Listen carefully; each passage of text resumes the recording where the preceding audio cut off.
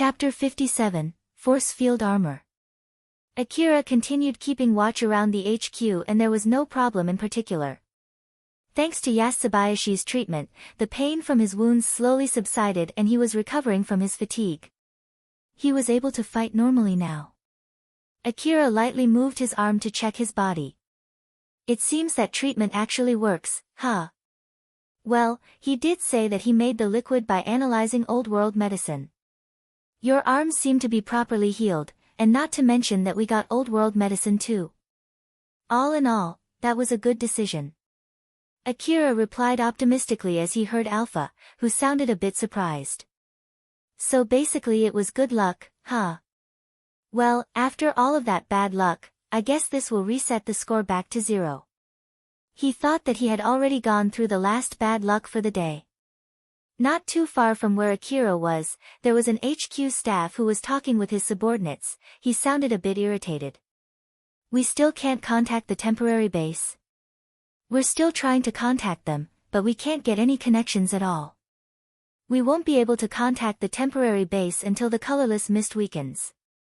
It might be a better idea to send some hunters from the underground to the surface. Most of the hunters here are contracted to work underground. We might need to change the details of the request if we have to send them to the surface, but we don't have the right to do so.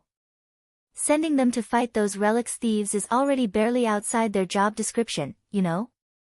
So we can't do that. The HQ was having a huge headache in deciding how to deal with the rest of Yajima's friends.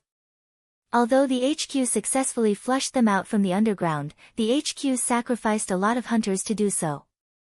It was possible for them to request hunters to go down there due to the lack of information. But now they knew there were a group of at least 2 people in the surface equipped with powered suits and powerful weaponry. So they did not have the authority to send the hunters, who came for the Urata Scorpion Nest's extermination request, to hunt for that group. Not to mention, there was a good chance they already ran far away from the ruin with all the relics that they stole.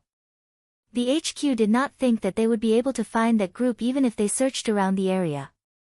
It can't be helped then. We have no other choice but to send someone to the temporary base and directly convey the message. I'm sure they're also thinking of sending someone this way. Find a hunter suitable for the job and dispatch him immediately. Yes, sir. His men immediately operated their terminal to look for a suitable hunter for the job. They could not pick hunters who were already deep inside the underground city since it would take some time for that hunter to return to the HQ. They also could not pick someone from Drankum. If they assigned someone affiliated with a particular organization to a job outside their contract, the HQ would need to negotiate with the manager of that organization, which would take some time. They needed an individual hunter with no affiliation and who was already near the HQ, someone who would not cause any problem if they were sent away from that place. The staff were looking for a hunter who fulfilled all of those conditions. Fortunately enough, they immediately found one. And that hunter was Akira. So in short, I just need to carry this terminal to the temporary base, right? That's right. To be more precise, you just need to go close enough to get a connection with the temporary base and the terminal will automatically send the message. So please, can you do that for us? You may finish your shift and immediately return back home right after that. You just got yourself treated, right? So you must be injured. You can just go, quickly finish it, return back home and then take a good rest. I'm sure you also want to go back home as soon as possible, you just need to visit the temporary base on your way back home. Akira thought for a while. It sounded too good to be true for him. Welp, it seems that I really exhausted all of my bad luck for today. I guess I should quickly go back home, take a good bath, sleep well and get myself ready for my tomorrow's share of bad luck. Since he was told that he was allowed to finish his shift and return back immediately after doing that, it made him really want to go back home as soon as possible. So Akira accepted that request and got himself ready to return back home. Akira actually still had a lot of time left until he finished his shift. So he was happy that he could leave the underground city sooner than expected. He went to pick up his bike that he parked not too far away from the building connected to the underground city. He was smiling happily as he said to Alpha. My job for today will be finished after I visit the temporary base. Let's finish this, quickly return back to the inn, and take a good rest. Yep, let's do that. Your augmented suit is also damaged, so you might want to send it for repair as soon as possible. It would be great if we can get it temporarily fixed in Shizuka's shop though. Well, in that case, I guess I have to visit Shizuka-san's shop on my way back. Akira got on his bike and headed to the temporary base. Most of the rubbles and wreckages were already cleaned out from the road connecting to the temporary base. If nothing bad happened, he would be able to reach the temporary base in no time. Alpha looked relaxed as she said to Akira. Akira, it seems that the colorless mist around the temporary base is getting thicker. Just to be safe, I'll lower the speed. Roger that. How about this area? Your detection ability falls off inside a thick colorless mist, right? It's alright. Although we're in a thick colorless mist, my detection ability is still better in this open place compared to when we were in the underground. Ha, that only makes me not want to go back to the underground even more. I wonder if we can come up with some kind of excuses so that the city would reduce the length of my contract. Your only chance is if you pay someone with good negotiating skill. I have neither the connection nor the money to do that. Akira just gave up as he rode his bike through the wasteland. He paced his bike to the temporary base. But in all actuality, it was Alpha who was controlling the bike. He was just gripping on the handle and sitting on the seat. But since Alpha was also controlling his augmented suit, it could be said that it was her who was gripping the handle too. So in short, he was actually doing nothing, it was all done by Alpha. Thus Akira was caught off guard when Alpha suddenly made a 90 degrees turn. He turned to Alpha in reflex and asked her why she did that so suddenly. Alpha. Why did you do that? Akira's face froze the moment he saw what was coming at him. He was leaning so low that his shoulder almost touched the ground as he turned his head away from the ground. Far away from him, he could see a tall building crumbling down against the backdrop of the blue sky together with hundreds of small missiles that were pouring down in his direction. The countless small missiles cut through the colorless mist and left traces in the sky as they rained down on the area around him. Some of them hit the ground while some of them hit the walls of the building scattered around the area, followed by loud explosions that echoed through the area. They wrapped the area with explosions and smokes as they destroyed buildings and the paved road, leaving the area filled with new rubbles. Kane and Nelia were standing not too far from the area where the missiles rained down. Since the surface was wide open compared to the cramped underground, they could freely use the new heavy weapons that they installed on their powered suits. Especially Kane, he was carrying nothing but heavy weaponry. He was even carrying missile pods that were normally only installed on a special type of tank or vehicle. Kane was the one who unleashed those small missiles toward Akira. He detached the empty missile pod from his powered suit. The missile pod made a loud banging sound as it fell to the ground. He sounded delighted as he said, "And here I was at loss on how we are going to kill that boy, but to think that he would come out to the surface by himself. We're really lucky, aren't we? There won't be much trouble now to remove the lock from the truck's control device." Kane was in high spirits. He was savoring the feeling of satisfaction from killing his target by pouring down countless missiles at him. But that was not all, it was also because he thought he was finally able to remove the person who was preventing him from carrying all the old world relics that he had gathered. Nelia sounded completely normal as she replied back. "Although I've prepared so many different plans to go back to the underground, I guess they're all for naught now, huh? Well, it doesn't really matter, it's a good thing that he reduced the work for us." Kane and Nelia were gazing towards the Kuzusuhara ruin, which was blanketed in smoke, through the camera of their powered suits. Kane emptied one whole missile pod at Akira, so he thought that Akira would be dead for sure. "Nelia, is the lock on the truck removed yet?" Nelia sent the image captured from her powered suit's camera to the truck's control device. If the control device could confirm Akira's death from that image, it should be able to remove the lock on the control device. Nelia checked the control unit. Nope. It's still locked. Huh? But how? That should kill him, right? How would I know? Either it can't confirm the kill because of the smokes, or that boy is still alive and kicking. I'm sure it would be able to confirm the kill if we show the corpse up close or at least the head of that boy. I don't mind if you use big explosives to kill him, but if the program can't confirm the kill because of that, it would be all on you, okay? I know. I just need to look for his corpse, right? I'll go. Kane went to look for Akira's corpse.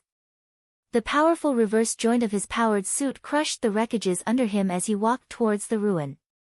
Suddenly, a building close to him crumbled right onto his head, but it did not even damage Kane's powered suit.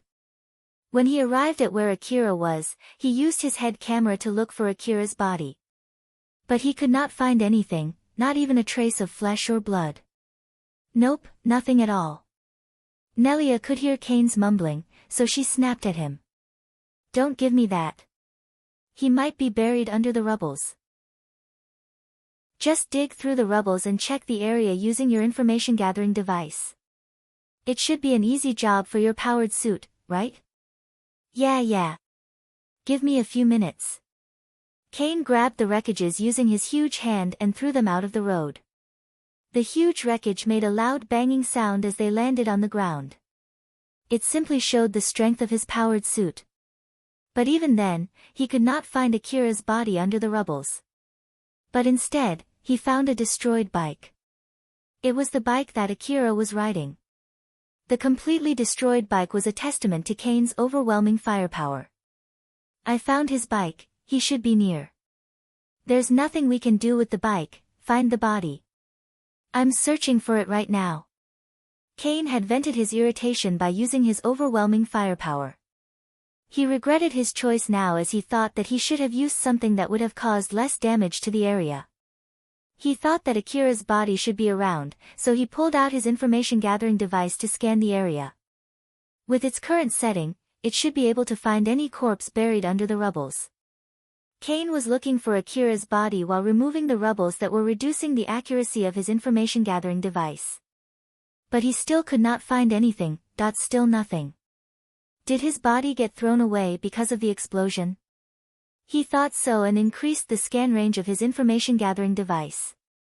But he still could not find any signal that looked like Akira's dead body. So he slowly increased the scan range, even then, he still could not find anything. Kane started to get impatient and set the scan range to the max. He got a signal right after he did it. Over there, huh? He sounded happy as he turned the camera of his powered suit towards the direction of that signal. But the moment he did that, he could see Akira's CWH anti-material rifle's muzzle staring straight at him. When the missiles rained down on Akira, Alpha moved his body and tried her best to avoid the missiles. The moment her calculations showed that it was impossible to evade all of the small missiles, she quickly decided to move Akira to the safest place possible near him. She increased the output of the augmented suit to the maximum and intentionally let the bike fall to the ground. Using the inertia, Akira slid on his leg under the bike and used the bike as a shield from the missiles. Akira was able to defend himself from the missiles by using his bike as a shield. He also did not fight the explosions as he let the shockwave throw his body and quickly fixed his body position before landing to soften the blow. Everything happened in a short span of time with unbelievable accuracy. Even the slightest error would have spelt doom for Akira. Alpha controlled his augmented suit and moved his body with absolute accuracy. But even so, the damage was not small. The impact from the shockwave of the missiles, the stress that the augmented suit put on his body to pull those crazy maneuvers, plus the countless impacts that his body absorbed when he was slammed to the ground, all of them drained Akira's consciousness bit by bit. In the midst of that dangerous situation, Akira even lost consciousness for a few seconds. It was a complete coincidence that he was not dead. It could even be said that it was also thanks to his good luck. The good luck that he had the moment he met Alpha continued until now as it let him survive this attack. Akira, who just regained his consciousness, was still in a daze as he tried to confirm the situation around him. Although he had his cheek touching the ground, he did not realize that he was lying on the ground. What? What just happened? Did I just fall asleep? Since when I fell asleep? Where am I? Is this my room? Did I get back to my room? Am I already in my room? Or am I still on my way back? Akira kept asking himself those questions in confusion. He slowly got his senses back and eventually noticed Alpha, who was calling him. Akira! Wake up! Akira! If you don't want to die here, get up! Alpha was yelling at him. In the past, no matter how bad the situation was, in contrast to Akira, who was panicking, she would always smile. But that Alpha was yelling at him right now. The moment he noticed it, he quickly snapped back to his senses. Akira tried to push his body up. But he could feel stinging pain run through his whole body from Kane's missile barrage. It made him grimace in pain and dull his movements. But then Alpha forced his body to move by controlling his augmented suit. Shoot back at the enemy. Right now. Quickly. Akira quickly extended his hand to the CWH anti-material rifle that was lying on the ground. He gritted his teeth enduring the pain while trying to follow Alpha's orders. He understood very well from his experience that if he did not do what Alpha told him as fast as he could, his survival chance would take a dive. He followed the movement of his augmented suit to grab his CWH anti-material rifle and took an aim. He did not even question whether the person, who he was aiming, was really an enemy or not. Kane could not move quick enough as Akira pulled the trigger faster than he could evade. The CWH special ammo hit Kane's powered suit and made a loud banging sound that echoed through the wasteland. A portion of the impact energy was converted into a blinding flash.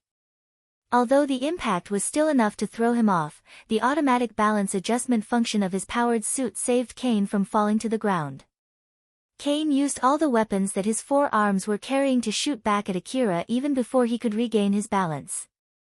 The heavy weapons that were handled using his strength-focused powered suit released countless bullets towards Akira. The bullets were able to pierce, destroy, and crush any rubbles and wreckage along their way. The moment he saw Kane's arms move, Akira quickly took evasive action.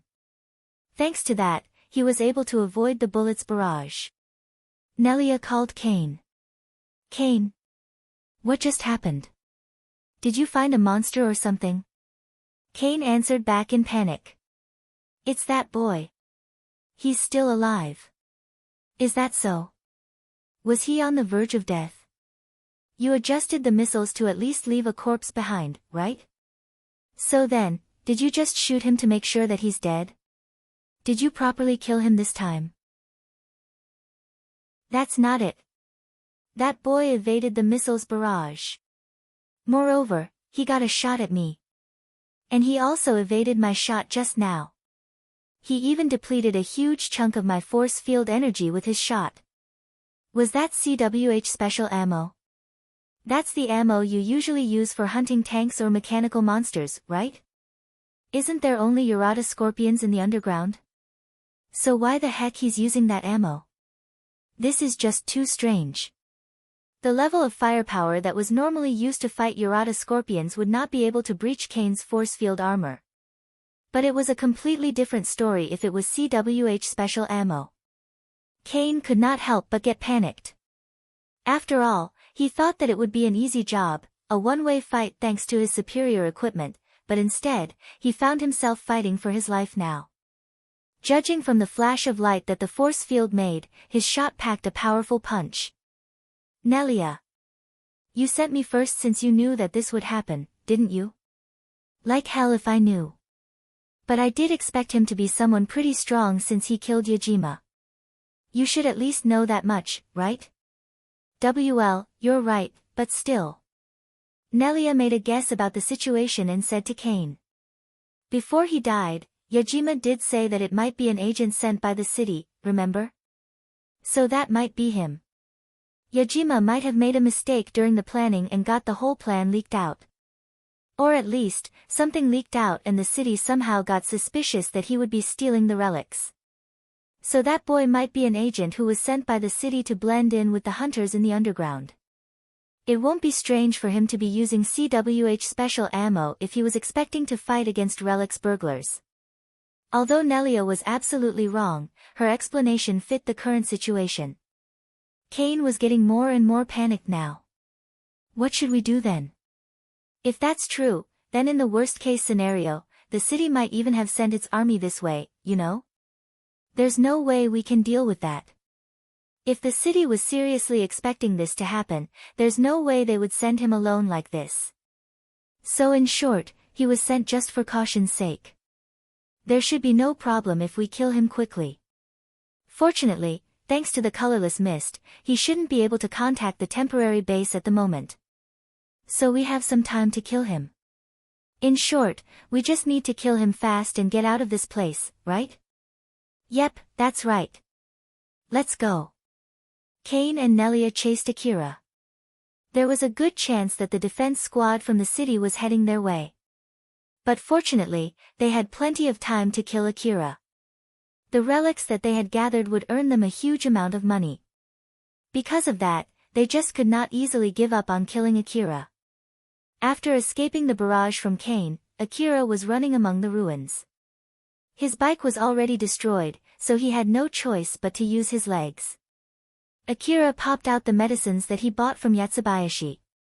The intense pain slowly subsided from his body, but it was no more than the effect of painkillers from the medicines. His body was still in a very bad condition.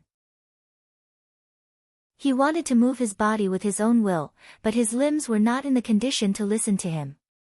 As such, Alpha was forcefully moving his body through the augmented suit to make him run. Akira looked grim as he said, "Alpha. That guy just took the CWH special ammo head-on and survived? That's a force field armor. The impact energy from the bullet was converted into that flash of light. The force field can reduce the impact from external force by converting a portion of the impact energy into light, you see. That's not it. I wasn't asking about how he did that, I was asking what I should do now. He can take CWH special ammo head-on, so what can I do to fight him? I guess there's no other choice but to keep shooting at him, hoping that it would at least deal some damages. Isn't there any weakness? In this situation, that would be no." Akira became worried. The CWH special ammo had more than enough firepower to kill any kind of monsters that he could find in that area. It could destroy any monsters as long as he hit his shot, he knew that and took solace in its firepower. But right now, he was fighting against someone who could survive his bullet and even shoot back at him right after. It was a shocking thing to him. Alpha noticed what Akira was feeling. Just don't think about it for now and get some distance from him. You also have run out of medicines too. I'll do anything that I can, just like always, you're right. I'll be counting on you. Leave it to me. Alpha replied back firmly, but she was still not smiling. She was floating ahead of Akira while guiding him with a serious face. Akira, who saw her expression, kept running while hoping that her support would be able to handle this bad luck. Akira followed Alpha's guide to run through buildings that were scattered in the Kozusuhara ruin. Eventually, he arrived on the third floor of a building where he could take a peek outside from his position. Alpha asked Akira about his body condition. "Akira, how are you feeling right now?" Akira moved his limbs to check them, he was still looking at his hand as he said, "I don't feel pain anymore. But I think this is because of the painkiller. Although I can move my limbs, I don't know if they're okay inside." Akira seemed to be able to move his limbs just fine. But that was only because of his augmented suit, he had no idea how it looked under his augmented suit, or more like, he did not even want to imagine it. Alpha made a serious face as she told Akira. "Akira, try not to move at all to maximize the effect of the medicines. If they chase you all the way here, you'll make your stand in this place. So get your resolve ready, I understand. It doesn't look like I can run away, huh? Looking at their ability to move, search, and the power of their weaponry, I think it's highly unlikely that you can run away from them. Judging from their first attack, you would have zero chance to win if you get out into an open space. Even back then with that amount of wreckages and buildings around, you were only able to get out in one piece from there by using your bike as a shield, you remember?" "I don't remember at all, so something like that happened, huh? It's really regrettable that we lost the bike. If you had the bike now, you might have been able to run away from them. But since it would be meaningless if the bike was okay while you're not, I guess that was a necessary sacrifice. I see. And it's not like I can run away from them using my legs, huh? Alpha replied back jokingly. Want to try running away from them hoping that you're lucky that they don't have the expected mobility or scanning range or firepower? Akira smiled bitterly. No thanks. I'm not expecting to find any more good luck after I met you. Akira used all his life worth of luck when he met Alpha. That was why during his dangerous hunter work, he would try to do good deeds to replenish his scarce supply of good luck and then use it in tandem with Alpha's support to overcome any problems. She also told him something similar to that in the past and he believed it. That was why he subconsciously believed that the moment he met a problem that Alpha's support could not deal with, he would not be able to do anything against it with his own power and he would just drop dead. Of course, he would fight back as hard as he could. After all, he had resolved himself to fight back as hard as he could in the face of death. But even so, although he was planning to fight back, there was a trace of resignation since he also knew that it would be pointless and it would not change the outcome no matter how hard he fought. As Akira replied back through telepathy, a part of his feeling and emotion that he did not convert into words were also unintentionally sent to Alpha. Alpha, who received that message, said to him resolutely. Akira, I'll say this to you up front. I have no plan of losing. Do you think that my support is something so worthless that it would not be able to fight back this level of a bad situation? Akira stared at Alpha as she stared back at him. It was not like Alpha was actually there. Akira was only seeing her image that was added into his vision. He understood that very well, but even so, he kept his eyes locked at that image of Alpha. The image of Alpha that he was staring at was looking back at him. It was not like those eyes were actually looking at him, but even so, Alpha kept staring at him. Akira, get your resolve ready. If you do so, this will just be like business as usual. Alpha smiled. Akira stared at her smile, there was a trace of his usual trust in his eyes. His subconscious shifted from fighting back as hard as he could in a futile fight into fighting back as hard as he could to survive the fight. Akira lightly sighed and smiled in return. Getting my resolve ready is my responsibility, huh? Alright, I'm sorry I got all pessimistic. Alright then. I'm ready. Just like he always did until now, in order to survive the harsh life that he was living or to cross the countless dangerous bridges that he had faced, Akira stood up. Alpha smiled and said. That's the way I like it. Seeing how Akira stood up, leaving all his hesitations behind, Alpha smiled happily. At that moment, it could be said that her expression agreed with her honest feeling. After all, seeing how her words could change Akira's inner will to a better direction, showed the fact that she was able to manipulate his will the way she wanted and that her will adjustment protocol was functioning as expected. Chapter 58, Searching Method. Nelia and Kane were easily able to find the building where Akira was hiding by following his tracks. Nelia's and Kane's powered suits were equipped with advanced information-gathering devices. Not to mention, there were particular substances stuck on Akira's body such as dust from Kane's missile barrage. So, they only needed to increase the sensitivity of their own information-gathering device to find Akira's trace even inside the thick colorless mist. Kane looked at the building and asked Nelia. That building, huh? Is he thinking that we'll just catch up with him if he runs away? Yup, maybe he thinks so. It's a good thing that we don't have to chase him. Let's just quickly finish this. You're right. The moment he said that, Kane's force field armor flashed brightly from the impact of a bullet. Away from them, Akira was aiming at Kane from the window of that building. Nelia hid behind Kane.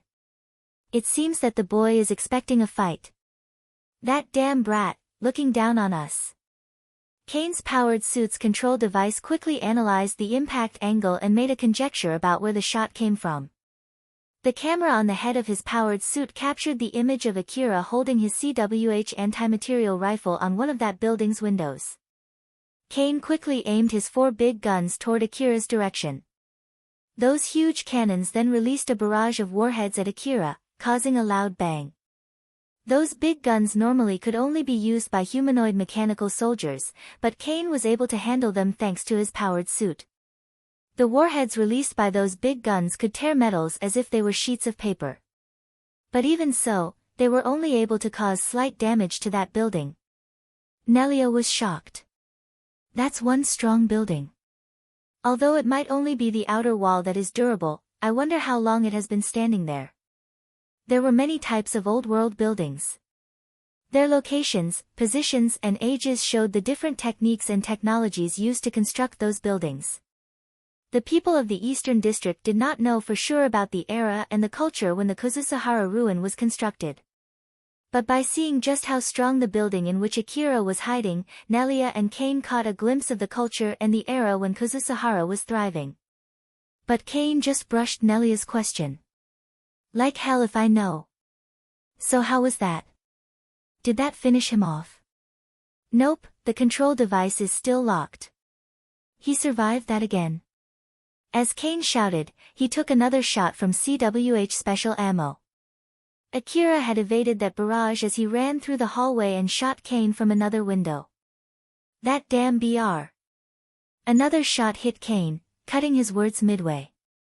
Akira judged that Kane would not shoot back at him, so he quickly took another shot at Kane. Damn it. Kane fixed his stance and readied his guns again. Nelia stood behind him and also helped him shoot back. They showered the window, where Akira was, with bullets that would easily turn a tank into papier-mâché. Those bullets passed through that window and created holes on the wall inside that building. Since Alpha told Akira to quickly leave that position, he was able to avoid those bullets. As he was running through the hallway, his face turned grim when he saw the walls that were about to crumble down after the recent barrage. Yikes! That's scary. I won't even leave a trace if I get caught in that. Although it's not as strong as CWH special ammo, with a similar budget, that barrage has more or less the same amount of destructive power. I can only shoot one bullet at a time while he can go full auto.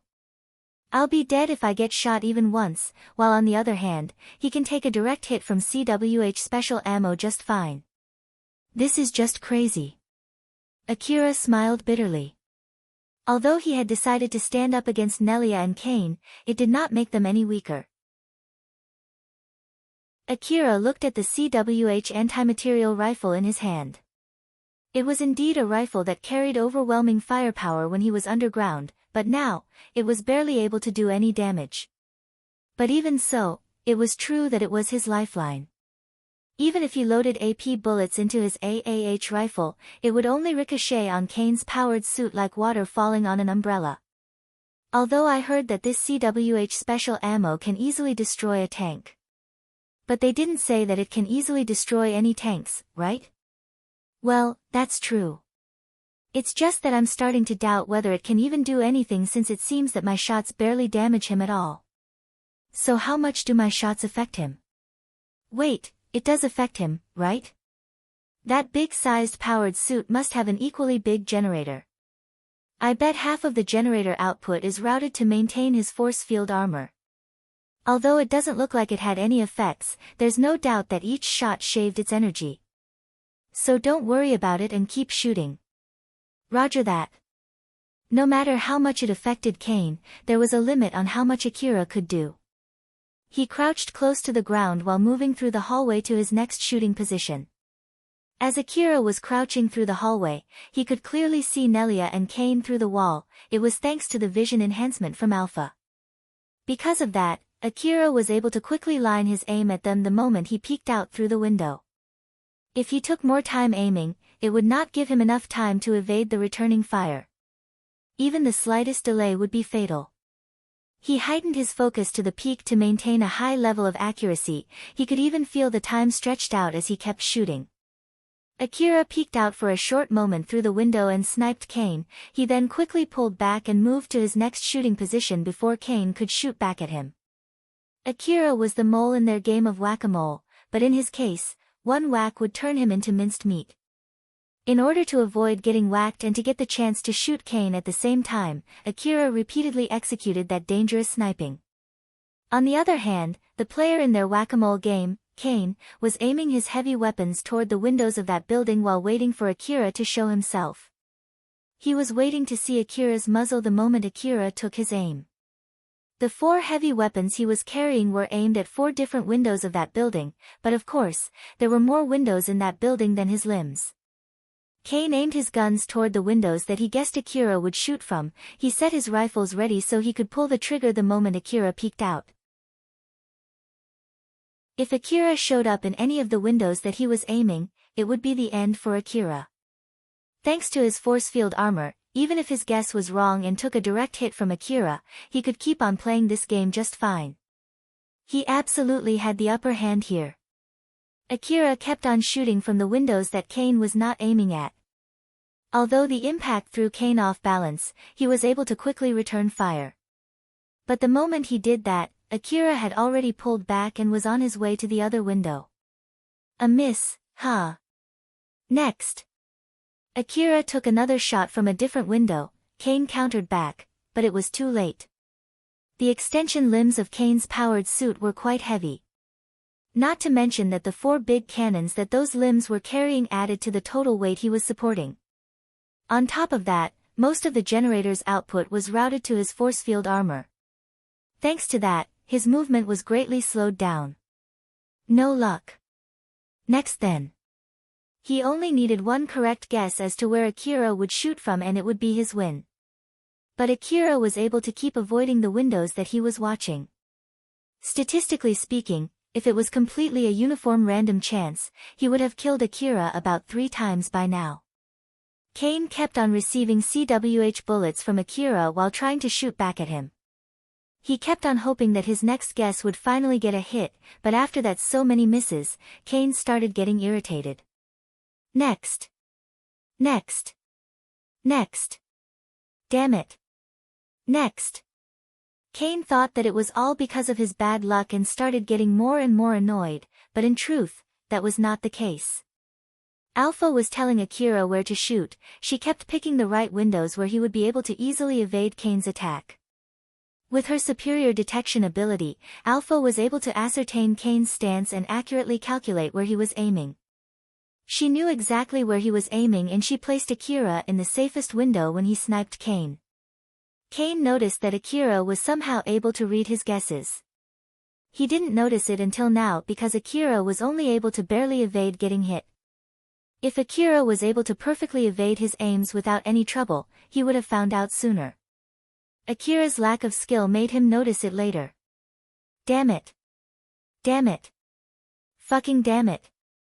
Kane yelled in anger. Nelia looked annoyed as she said.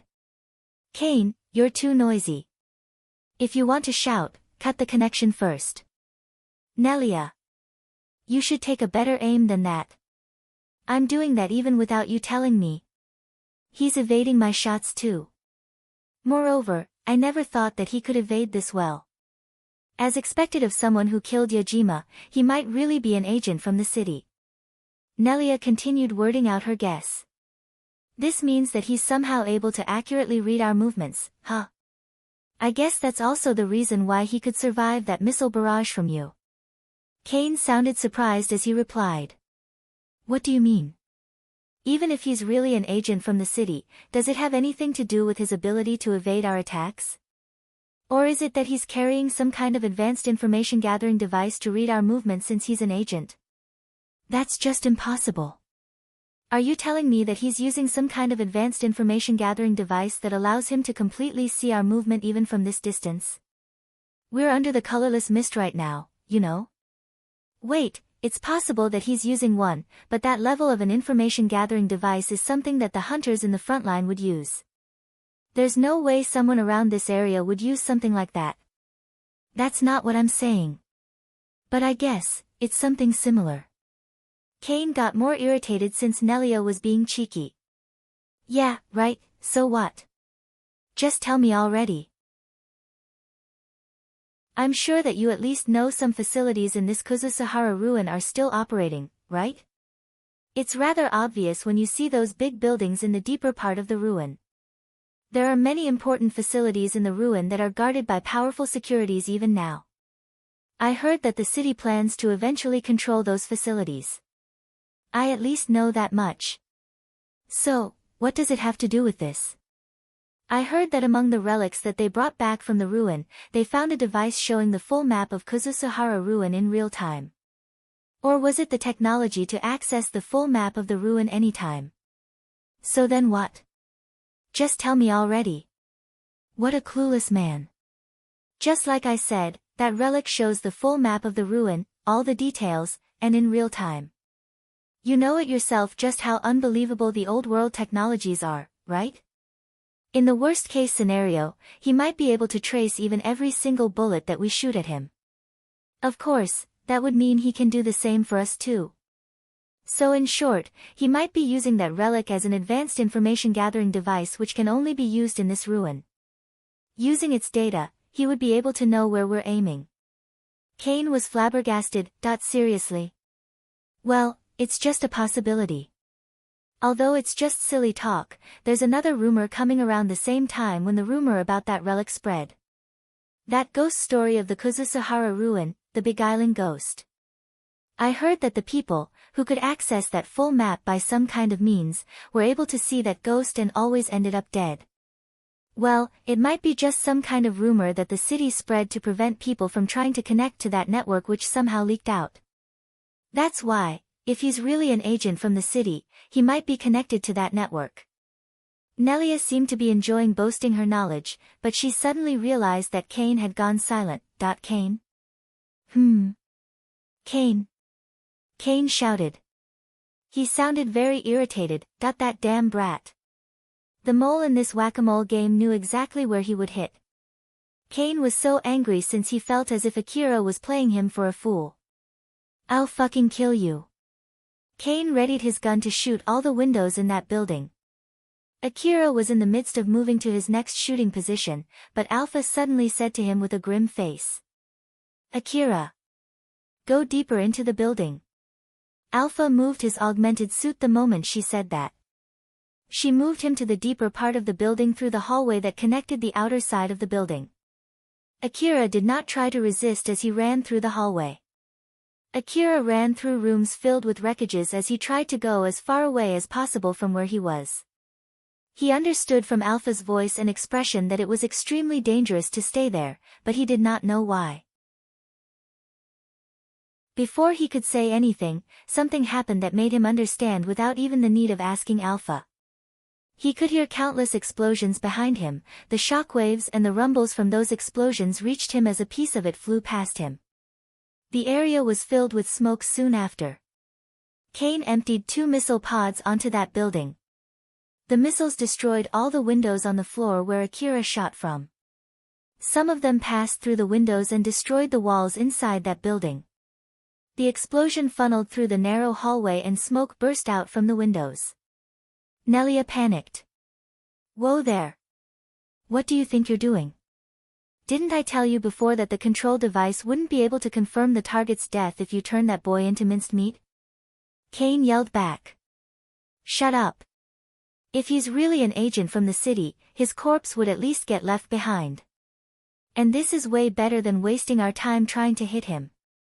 Or more like, if this doesn't confirm his death, the death confirmation feature of that thing might be broken in the first place. The program should be able to recognize that the key target to remove its lock was in that building. So how was that? Did you get the kill confirmation? Wait for a sec, I'll check. Nope, still locked. Ha! Is it saying that the target is not dead yet according to the configuration of that program? That Yajima, it's not like he set the program so it would never get unlocked, right? As far as I can check, there's no trace that the kill confirmation function was ever modified in the past. Kane was obviously irritated, knowing which, Nelia sighed. It can't be helped then. I'll go up close and check it myself. I'm sure I just need to get close enough to find at least a piece of his dead body. But in case if he's still alive, I'll just go ahead and kill him myself. Are you going alone? It would be bad if you try to blow him up again for no good reason. It'll be better if I go alone. Nelia's powered suit opened up and she jumped out from it. Just like Yajima, Nelia was a cyborg. She looked like a young girl from the outside. It was because she adjusted her cyborg body to look like a young attractive girl. If it was a fully all-natural organic body, she would not be able to get such a level of beauty unless she was born with that kind of blessing. Nelia was using a half-transparent, thin bodysuit. Some cyborgs regarded their bodies as if they were replaceable articles like a piece of cloth. That was why those people had no problem with showing their skin. There were also some cyborgs who used sexy clothes to boast to other people that their artificial bodies were no different from natural bodies. Either she was one of them or maybe even both. The bodysuit she was using only covered half of her body. There was a cord coming out from one of her exposed body parts. It was connected to her powered suit. When Nelia pulled the cord off from a plug, it quickly retracted back to her powered suit. She then looked up to Kane. "I'll contact you if anything bad happens. Keep your eyes on the area around the building. I'll leave my powered suit here since it'll only restrict my movement inside the building. Just make sure to keep your hands away from it, okay?" Kane replied back. Yeah, you're not going to bring a rifle with you this time. If you want one, I'll lend you mine. It's a bit huge though. Kane sounded as if he was teasing Nelia as he moved one of his big guns. No thanks, it won't be useful in close quarters. Nelia smiled confidently. She then pulled a belt from her powered suit. That belt housed a rusty knife and so many other sharp objects. Akira was lying on the ground. His hand twitched. Although he could feel pain all over his body, he was fully conscious. That I got blown away again, huh? But I didn't faint this time. This was the second time his body got thrown by explosions today. If he was given the option, he would prefer facing 2 swarms of monsters on the same day instead. Akira looked up. He could see Alpha squatting near him while looking at him. "Akira, if you're awake, then get up." "Roger that." Looking at Alpha's expression, Akira knew that he just survived through some life-threatening situation, but at the same time, his life was still in grave danger even right now. "Once you get up, take some medicines. There's no need to move from this place, you can take a rest here for now." "Alright, but I already ran out of medicine, remember? You still have some of the cheap ones. It's better than nothing." Akira pushed his body up and reached for the cheap medicines inside his rucksack. On the medicine box, a warning was printed in big letters saying not to take a large dosage in a short time. Akira's hands stopped when he saw that warning, but he then resolved himself and completely ignored that warning. Akira swallowed the medicines and then smiled bitterly. No doubt about it, this is bad for my body. I feel like I'm going to faint again, like back then. Alpha smiled. If it is just like back then, it means that you'll faint after defeating the enemies when you are completely safe. So let's hope that would happen again this time. I really do hope so. Akira crushed the empty medicine box in his hand and threw it away. With this, he also ran out of the cheap medicine too. The old world medicine that was still in effect was working hard to fix his body. But it was only a matter of time before the effect waned. The next time he got a fatal injury, he might really end up dead. He did not even move a finger to increase the effectiveness of the medicines as high as possible. A question suddenly came up in his mind. Now that I think about it, why did they start attacking me out of the blue in the first place? Alpha, do you know anything? Unfortunately, I have no idea at all. This is only a guess, but they might be the friends of that cyborg who you killed in the underground. That guy did say that his friends will take revenge for his death, remember? He might have informed them about you before you killed him for good. If that's true, they really care for their friend, huh? I wonder if they would think that I'm dead with that attack and just leave this place. Normally, no one would survive that, right? I'm not sure about that. After all, even after facing that missile barrage, rather than dropping dead, you even shot back at them. Ah, you're right. If I knew this would happen, I would have stayed underground. My luck is really the worst. Is it because of that? Is it some kind of karma because I was planning to abandon the hostage back then? But result-wise, I saved the hostage too, right? Akira mumbled those words out. It somehow reinforced his thinking as he sighed. Looking at him, Alpha smiled. Nelia, who was already inside the building, stopped in the middle of a hallway. Nelia's cyborg body was also equipped with an information-gathering device, although it was not as strong as the one installed in her powered suit. Because of that, she was barely able to use that device to scan the area. The scan range is really bad because of the colorless mist. I guess it's the same if I just turn this off. Nelia smiled. She then turned off the information-gathering device installed inside her body and lowered her ability to detect the enemy. But even so, she was still smiling. The reason for that was because of the other object that she was carrying. To think that I got a chance to test this thing so soon. Nelia and her friends had transported a huge amount of relics into their truck, but she secretly took some of those relics for herself. Among the relics that she took, there was a relic that would allow her to connect to the network where she could see the full map of the Kuzushihara ruin real time. It was the relic that she was talking about with Kane just now. Well now, let's see if this thing still works. Nelia turned the device on. The data received by that device was then organized and converted before being added to her vision. Thanks to that, she was able to see the details of the building. She smiled since it was working as she expected. That went well. Since I limited the data only to the area around this building in order to reduce the amount of the incoming data, my data processing capacity should still be fine. But still, it's receiving a huge amount of data right now. I guess it really is impossible to process all of the data unless I use an information-gathering device too, huh? But well, in this thick colorless mist, I guess this is better than nothing. Now then, where's that boy? Nelia looked around searching for Akira. Although the data that she was receiving was only limited to the area around that building, it even allowed her to see past the walls. Thus, she was able to quickly find Akira. Nelia was surprised the moment she saw Akira. She then contacted Kane.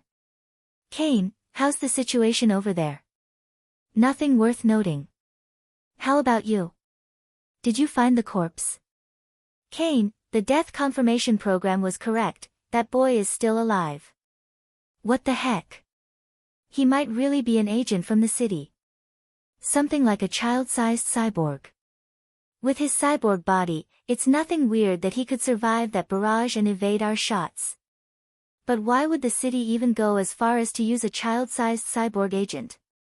It's not as strong as an adult-sized cyborg, or at least, it's not cost-effective at all. Isn't that because the agent wanted to blend in with the other hunters as a young hunter? After all, it seems that there are many young hunters under Drankum working in the underground. I see now. Wait, doesn't that mean that the city somehow had enough information to make them send an undercover agent? Where exactly did the information leak from? No idea.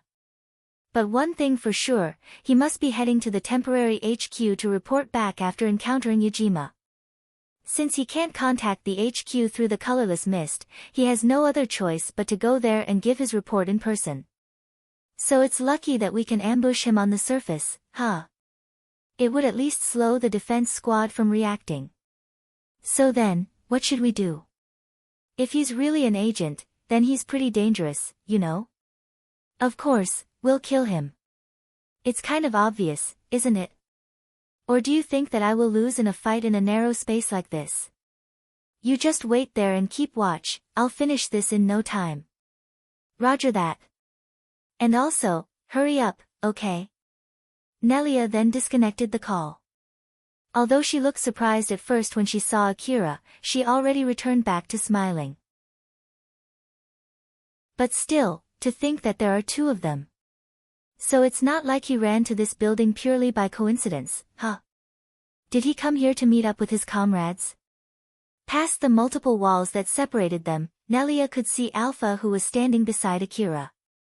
The reason why she did not say anything to Kane about Alpha was because she wanted to avoid getting found out that she secretly took some of the relics for herself. Well, it doesn't really matter anyway. Nelia smiled and pulled out a rusted knife. The knife's cutting edge was completely dulled. It did not seem like it had any cutting ability whatsoever. Chapter 59, An Expensive Deathmatch. Alpha had changed her clothes before Akira realized it. Alpha, why are you wearing this now? Alpha was wearing an augmented suit that looked much like Akira's. Although its shape was different due to the difference in their build and gender, it more or less looked like another series from the same type of augmented suit. Alpha smiled. I just thought that it might be fun to use the same suit as you from time to time, what do you think? Even if you ask me so. It looks normal. When she was training Akira for CQC, Alpha was usually in an augmented suit. But it was not a common augmented suit, it had the old world feeling with a daring design that showed the difference in their culture. Compared to that augmented suit, the one that Alpha was wearing now looked very normal. Although it had a striking curve to house her voluptuous body, it was way better compared to her usual augmented suit that had a mysterious useless opening in the front.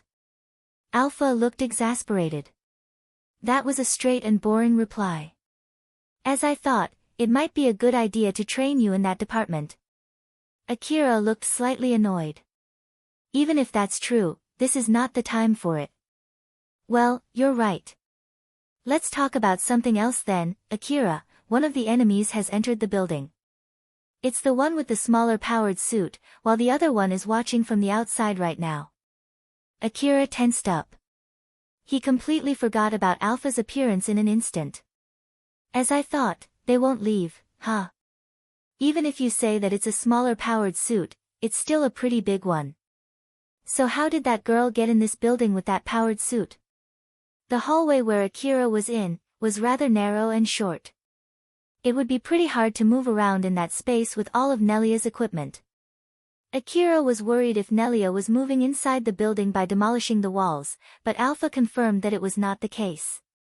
She left her powered suit behind. It seems that my plan to bait them into the hallway without their powered suit is going well.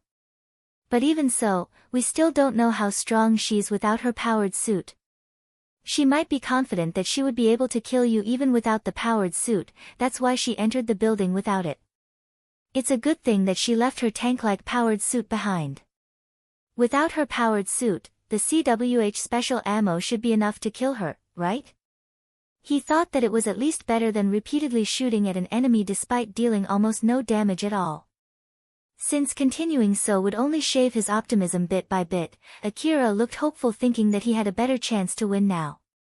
But before his optimistic guess turned into a real hope, Alpha warned him.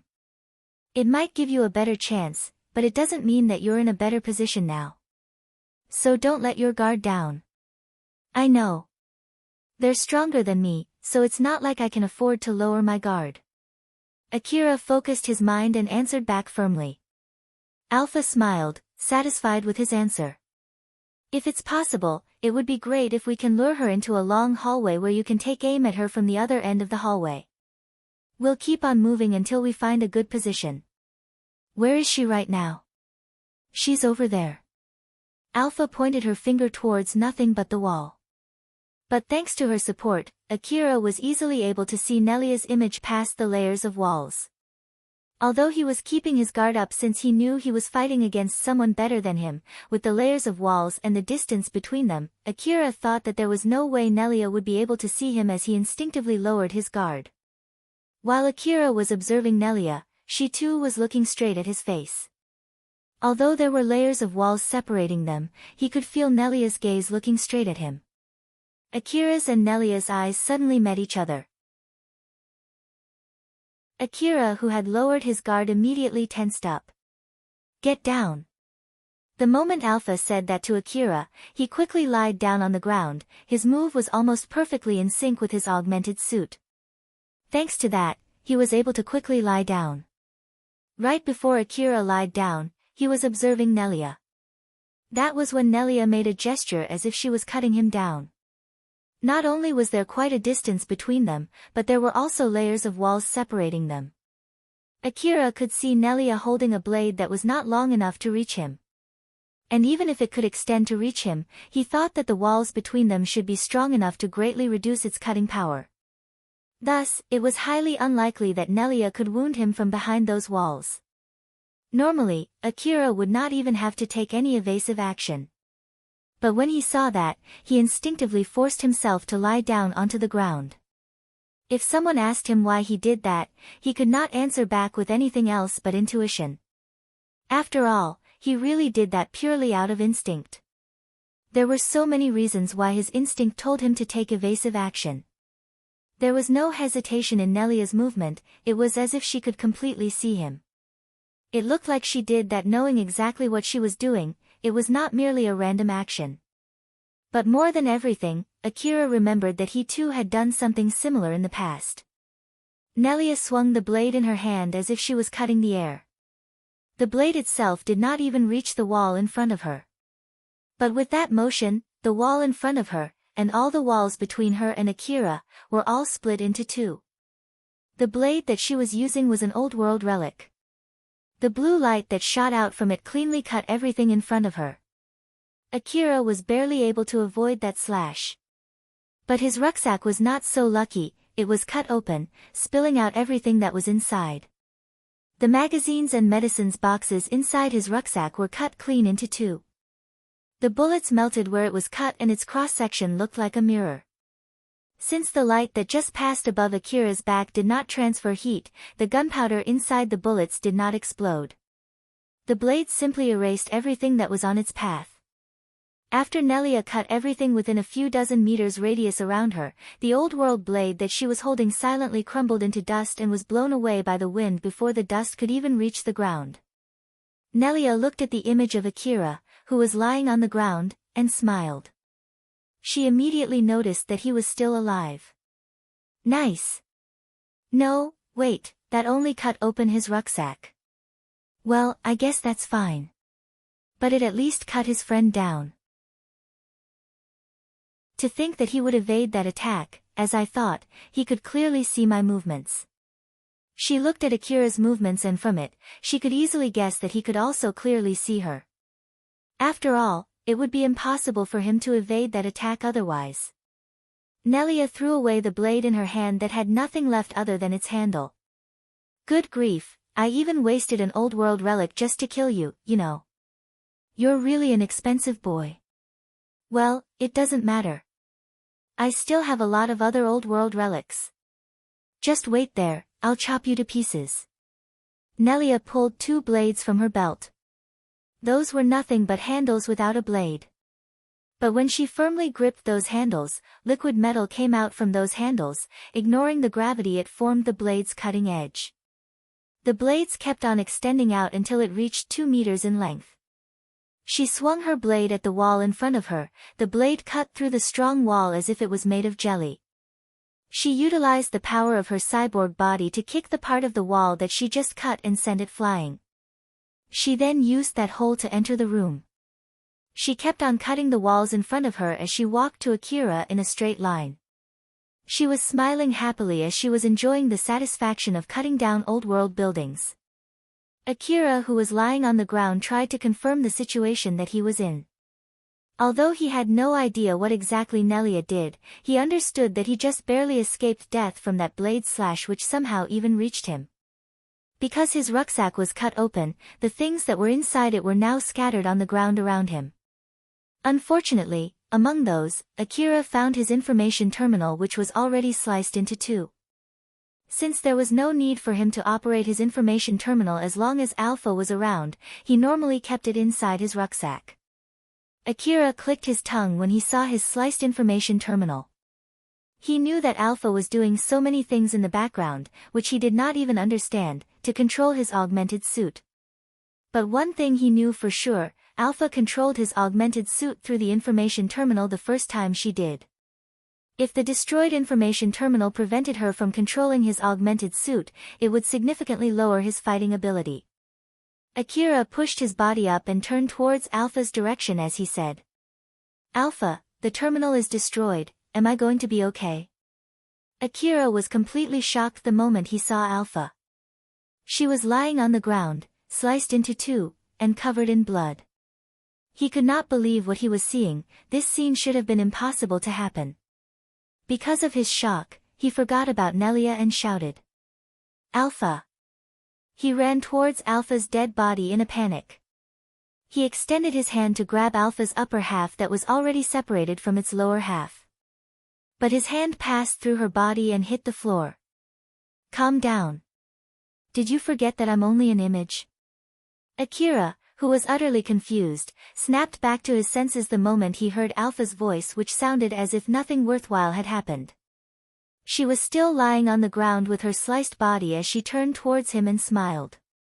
I'm just showing an image of what would have happened if it was a corporeal body that was cut into two by that attack. Although it looked as if Alpha was cleanly cut into two, for her, it was as simple as changing her clothes. Akira felt relieved as he understood that she was completely fine, but he then asked her while looking totally surprised. Why would you even do this? Akira thought that it was not like Alpha did it just to surprise him. When he asked her that question, he started to think for any valid reason. But she quickly stopped him. Save your questions for later, I'm completely fine. Keep one thing in mind, in this battle, you'll fight the enemy in close quarters. Get yourself ready. I'll stay like this for a while, but you can still talk to me normally and it won't affect my support for you too, so don't worry about that part. The moment he heard the word enemy, Akira tensed up. He put all of his questions for later and focused on Nelia, who was coming at him. Akira quickly got on his feet and aimed his CWH anti-material rifle at Nelia. He hesitated for a moment since he could only see a wall where he was aiming. But he kept the muzzle aimed at the image of Nelia behind the wall and pulled the trigger. The bullet that he shot at point-blank range made a crater on the wall, but it did not create a hole that Akira could pass through. The CWH special ammo could not penetrate the wall although it was shot at a point-blank range. Akira was surprised at how durable the wall was. Whoa, this wall is crazy hard. How the hell did she slice through it? She used an old world relic after all. You two did the same thing before, remember? Akira remembered that he once used an old world blade to cut through the building wall together with the thug who attacked him. But at that time, there was only a single layer of wall separating them. So, Nelia was clearly using something more powerful. That thing, huh? What a huge pain in the ass, what should I do now? You have no other choice but to somehow lure her to a place where you can get a clear shot at her. I don't know how far you can fight with your augmented suit, but one thing for sure, you'll have to do crazy maneuvers. So just grit your teeth and get yourself ready. Alright, I get it. Please somehow end the fight before my limbs fall off my body, okay? Akira yelled back as if he had already given up. He had already used all of his medicines. And on top of that, the medicines that he had taken would eventually run out of their effects soon. The next crazy maneuvers that he would do would put his body under immense stress, which might rip his limbs off for real this time. Alpha's image was still lying on the ground, sliced into two. I'll put an extra effort to comply with your request. If Akira judged from only her voice, it sounded as if Alpha was standing beside him just like usual. Although it calmed him a little, he still sounded panicked when he said, "You should answer back with full confidence like always. Don't worry. Even if you get some muscles torn, you can still walk back home as long as you have your augmented suit." Akira could not see Alpha's expression since he was watching Nelia, but he somehow thought that Alpha must be smiling teasingly at him right now. In response, he just smiled bitterly. Nelia kept on slashing through the walls as she was walking towards Akira. Eventually, she reached the last wall that separated her and the room where Akira was. She could see Akira holding his CWH anti-material rifle, aiming it at her, waiting for the moment she would step into the room. She stopped in front of the last wall and smiled. Standing there means that you've done the same thing in the past too. You know that I can't use the old world relic that I just used to cut down your friend. That's correct, I can't use that old world relic twice. Although, to be honest, it would have been really great if you had dropped dead with that attack. Good grief, you're really a troublesome boy. Nelia readied her blades. You can't shoot me with that gun through this wall, right? Although my blade can cut through the walls, I can't cut you from far away. So we're basically at an impasse here. If we just stand here waiting, the colorless mist will go away and you'll be able to call for reinforcement. You might be hoping that would happen, but I'm sorry, we're in a hurry here, you see. She spun the blades in her hands in a full circle on the ground. That's why I'll go there right away. She then raised her leg above her head and swung it down at the floor. The part of the floor that had been cut in a circle cracked and collapsed. Nelia smiled and fell to the floor below together with the crumbled pieces of the floor on which she was standing. Thanks to Alpha's support, Akira could clearly see Nelia's actions behind the wall. He was surprised when he saw her fall. The moment he noticed that she did that deliberately, his face turned grim. Akira quickly jumped out from where he was hiding. A few split seconds later, two silver blades protruded from the floor below him. Everything that those two blades touched were cut clean. Fortunately, the blades only cut through the air and a few strands of his hair. Nelia, who was in the room below, also noticed that she failed to cut Akira. Nelia aimed her blades at Akira from the floor below. With her cyborg body she jumped close enough to the ceiling and slashed towards her target who was above that ceiling. The silver blades in her hand could easily cut through the wall that CWH special ammo could not even penetrate. So of course, Akira's augmented suit would not stand a chance against them. Akira was desperately evading the blades that were coming at him from below. He could not afford to get cut by those blades and it was not like he could use his rifle to block them either. In the worst-case scenario, the blades might cut through his CWH rifle as easily as they cut through the walls, which would render his rifle useless. If he lost his only means to fight back, he would lose any chance to win this fight. He understood this fact from his fight against Yajima. He could not render Yajima unable to fight even though he used all his strength to punch at Yajima. So, that might also be the case for Nelia too. She was not someone that he could defeat without a weapon. Nelia's blades vigorously cut through the floors while chasing Akira as he kept avoiding those blades from touching his body. Normally, using the same blade to cut that floor that even CWH special ammo could not penetrate would gradually dull the blade. But the blades that Nelia was using were old world relics. Those blades retained their sharpness no matter how many times she used them to cut through that floor. Those blades were formed by holding liquid metal within a force field. This force field would distort every time she used them to cut through objects, but it would quickly return back in no time, thus maintaining the highest sharpness no matter how many times she used them. Akira was still inside that room while evading the blades. Every time he tried to get out of that room, Nelia would slash at him and prevent him from getting out. Because of that, he was trapped inside. On the other hand, he had no means to shoot at Nelia. The floor was made of the same material as the wall, and also because of the length of his CWH anti-material rifle, he could not aim straight down to where Nelia was. Alpha. At this rate, it's only a matter of time before my legs give up. In order to evade Nelia's blades, he had to keep jumping around. Successively accelerating his body followed by a quick stop put his legs under immense stress. He had already numbed from any other feelings except the pain. Both his body and his augmented suit were close to their limit. Alpha gently said to Akira, trying to calm him down. Endure it for a little bit more. It's okay, they're not torn yet. That means that I would get a chance to shoot at her soon, right? It's not like you're saying that my limbs are going to tear off soon, right? Yep. But I can't guarantee that your body will be okay after you take a shot at her. Just tell me that I'll be okay. That would be a little impossible. It meant that he would get a chance to shoot at Nelia, but the sacrifice would be big. Akira frowned while desperately evading Nelia's blades. Nelia had sliced at Akira so many times, but she could not get a hit at him at all. Although she found it surprising, she kept smiling since she thought she still had the upper hand. It might look like Nelia was only randomly slashing at Akira, but that was not the case.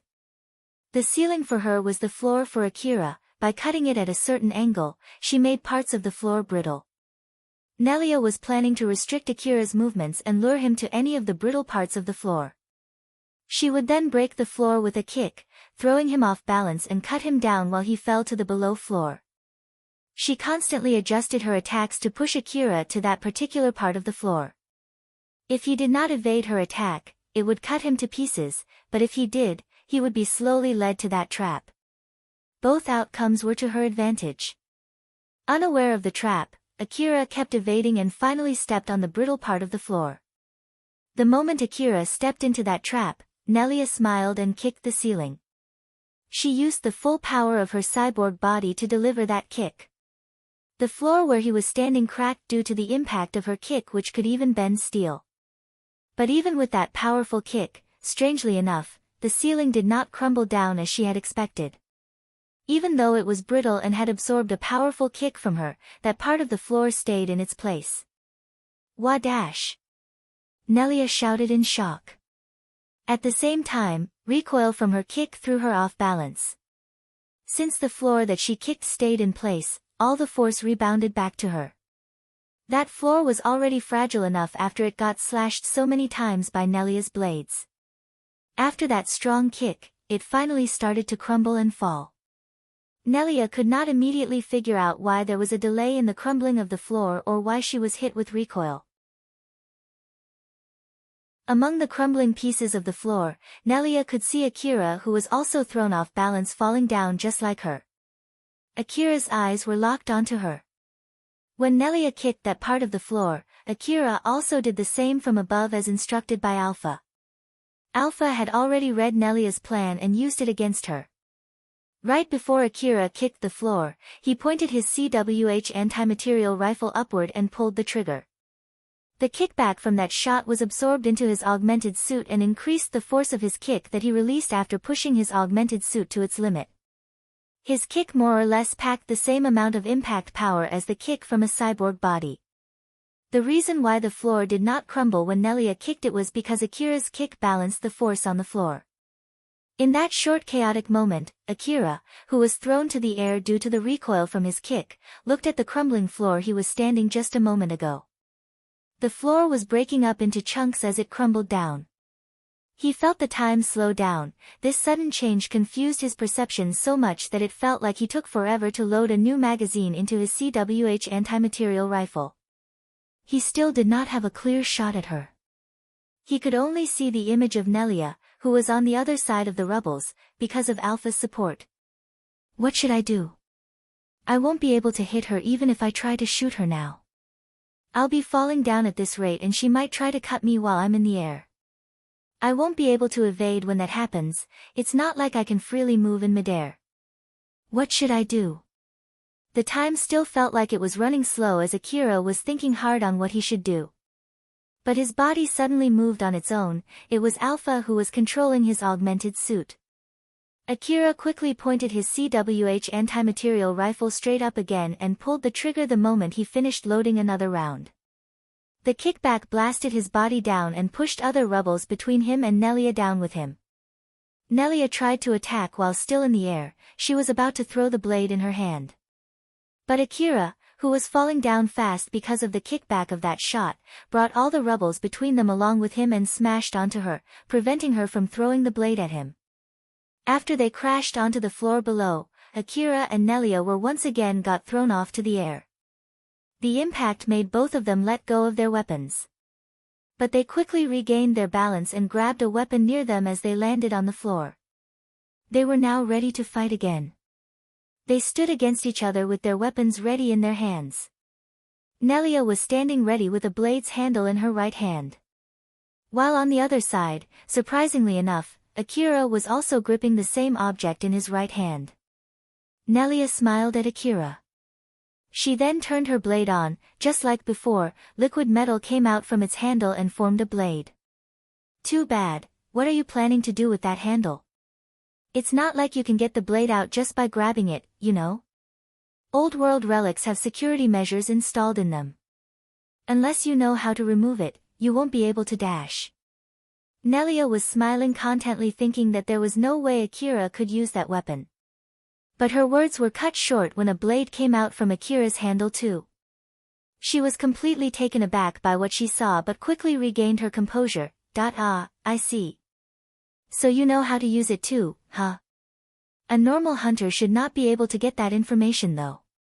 It's secret information that even an agent from the city should not be able to get easily as well. So, who exactly are you? Akira really did not know anything about operating the blade, but Alpha knew. He too did not even know how she knew about it, and it was not like he wanted to know anyway. If someone asked him who he was, he would say that he was just your everyday common hunter. The one that made him different from your everyday common hunter was Alpha, and of course, it was not like he could tell Nelia about Alpha.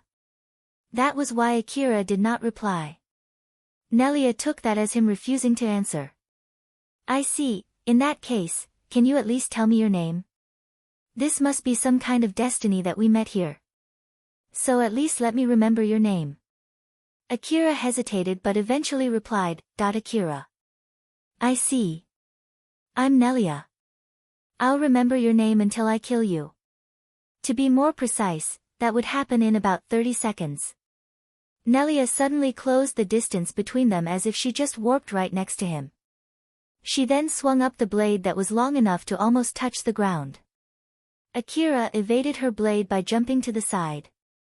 Had he jumped back, then he would have been cut down even if he knew the exact length of that blade. After all, the blade suddenly extended when it was swung. Then Nelia's blade made a sharp turn, chasing Akira, who jumped to the side. Akira used the blade in his right hand to block it. Both of their blades clashed. Nelia's blade broke at the contact point, the broken part turned into liquid metal and splattered on the ground. But even after losing a part of her blade, she didn't retreat. Instead, she stepped in and lunged at him with her broken blade. Akira bent over and evaded. Right after she lunged, her blade, which was broken, returned back to its original length. If Akira had stepped back, the blade would have definitely reached him. Although Akira lost his balance when he evaded, he made a big sweep with his blade. But it did not extend like Nelia's blade. As a result, she evaded with just a jump as he made that sweep. Both gained their balance immediately after and were standing facing each other again. Akira made an extremely grim face, while Nelia was smiling leisurely. While adjusting the distance between them, she said, anyone else would have normally died after my previous attack. Seriously though, who exactly are you? Looking at your movements when you evaded, you're properly trained. Not to mention, you also know how to use that weapon. A normal hunter should not be able to do these things. Akira did not give any reply. After all, he could not answer the question to which he himself did not know the answer. Alpha, I still didn't get any chance to strike back though. Well, at least we've escaped the situation where she was one-sidedly attacking you. Originally, I was planning to shoot her with the CWH special ammo while we were falling down, but the rebels were blocking your shot, so it was impossible to do that. Unfortunately, it seemed that you didn't have enough luck to execute that plan. If only you had better luck and was able to take that shot, you would have won by now. Well, I guess I'm really left with a scarce supply of luck. No wonder I always get to be in this kind of dangerous situation. By the way, why won't my blade extend like hers? The liquid metal stock in your handle is low. She might have intentionally emptied the liquid metal stock of the blades that she was using when she was attacking you from below. So basically I got the handle with the less liquid metal, huh? Did she go for that handle knowing that it has more liquid metal? Or was it simply a pure coincidence? I think it's pure coincidence. I see. Good grief, what the heck is going on with my luck? I'll also give my best to substitute for your bad luck. Well, thanks for that. He knew for sure that the moment Alpha's support could not substitute for his bad luck, he would get killed.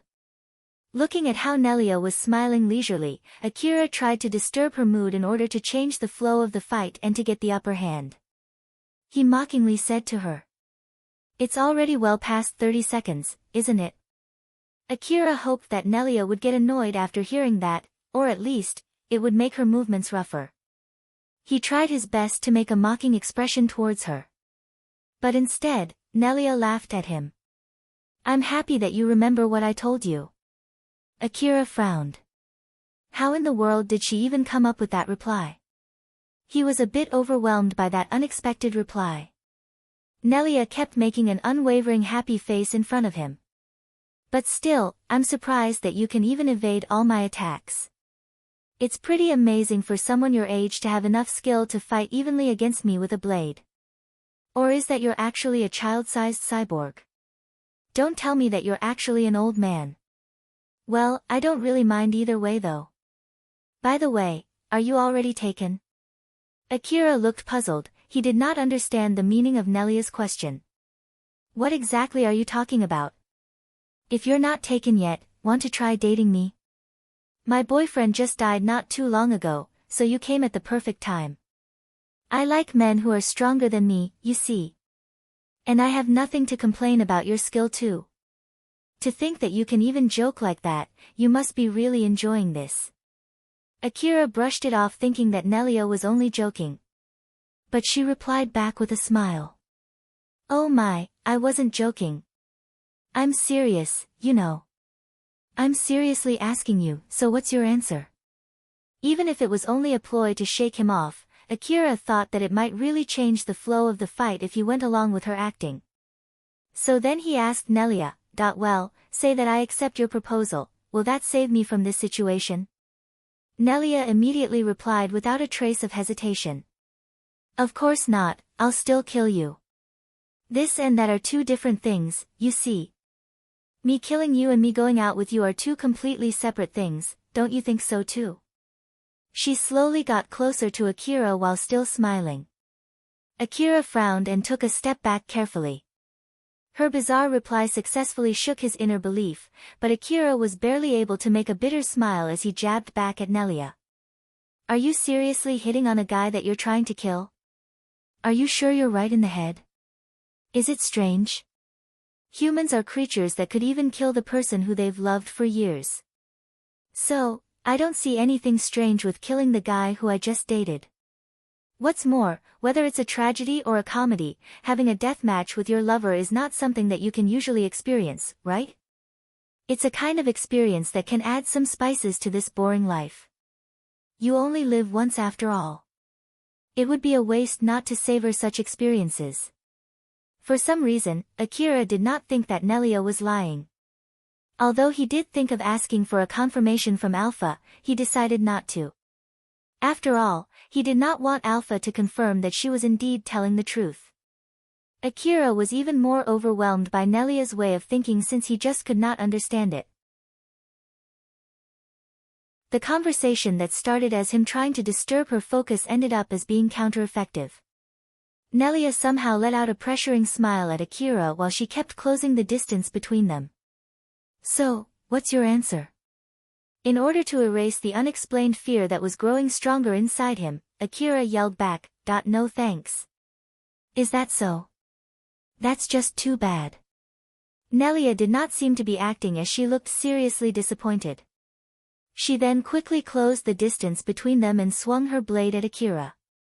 He evaded her blade and struck back immediately. Both of them were using blades that could easily cut through an object that even the CWH special ammo could not penetrate. Had they left unused, those blades would have fetched a huge amount of money. Originally, all old world relics could be sold at a high price. But if they were used, meaning that the energy saved inside it were reduced, then the value would also be decreased. And of course, their values would be significantly lowered if they were broken. Akira and Nelia were constantly reducing the value of the old world relics that they were using to kill each other. The lesser the value of the relic in their hand, the lesser the energy inside it, and the closer they would be to death. It was indeed a luxurious deathmatch.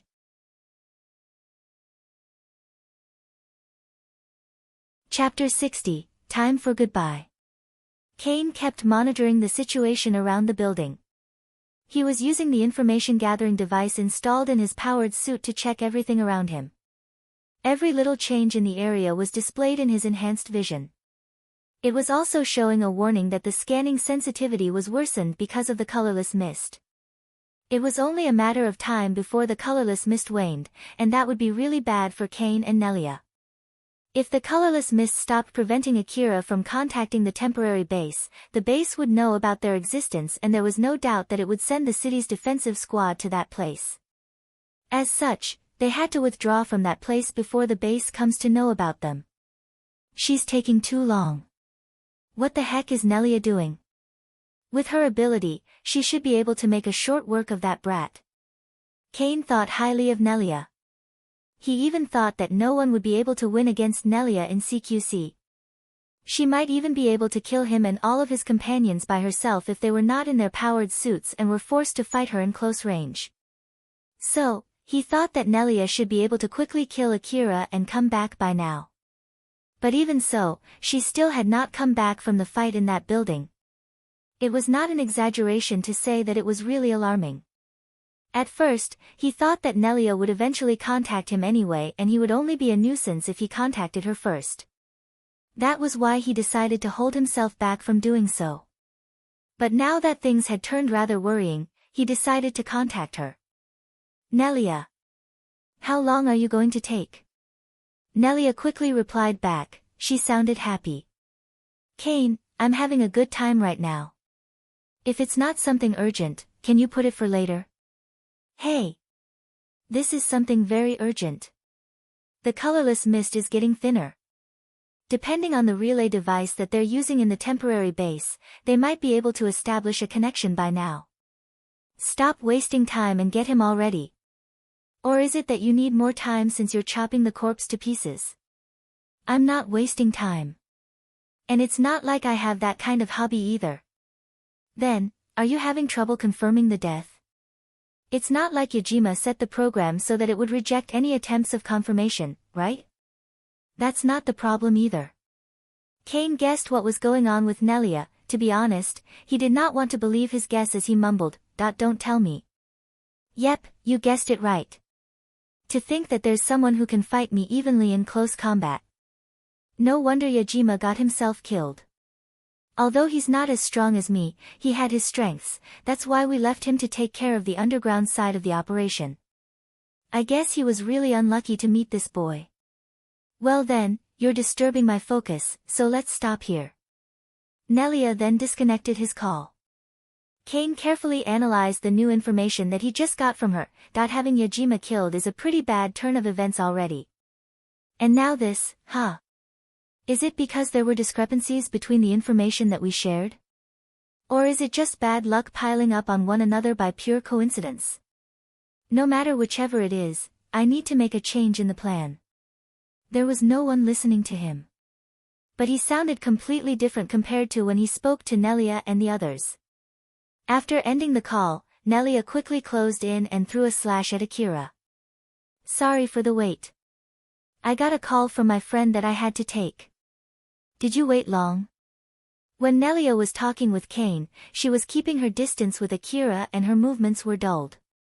When Akira saw Nelia keeping her distance from him, he thought that she did that to take a breather as she was close to her limit in their CQC fight. He even hoped that she was thinking of retreating. But it turned out that he was sadly mistaken.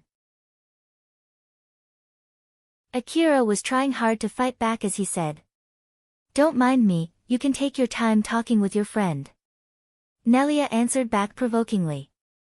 "Don't be so cold. Girls won't like you if you say something like that, you know? I have no plans on getting liked by a girl who loves to kill her lover. Oh my, it's not like I do it because I like it. As I said, it just adds a little spice to life. It's boring to have a dull life, don't you think? Sadly enough, I have enough spices for my life right now. Is that so? Then, in that case, you can just enjoy a little bit more, right?" Nelia looked like she was having the time of her life as she kept swinging her blade at Akira. Her cyborg body that was designed for dexterity rather than strength danced gracefully in the middle of the battlefield as her beautiful slender arm swung the liquid metal blade in her hand. The blade was so thin that it was almost transparent, but even so, it had an unbelievable sharpness as it cut through rubbles and wreckages without any effort. Thanks to the painkiller in his medicine, Akira did not feel any pain as his body was forced to move to evade Nelia's attacks. But the moment his augmented suit ran out of energy, he would not be able to lift even a finger. Even though he was in the midst of battle, his brain kept telling his body to shut down, while on the other hand, his survival instinct was telling him to stay awake no matter what. Akira was close to his limit. While on the other hand, Nelia had a lot of leeway during their fight. If things kept going at this rate, there was no mistaking that he would end up dead. But there was something else that had hit its limit before Akira. It was the very place where Nelia and Akira were having their fight. Nelia had sliced and diced the ceiling of that room. After that, they both released a powerful kick to the ceiling at the same time. The floor of that room was also sliced so many times during their fight that it was significantly weakened. The ceiling that was destroyed earlier was crumbling and its pieces were falling over Nelia and Akira. Normally, with their ability, it was not a hard thing to evade those falling rubbles. But it was an entirely different story now as they were closely watching each other's movements for any openings. They both knew that even the smallest opening would be fatal. In order to get the upper hand over one another, they were mostly ignoring the falling rubbles. The impact of the falling rubbles damaged and cracked the already weakened floor. As Akira and Nelia were fighting while keeping their eyes on each other, suddenly, they were swallowed up by the crumbling ceiling and floor and fell down to the lower floor. One of the piles of rubbles on the lower floor moved. Rubbles were shoved aside and Nelia stood up from within the pile. Good grief, to interrupt our date like this, what a bunch of rude rubbles. Nelia looked at the handle in her right hand, it had lost its blade. Although she tried many times to recreate the blade, the silver blade just would not come out from the handle. It was either the handle was broken during that fall, or it had run out of liquid metal, or it had no energy left. Nelia threw that handle away and looked around. She could not find Akira anywhere. She thought that he might be buried somewhere. At least, after that fall, there should be no possibility of him pulling off an ambush. After scanning the area, she could see Alpha's body. It was still sliced into two as it was lying on a pile of rubble. She could see Alpha's location with the map of the Kuzusuhara ruin that she was connected to. That is, his friend, right? The one who I killed earlier. I'm glad I killed her despite the fact that I had to sacrifice an expensive relic. If she's as strong as him, this would be 2 against 1 and I would be the one losing. The image of Alpha in her vision vanished for a split second before returning back. It was because Nelia set her vision to only show information coming from her cyborg body. Since my cyborg body can't see her, it means that she's using some kind of advanced camouflage. I can't even see the blood around her too, so it must be something more than just an optical camouflage. It might be some kind of old-world technology. Was it because she thought I couldn't see her that she was caught by surprise back then? Nelia judged that Alpha was really there. It was because she was seeing Alpha's sliced body in front of her. That body was bleeding out and leaving traces just like a real body should, thus, judging solely on what she was seeing, there was no doubt that Alpha was really dead. After confirming her surroundings, Nelia turned her attention to the most important thing in that location, Akira. Akira popped out and stood up from a pile of rubbles. He wobbled for a short moment before falling over. Nelia approached him, she was also all wobbly. The fall had dealt quite a lot of damage to her cyborg body too. Well, let's put everything aside for now. First things first. Nelia smiled in relief as Akira was not carrying his blade too. Instead, he was using his CWH anti-material rifle to help him stand on his feet. First things first, I need to kill you. Nelia started running toward Akira. Because of the damage on her cyborg body, her movement stuttered a bit, but even so, she judged that she was still strong enough to take out Akira given their situation. She charged at him, hoping to put an end to their fight. Akira, who just came out from the rubbles, kept on stumbling over. Although he tried to get back on his feet as fast as he could, he just could not do it. Both his body and his augmented suit were put under immense stress when he had to fight Nelia. Alpha, I can't move my body well, can you control my body through the augmented suit? Unfortunately, I can't do that right now. A part of the augmented suit and one of its control units were broken after that fall.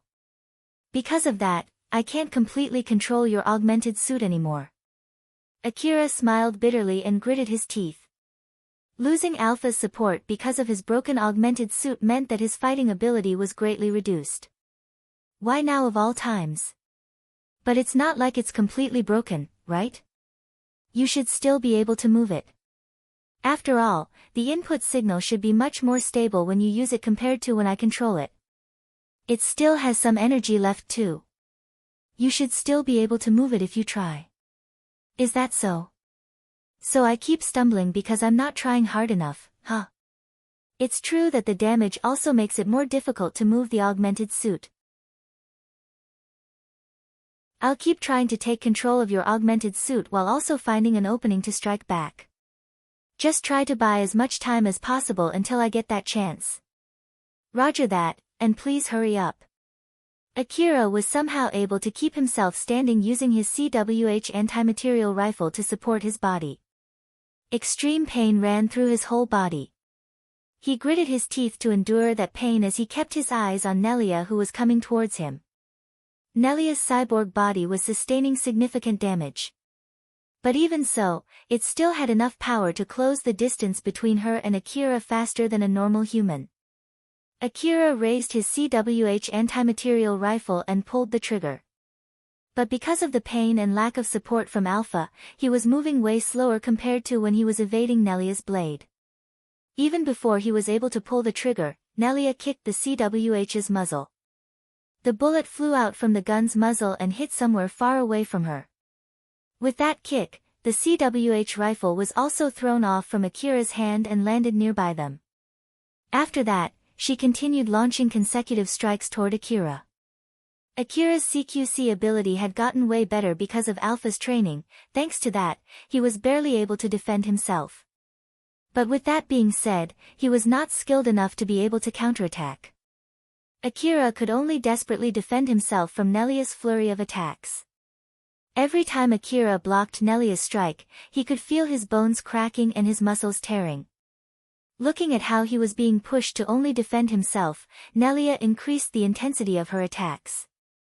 Since Akira was moving very badly compared to before, as if he was a different person, Nelia overestimated his injuries. Although it actually was his real ability since he had lost his support from Alpha, there was no way for Nelia to know that. So, she started to smile faintly. He's moving way worse compared to before. I have to kill him now before he can regain his composure. Akira kept facing Nelia's attack head-on. The reason why he did not run away from that place was because he simply did not want to get attacked from behind. Not to mention, his CWH anti-material rifle was lying on the ground not too far from them. If he turned his back and ran away, Nelia would take his CWH anti-material rifle, which was his only weapon that could inflict damage on her cyborg body. So if he lost that rifle, his winning chance would plummet to zero. Not to mention that Kane, who was able to take CWH special ammo head-on, was monitoring the situation outside that building. There was no way he could fight Kane using only an AAH assault rifle. If Kane found out that he had no way of fighting back, there was no doubt that Kane would come to kill him. Although Akira's eyes and reflex were able to follow Nelia's attacks, it was not the case for his body. His movements were dulled because his body was tired and he was in so much pain. Thanks to that, some of Nelia's attacks went through and added injuries to his already injured body. Even his augmented suit started getting heavier and heavier as it sustained more and more damage. The moment either his body or his augmented suit finally gave out, Nelia would be able to quickly kill him. Alpha. I'm gonna hit my limit soon.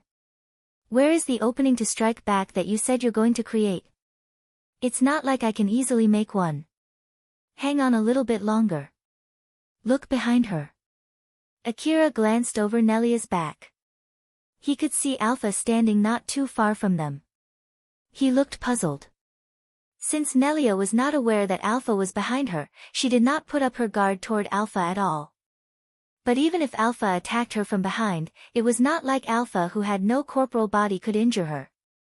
Thus he did not understand the reason behind Alpha's action. From the way Akira glanced behind her, Nelia noticed that someone was behind her. But her cyborg body could not identify who it was.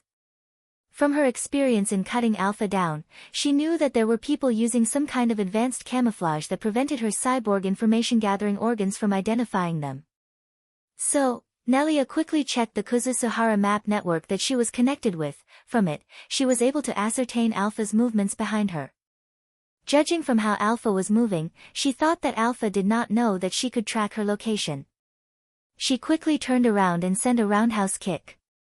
She set that up so that it would be a perfect counter that would catch Alpha, who was coming at her, off guard. But she was surprised threefold. The person who was coming at her was the same person who she thought was dead. Then her kick just passed through that person as if she was only kicking through the air, throwing her off balance. Then at the same exact moment, Akira kicked her and sent her flying. She did not see that coming at all. Akira released that kick with all of his strength and it sent Nelia, who was already off balance, flying into the air. Although it was not enough to damage Nelia's cyborg body, it was enough to overturn the table. Nelia was totally confused, all the questions that were flooding her brain prevented her from thinking clearly. She was still confused even after she slammed into a pile of rubble, but her confusion was cut short the moment her eyes met Akira's eyes. What reflected in her eyes was Akira, who was already aiming his CWH anti-material rifle at her. After Akira sent Nelia flying with his kick, he quickly grabbed his CWH anti-material rifle lying near him and immediately aimed it at her before pulling the trigger.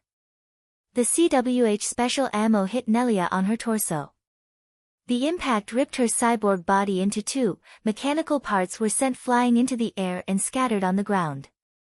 Her upper body and lower body then landed at two different places. But Akira did not stop there, he emptied his rifle at Nelia. Although he was able to destroy her lower half and limbs, her head was left untouched. It was not like he did that intentionally, he had aimed at Nelia's head when he released those shots but all of them missed their target. Akira clicked his tongue. It was obvious that Nelia was using a cyborg body. So he needed to at least destroy her head to make sure that she would not pose any more danger. When he kicked Nelia, it was actually Alpha controlling his augmented suit. Alpha was already able to control his augmented suit at that time.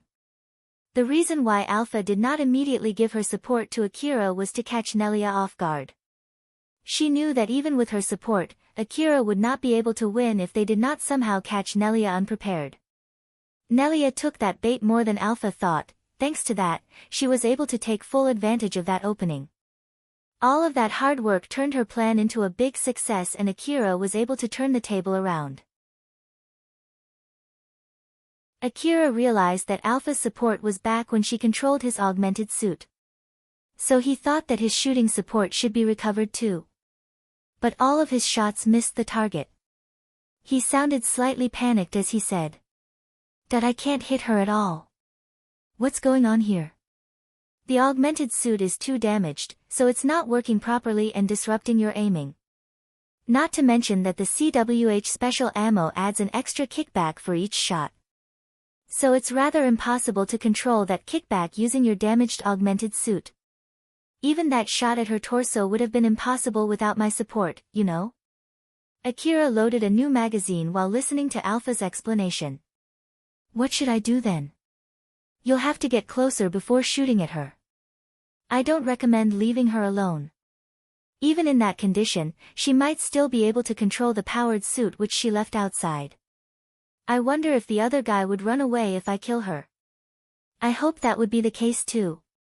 Akira and Alpha worded out their wishful thinking as they hoped that such a thing would happen. Kane was still monitoring the situation outside the building. The colorless mist had already thinned out. He was pretty sure that Akira should be able to contact the temporary base by now, but Nelia had not contacted him yet. As such, he concluded what to do. "I guess this is time for goodbye, huh?" Kane's powered suit opened up from behind. It looked more like the powered suit used him as its control unit rather than him using it as a powered suit. He then stepped out from his powered suit. Although his limbs were folded in when he got out, he extended his limbs in midair and landed smoothly. In contrast to his bulky powered suit, Kane himself was a slender man. His limbs were thin, so was his torso. His hair and skin did not look like a human, he looked more like a robot with a human appearance. From the outside, it was obvious that he was not a cyborg that resembled a human, but more of a humanoid battle cyborg.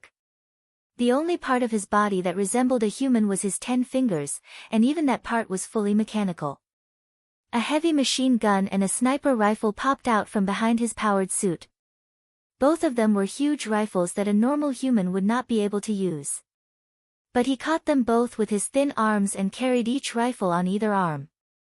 Although both of them were heavy rifles, it did not seem like it bothered him at all.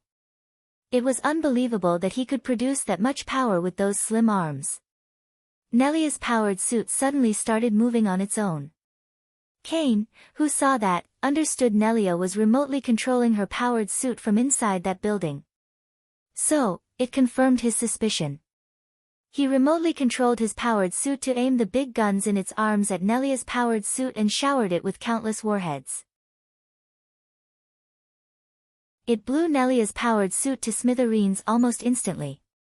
"I'm sorry, it's just to be safe. It would be problematic if you're tailing me after all." Kane then abandoned his powered suit behind and left that place alone. Even after losing half of her body and her limbs, Nelia was still alive. As a cyborg, she would be able to stay alive for a few days with just her head. But that did not mean that she could survive her present situation, which was simply hopeless. Akira was walking towards her with a loaded CWH anti-material rifle. Akira wanted to make sure that she was dead for good. She herself understood that the only reason she was alive was not because Akira wanted to beat her to death. But it was because he kept on missing his shots at her head due to the tiredness and his injuries. Akira took another aim at Nelia's head and pulled the trigger. He frowned as his shot missed again. He then carefully walked closer to her while still watching his surroundings and took another shot. He repeated that action since he kept missing his shot. He could immediately kill Nelia if he walked right next to her, thrust his rifle to her neck, and pulled the trigger. The only reason he did not do that was because he was still very cautious of her. He knew that Nelia was obviously stronger than him. Even though he had the upper hand right now, he did not think that he had rendered her fully harmless. And that was exactly what delayed her death. Nelia was still smiling even in that situation. To Akira, it looked like she still had an inkling on how to win that fight.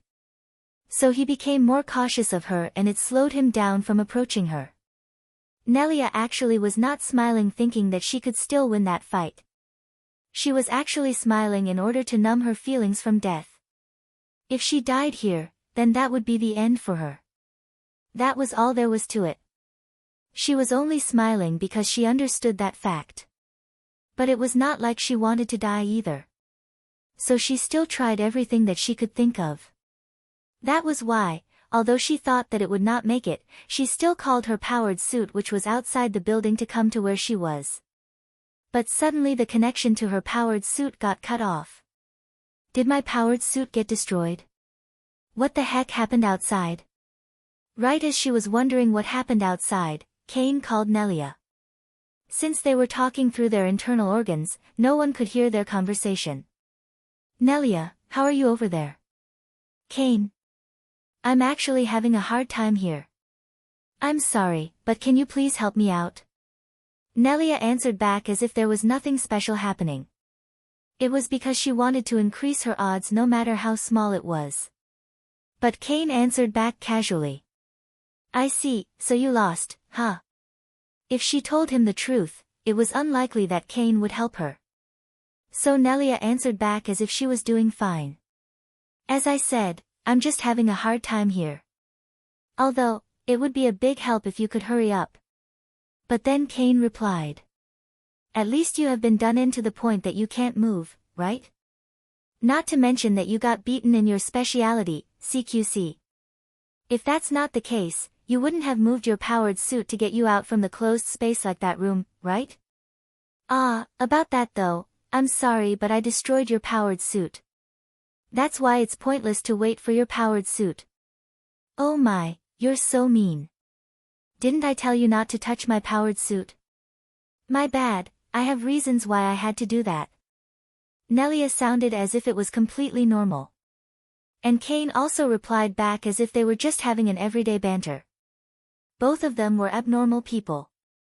Forget about other people's lives, they did not even worry about their own. Kane continued. Well, I do apologize for destroying your powered suit. But as an exchange, I'm sending my powered suit to you. Thank you so much. Wait, sending? Yep. I'm sending only my powered suit. It's on autopilot as I'm running away from here. I have no wish to fight someone who can beat you in CQC. By the way, I also set it to go on a rampage regardless of friends or enemies. The colorless mist is already gone. So he might have contacted the city and the city defense squad might already be somewhere near. If my powered suit goes on a rampage, it would at least be able to divert their attention. Well then, take care. Kane then ended the call. Nelia tried to call him multiple times only to get rejected. She then mumbled. Good grief. If you would send me your powered suit, I hope that you would send me the access code too. Nelia kept calm even in that situation. In her head, she simulated any ideas that she could come up with. Suddenly, Akira's shot landed right beside her. Although it shook her head, she still looked completely calm without even a trace of fear or panic. Well, I guess I'll at least do everything I can. Nelia smiled as she placed all her hope on her new plan that she just came up with.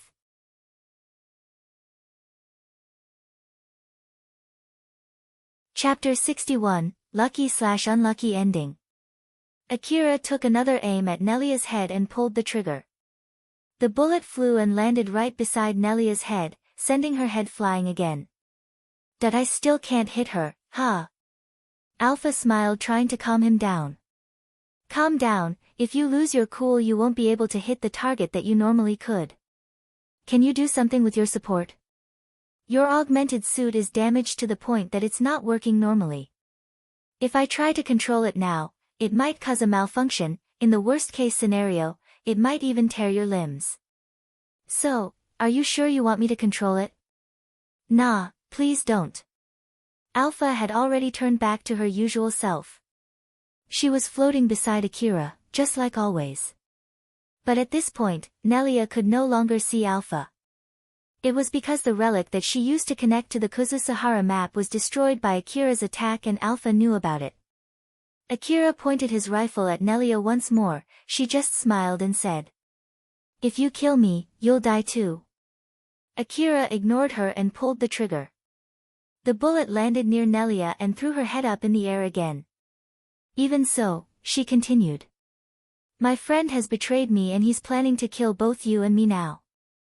He has sent his powered suit here, setting it in autopilot.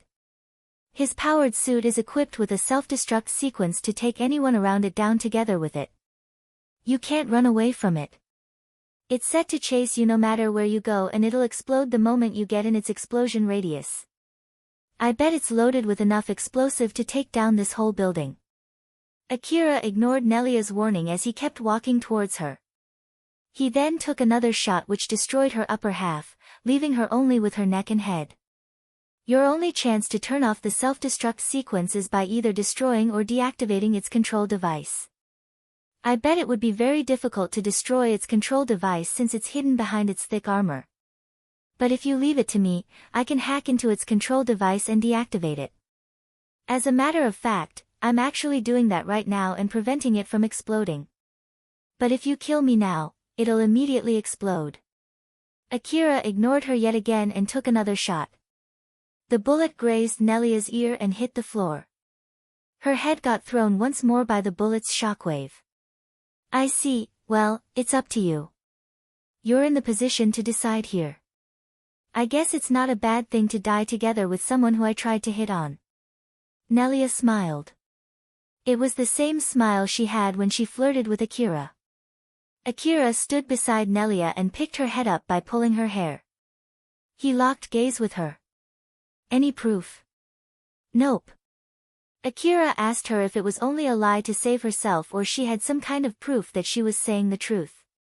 But Nelia said that she did not have any proof. She even told Akira that he could go ahead and do anything he wanted if he did not believe her words. Akira could not tell if she was lying or not.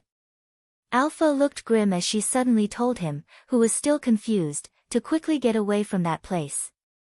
Akira, you need to get away from this place first, quickly. Akira immediately followed Alpha's instruction. He ran away from that place, bringing Nelia's head with him. The whole building was rumbling. It was because Kane's powered suit was forcing its way into that building. That powered suit, which was set to autopilot, ignored any damage on itself as it forced its way in from the side of the building that was weakened by the missile barrage earlier. It broke through the wall, floor and ceiling of the building with its huge body. It used its powerful firepower to drill its way through that building. It did not care about its energy expense or its output safety limit as it headed straight to where Akira was.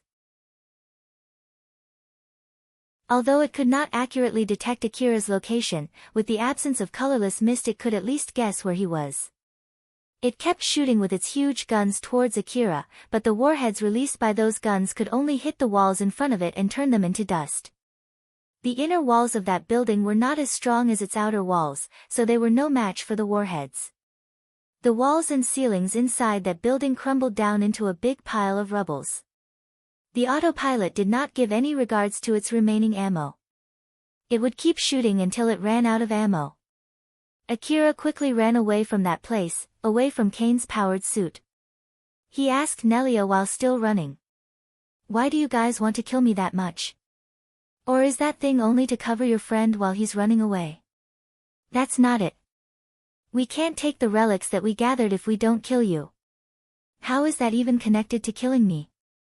The guy that you killed, Yajima, he had his post-mortem revenge program set you as its target. Because of that, the truck that we're using to transport the relics won't move unless we kill you." Akira remembered the words that Yajima left before he was killed. He did say that his friends would take revenge if Akira killed him, but at that time, Akira thought that it was only an empty bluff. Akira's face twitched, he was obviously annoyed. What a huge pain in the bum. So you can even get that kind of program, huh? Yeah, you can. If it's not for that, we won't even spend our energy trying to kill you. If you can believe me now, how about we make a deal? I'll stop Kane's powered suit, and as an exchange, you'll help me. I'll just keep on running like this. It'll take a lot of time for that powered suit to push through the building, so I'm sure I can outrun it by then. Didn't you run to this building since you knew you can't outrun it? There's no guarantee that you won't use it to attack me after you take control of that powered suit. After all, you can get all of your relics if you kill me, right? Well, you have no other choice but to trust me on that one. You beat me real good, you know. I have no wish to fight you again. Not to mention that my friend even chose to run away from here in order to avoid having to fight you, even if it meant leaving behind the expensive relics that we gathered. I don't think it's a bad offer since it'll save your life too.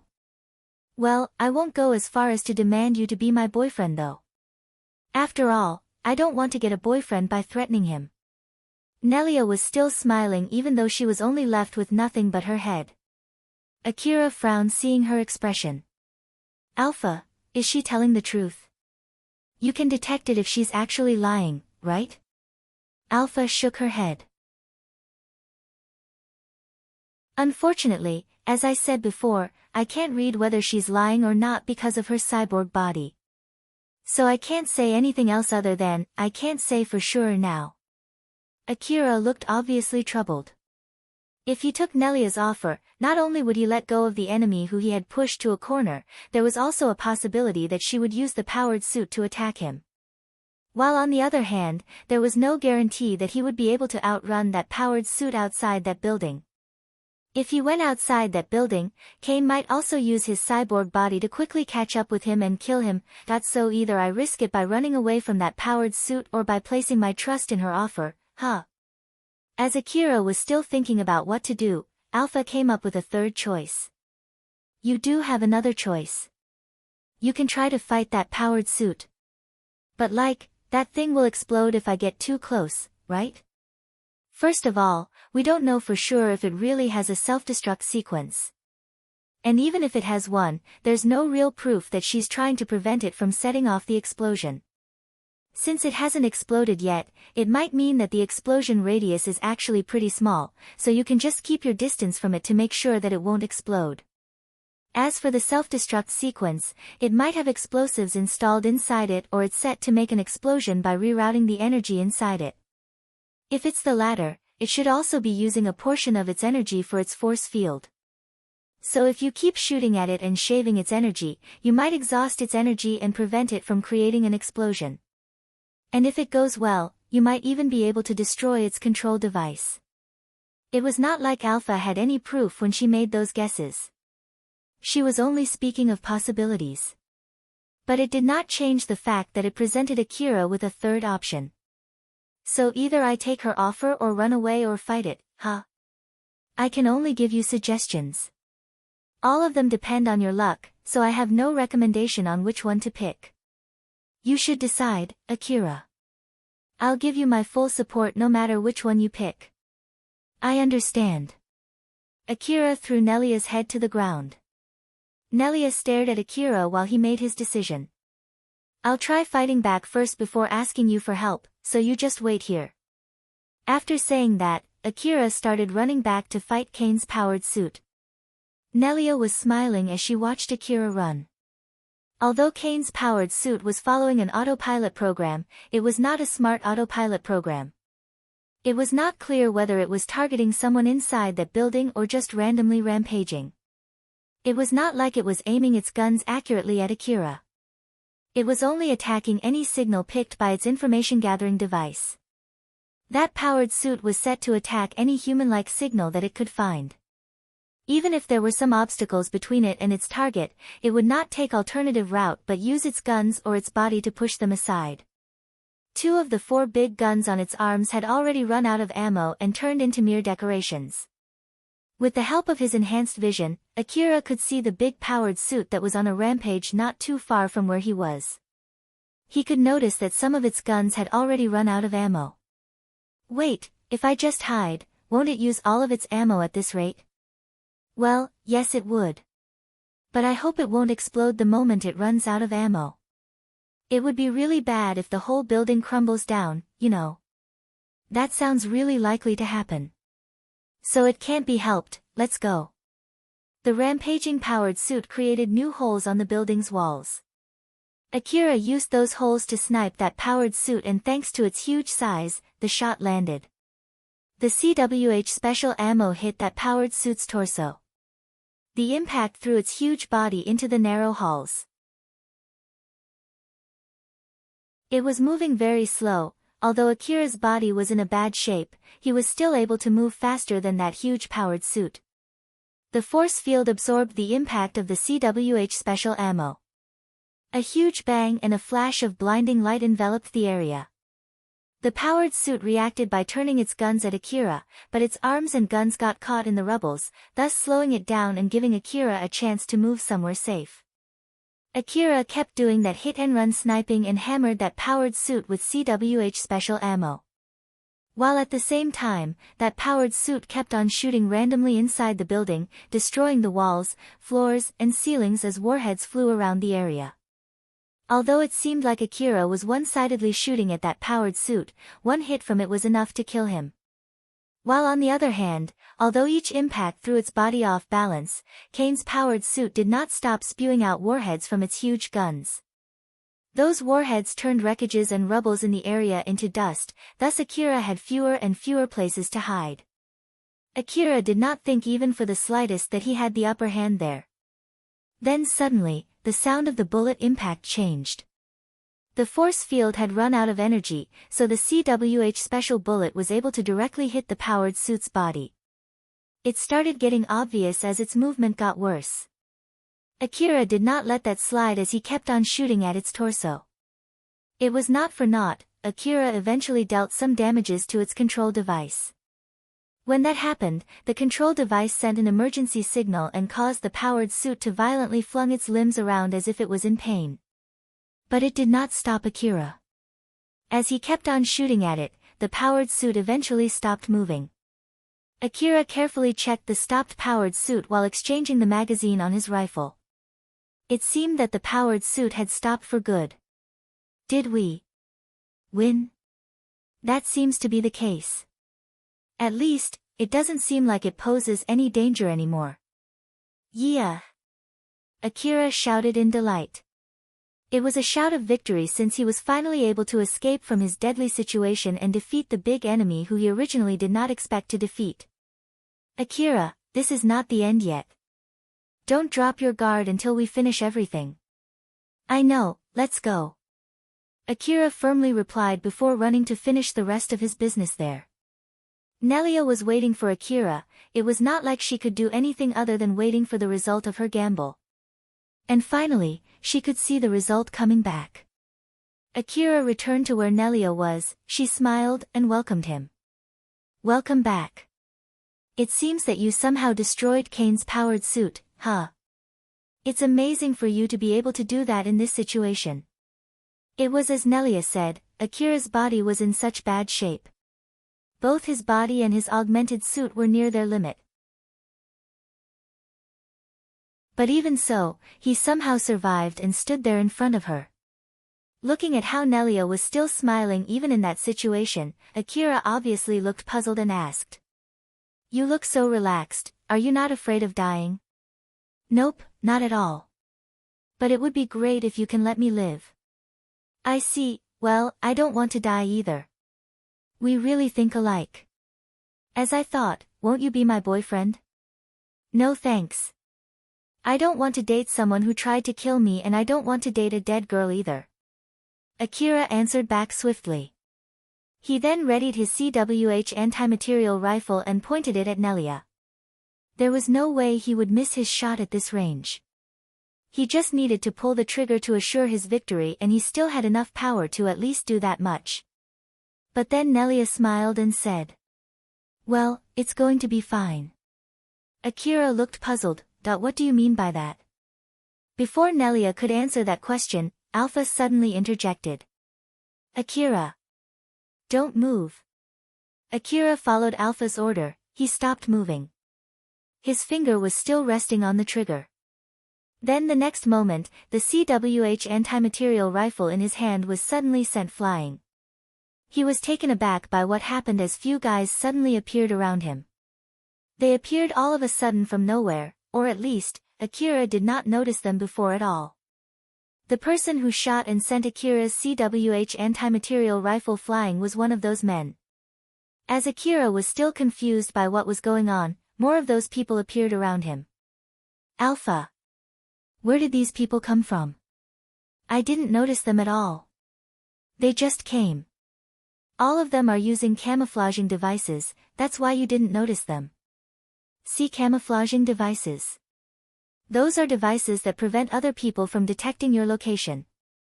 There are many types of camouflaging devices, starting from heat camouflage, movement camouflage, sound camouflage. That's not what I'm asking about. Then one of those guys said something that answered Akira's question. Don't move. We're Kagomayama Defense Squad. Surrender yourself and don't try to fight back. If you don't obey our orders, we might judge that you're against the city management. We even have the permission to take you out in that case. Those guys were soldiers from Kagomayama Defense Squad. More of them kept appearing as they surrounded Akira. Other than Akira, there were many who were trying to make contact between the underground exploration HQ and the temporary base. Although Akira failed to make contact with the temporary base, other people successfully conveyed the message from the underground exploration HQ. The head commander of the temporary base thought that the situation was pretty bad and decided to quickly send out the city's defense squad. The defense squad quickly patrolled the area around the underground exploration HQ. In the midst of their patrol, they noticed explosions as if someone was fighting nearby. That was when Kane sent his powered suit to the building where Akira and Nelia were. The defense squad thought that it might be the relic thieves fighting against monsters, so they sent some of their men to check the source of that sound. When they arrived, they saw Akira aiming his CWH anti-material rifle at Nelia. Akira looked at the people who were surrounding him and let out a sigh. It was obvious that they were more skilled and had better equipment than him. They looked completely cautious as they pointed their rifles at him. They could kill him any time if he made any suspicious move. I feel like this has happened before. What a coincidence, actually I too feel the same. Akira was talking about the experience he had when he was about to kill Yajima. At that time, he should have quickly pulled the trigger, because he didn't do it, he had to pay for that mistake by fighting Shiori. But with that being said, it's not like he could do that in this situation. He quickly raised his hands and yelled before Nelia could say anything. After all, it would be problematic if she said something that would complicate the situation. I'm Akira. I'm a hunter working in the underground city exploration operation. The relic thieves ambushed me when I was on my way to the temporary base. You can ask them for confirmation. Chain them. You have permission to shoot them if they fight back. We've received reports of dead hunters from the underground. So keep your guard up. I'm just a hunter. A few men restrained Akira and handcuffed him. He did not fight back when they did that. The defense squad then took him and Nelia away from that place. Akira could feel the tension inside his body and mind loosen. No matter what the outcome was, his battle had finally come to an end. Both his body and psyche were very tired. Akira, who did faint once, did not have the ability to fight back that tiredness now. His eyes were slowly closing. Before he lost consciousness, he could hear Alpha's voice. It's okay, don't worry, just take a good rest. Alpha smiled to reassure Akira. It was a smile telling him that there was no longer any danger, that I see. Good night then. He was relieved as his consciousness slowly faded away. The defense squad panicked as they supported Akira, who suddenly went unconscious. The target has lost consciousness. Check for his vitals and respond accordingly. He might be one of the relic thieves. Don't let him die no matter what before we can extract all the information that we can get from him. Call the medical squad from the Underground Exploration HQ and tell them to be on standby. B squad, search the building. There might be more relic thieves around. If you find any of them, take them alive if it's possible. If it's not, you have the permission to kill. The rest of the men quickly got into their job, following their commander's order. Just like Akira, Nelia was also secured by the defense squad. Although she was only left with her head, the device installed inside her head allowed her to make a long-range call with other people. Because of which she came to know about the situation outside. Although Nelia could not control her body, she caught a glimpse of Akira when she was carried away. You see, just like I said, it's going to be fine. Nelia was smiling. She knew that if she bought time until the defense squad arrived, she might be able to get out of that situation alive, and she actually did. Her luck allowed her to survive. It could also be said that it was Akira's luck that allowed her to survive. Kane escaped until he reached the outskirts of the Kuzusuhara ruin. He met up with some men there. Although they looked different from one another, it was obvious from their appearance that they were cyborgs just like Kane. They then saluted Kane. The representative among those men stepped forward and said, "Welcome back, sir." Kane replied back, "Thanks for the hard work, give me a sitrep." "Yes sir. We've withdrawn everyone that we've dispatched. We've also received reports that our moles have successfully pulled back." "I see. We should pull back too. Just to be safe, we'll not visit Kagamayama City and head straight to another city. Let's go." "Are we going to just leave them alone?" When they mentioned them, they meant the people who Kane was working with when he was stealing the relics from the underground city. They were still waiting for him and Nelia near the truck, but they were no longer his friends at this point. "Yeah, I'm sure the defense squad would take care of them for us. If we take care of them ourselves, it would only make it easier for the defense squad to track us. Although it might be okay if they discover about me, it would be a hindrance to our operation if they found out about the others too." "Roger that, let's move out." Kane then left that place together with those men. In the middle of their travel, one of those men asked him, "Sir, I heard that you changed the plan during the last hour. Is there any reason why you did that?" The main reason was because a guy named Yajima got killed. He was responsible for the transportation. Things got complicated after his death. Because of that, we had to cancel our original plan. Was it impossible to somehow save that man? His death shouldn't have caused much trouble in our original plan. That man was supposed to be alive only until he brought the old world relics to our place. If you want to mock me for my inability to predict something like this, which had turned the whole operation into a failure, you can go ahead and do that, I'll take full responsibility. No, that's not it. I can understand that something bad happened which was outside of your control and it was not something that we can deal with. I apologize if my question rubbed you the wrong way. That man noticed that Kane's mood was worsened. So he decided to stop asking any more questions. Kane fell into deep thought. But still, how did it end up like this? According to the men from inside the long-term strategic division, there should be no hunter in this area who can take out Yajima or Nelia. Nelia did say that there might be an agent mixed among the young hunters from Drankum. Now that I think about it, Drankum did send some young hunters to the underground city, and I heard that there was someone among them who was actually a good hunter. Did the city send some agents to Drankum in order to control that big gang from the inside? And did we encounter one of those agents by pure chance? If he's really an agent from the city, that explains why he's that strong. I guess I'll look into it more later. He then asked the guy near him. I heard that there was a big group among the Drankum's young hunters. Do you know who's the center of that group? Since we're talking about a young hunter here, simple propaganda should be enough to pull him in. They should at least come up with such a plan. Certainly. The target name should be Katsuya. Do you need us to make a detailed document about him? No need. I'll investigate about him myself later. I'll ask you to make one later in case if I need it. Yes, sir. That man decided not to say anything needless in order not to make Kane's mood worse again. But because of that, he lost the chance to correct their misunderstanding. Kane and those men left Kuzusuhara ruin and vanished into the wasteland. Nelia was imprisoned in a solitary cell inside the Kagamayama city's prison. It was equipped with devices to restrain a cyborg. There was a table inside that solitary cell. Nelia was fixed above that table. She was still only a head.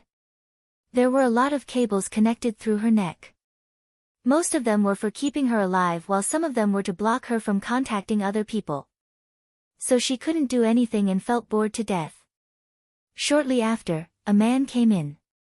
He smiled at Nelia. Nelia-san, right? I'm Yanagisawa. How are you, I guess? Nelia smiled and replied. I can't say that I'm doing good. I'm feeling so bored. I don't mind if you put a filter on, but can you at least let me connect with the outside world? Yanagisawa smiled and shook his head. I'm sorry, but sadly, I don't have the authority to do that. But I can at least accompany you in wasting some time. Don't worry, we'll just have a good talk. In short, I just need to get information out from you, but it doesn't mean that we can't have a good civilized talk. I have told you everything though. Well, I don't mind talking to you, but this is an exchange, okay? For everything that I'll tell you, make sure that it'll reduce my sentence, okay? After saying that, Nelia smiled invincibly. Yanagisawa smiled back. Of course, I'm someone who thinks that human rights apply even to criminals. That also includes the right to make a deal. Making a deal is important. It's one thing that binds people together. It's a means to communicate with people in different positions. Those who can't make a deal with other people are the same as monsters. After all, it's not like you can negotiate with them. Nelia seemed to be a bit annoyed by Yanagisawa's attitude. She stopped smiling and asked, That's so then, what do you want to ask me? We want to know more about this Kane. I've told you everything before. Do you want me to tell you the same thing one more time? Well, it's true that you did. We've heard about him both from you and your friends. We followed the information you gave and tried to chase this guy named Kane. But then there's one thing that we discovered, this Kane guy doesn't exist. I'm not here to complain to you that Kane is a fake name. If it's fake, then it's fake.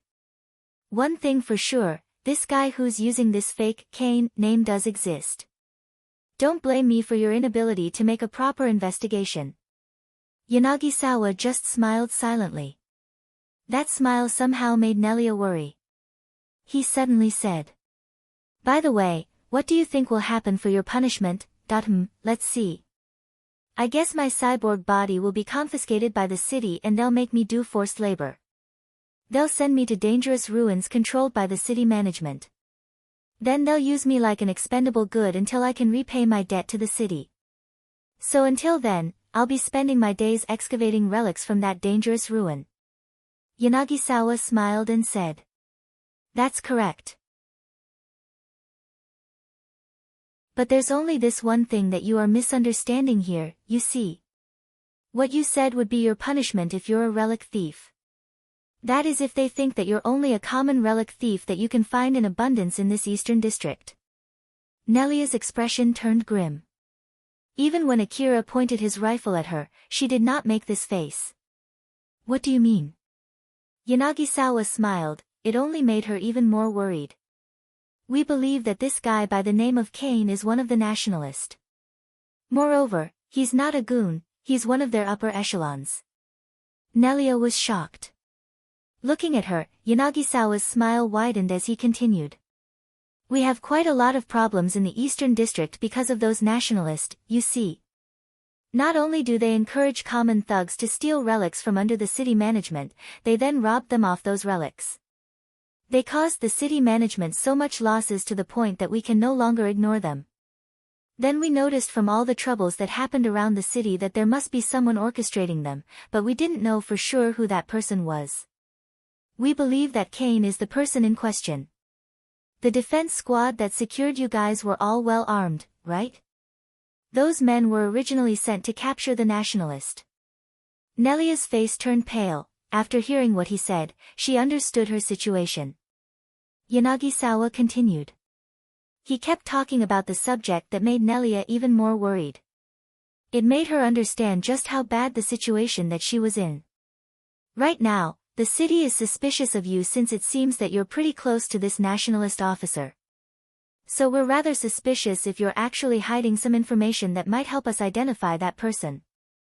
Some of us even think that you might be one of those nationalists that stands against not only this city but against the whole corporate government. If this misunderstanding doesn't get cleared up, your punishment will be very, very miserable.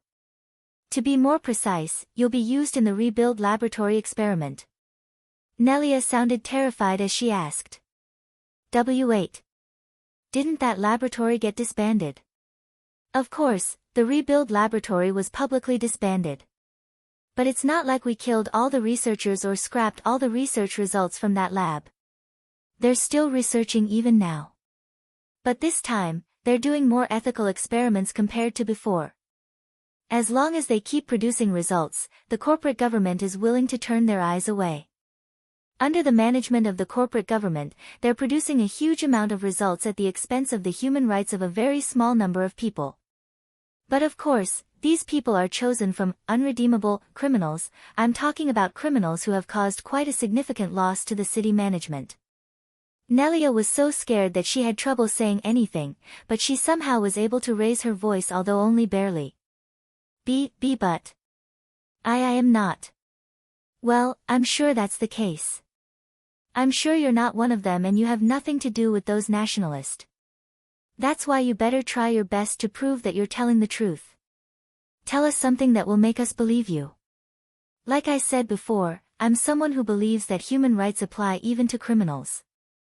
I believe that we need to at least uphold the minimal level of human rights, like sentencing criminals to death by turning them into minced meat, or by injecting them with poison, or by feeding them to the monsters. That's why I don't really agree with the idea of handing criminals over to the rebuild laboratory for experiments. But I have duties that I need to fulfill too, you see. That's why I hope that you cooperate with me. And also, to be honest, I don't know for sure what they do inside the rebuild laboratory. After all, it's a secret that only the corporate government knows." Nelia was frozen in fear. Yanagisawa smiled and continued. So then, you'll tell me everything, right? Don't worry, we have a lot of time in our hands. Not to mention that you did say you're bored, right? Now you have something to spend your time on. It could be said that it was Nelia's luck that was keeping her alive, it could also be said that it was Akira's luck too. But she regretted the fact that she was still alive as she was desperately trying to make excuses so that she could continue to stay alive. Whether it was a lucky thing or an unlucky thing, no one knew for sure yet.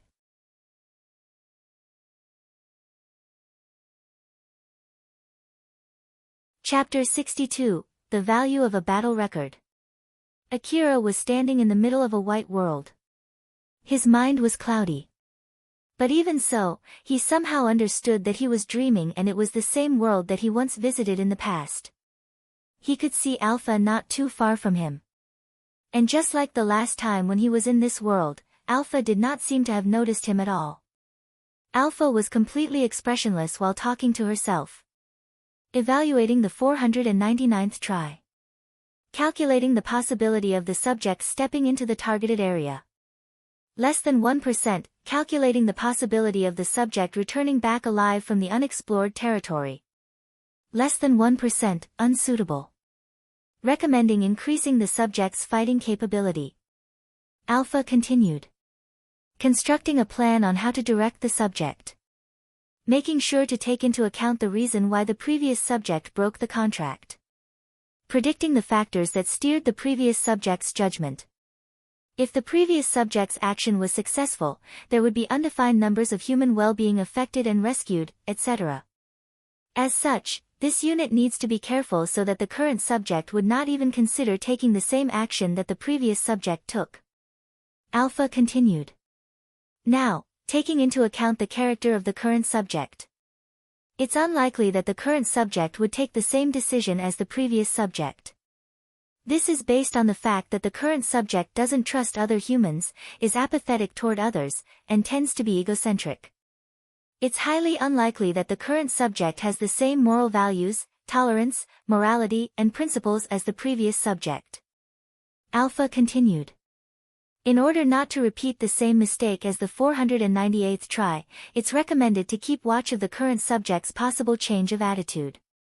Akira's consciousness waned. The world was once again enveloped in darkness, his dream had ended. Akira woke up inside a sick room. He felt like he just saw an important dream, but he could not recall what it was. It only left him with the feeling that he saw a similar dream once before. The sick room where he woke up was a room for one, filled with devices to treat a human with an organic body. As Akira tried to sit on the bed he was lying, he saw Alpha. Good morning, Akira. Did you sleep well? Morning, Alpha. Yeah, I feel like it has been a long time since I slept so well. He felt completely refreshed and his body felt better than usual. His injuries were fully healed as he no longer felt any pain. His body was in tip-top shape now. Akira scanned the whole room. There were no railings on the window and it seemed like the camera installed in the room was not to prevent the patient from running away, but to check the patient's condition. It was not a bad place at all, but it did not tell anything about his current situation. So then, where am I? Kagamayama City's hospital. They brought you here to get you treated. Is that so? There was a big public hospital inside the city that both Kagamayama City and the Hunter office relied on. It was designed to be able to treat organic human and cyborg, as such, it was naturally expanded into a huge facility. Most of its patients were people who regularly went into battle such as hunters and soldiers who guarded dangerous places. This hospital mainly focused on treating injuries than curing diseases. It was so specialized in its treatment that it could heal someone who had lost 4 of their limbs by using an expensive procedure to regenerate them back, or fix people with a modified body or even transplant some of their body parts, or install cyborg body parts with better and more powerful parts, or even revert a cyborg body back into an organic body by regrowing body parts. Akira had fainted when the defense squad was transporting him. He was suspected to be one of the relic thieves, as such, it would not be strange if he had woke up inside a cell. What do they think of me now? I believe that someone would come here to explain that. But don't worry, they no longer suspect you to be one of the relic thieves. So don't worry about that part. That's good to hear. Akira stroked his chest in relief. Although he was in good shape, it was not like he could just go out of the room. So he just spent his time inside that room talking with Alpha. It did not take long before a city staff came in, and it was Kobayashi. For some reason, Kobayashi looked like he was in a really good mood. We meet again. It's good to see that you're as reckless as always. Akira appeared to be puzzled as he looked at Kobayashi. Kobayashi realized that Akira did not remember him. It's me, Kobayashi. The guy who gave you that bike, remember? Akira, he's the person who gave you the bike when you decided to accept the SOS request when a swarm of monsters from Kuzusuhara Ruin headed to Kagamaima City. He's the hunter office staff from that time. Akira vaguely remembered Kobayashi's face, and after listening to Alpha's explanation, he recalled immediately. Ah, I remember it now. If I'm not mistaken, you're the hunter office staff who was driving the truck, right? And from that SOS request too. Kobayashi nodded happily. That's right, so you remember me now, huh? I was there as a hunter office staff, but today, I'm here as city staff. It's good to see you, Akira. Kobayashi extended his hand, expecting a handshake. When Akira grabbed his hand, Kobayashi excitedly shook it up and down. It seemed that Kobayashi was really in a good mood. Now then, to be honest, I have a lot of things that I want to ask. But work comes first, I'm here today to make a deal with you. A deal? Yep. But before we do that, I want to explain to you about your current situation. I'm sure you want to know why you are here or if the city still suspects you as one of the relic thieves, right? Yeah, please do. Kobayashi nodded firmly in response to Akira's words. He then handed a pile of papers to Akira. Those were documents explaining his current situation. All the details are written in it. I'll read it for you, you are free to stop and ask me if you find anything confusing. Kobayashi then started giving explanations to Akira, he also had a copy of the same documents in his hand. After the defense squad captured Nelia and Akira, they handed them over to the medical squad in the Underground Exploration HQ to receive emergency treatment. They were then transported to Kagamaima City as suspects. It did not take long for them to deduce that Nelia was one of the relic thieves. After all, she quickly confessed and told them everything about the other relic thieves. Nelia was very cooperative during the questioning. She honestly told the city management about the details of her plan, the number and identity of the people who were working with her, the amount of the relics that they hid and where they hid them, and where they hid their truck. She told everything that might be of help even when not asked about that information. Of course, Nelia gave all those information in exchange for a lighter sentence. Akira found such a change of attitude really strange from the girl who he had a deathmatch with. Nelia, was it again? Was she really being that cooperative? Yeah. I heard that she was very cooperative. Even though she only did that to reduce her sentence, it's strange that she was so cooperative. Even the person responsible for questioning her found it strange and asked her. And what did she say? She said that she's someone who doesn't let herself get stuck in the past. Akira's expression showed a mix of admiration and dismay. That girl really holds to her value. Or more like, she doesn't take much time to move on. So there are people like her out there, huh? But thanks to that, the investigation went really well and the suspicion on you was quickly cleared up. Normally, we would have done a stricter investigation, you know. Maybe because the person who was assigned for her investigation was the best one there is, they got it done like this. But even if that's true, I don't feel thankful to that Nelia at all. She was so close to killing me, you know. So, what happened to her after that? From your story, it sounded like she got a big pardon in her sentence. Did she escape the death sentence? It's not like you just set her free, right? Of course not. But it at least saved her from severe punishment. She was sent for forced labor under the city management. She was given a cyborg body with the city management's authority set above her own authority plus an explosive planted in her head. So forget her right of life and death, she doesn't even have the right over her own body. She'll be sent to explore dangerous ruins or fight dangerous monsters. I bet the city would use her as an expendable pawn until she serves her punishment period or pays back her debt to the city. Depending on how hard she works, she might be set free in the future, that's unless if she doesn't die first of course, that I see. After listening to what would happen to Nelia, Akira was rather relieved. But he still somehow felt uneasy. Although she deserved that, Akira somehow felt unsatisfied.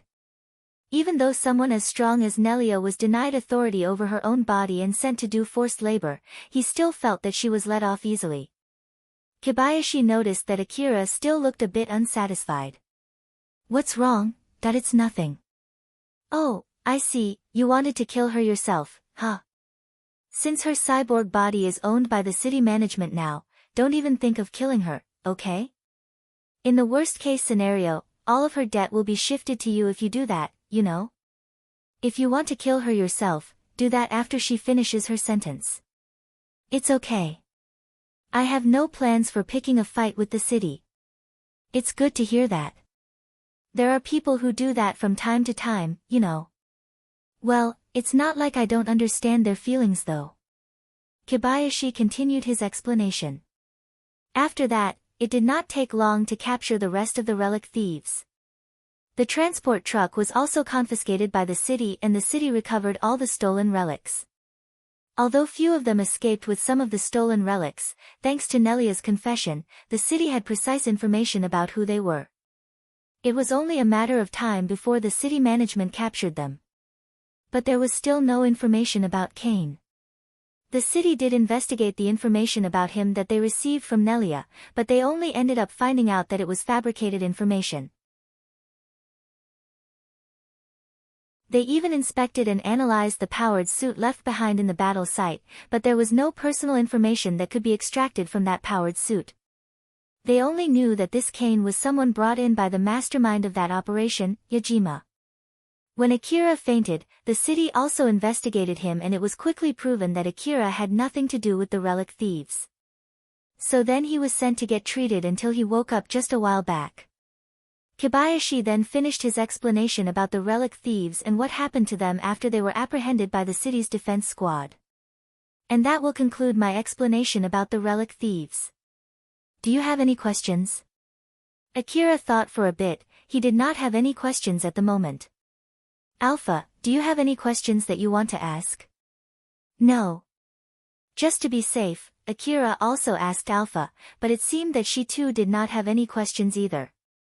Akira was about to say that he did not have any questions, but something suddenly came up in his mind. You guys also inspected Kane's powered suit, right? Did you guys find a self-destruction device inside it? Self-destruction device. Wait for a sec. Kobayashi checked his information terminal and scanned through the documents about the investigation's result. He then checked the details about Kane's powered suit. No, we didn't find anything like that. After Kobayashi said that, Akira frowned. He realized that Nelia was lying back then. Alpha smiled bitterly and said, "She did get us good, didn't she, Akira? Well, I still somehow won that fight, so I guess it doesn't really matter now." Akira's words and expression contradicted each other. Nelia lied to him and he got completely tricked. She was a good trickster, that was all there was to it. Akira thought so while making a disgruntled expression. Kobayashi thought that it was rather weird, but he then continued. Well, at least, according to the result of the investigation done by the city's defense squad, we didn't find anything that looked like a self-destruction device inside that powered suit. Why did you ask that question, by the way?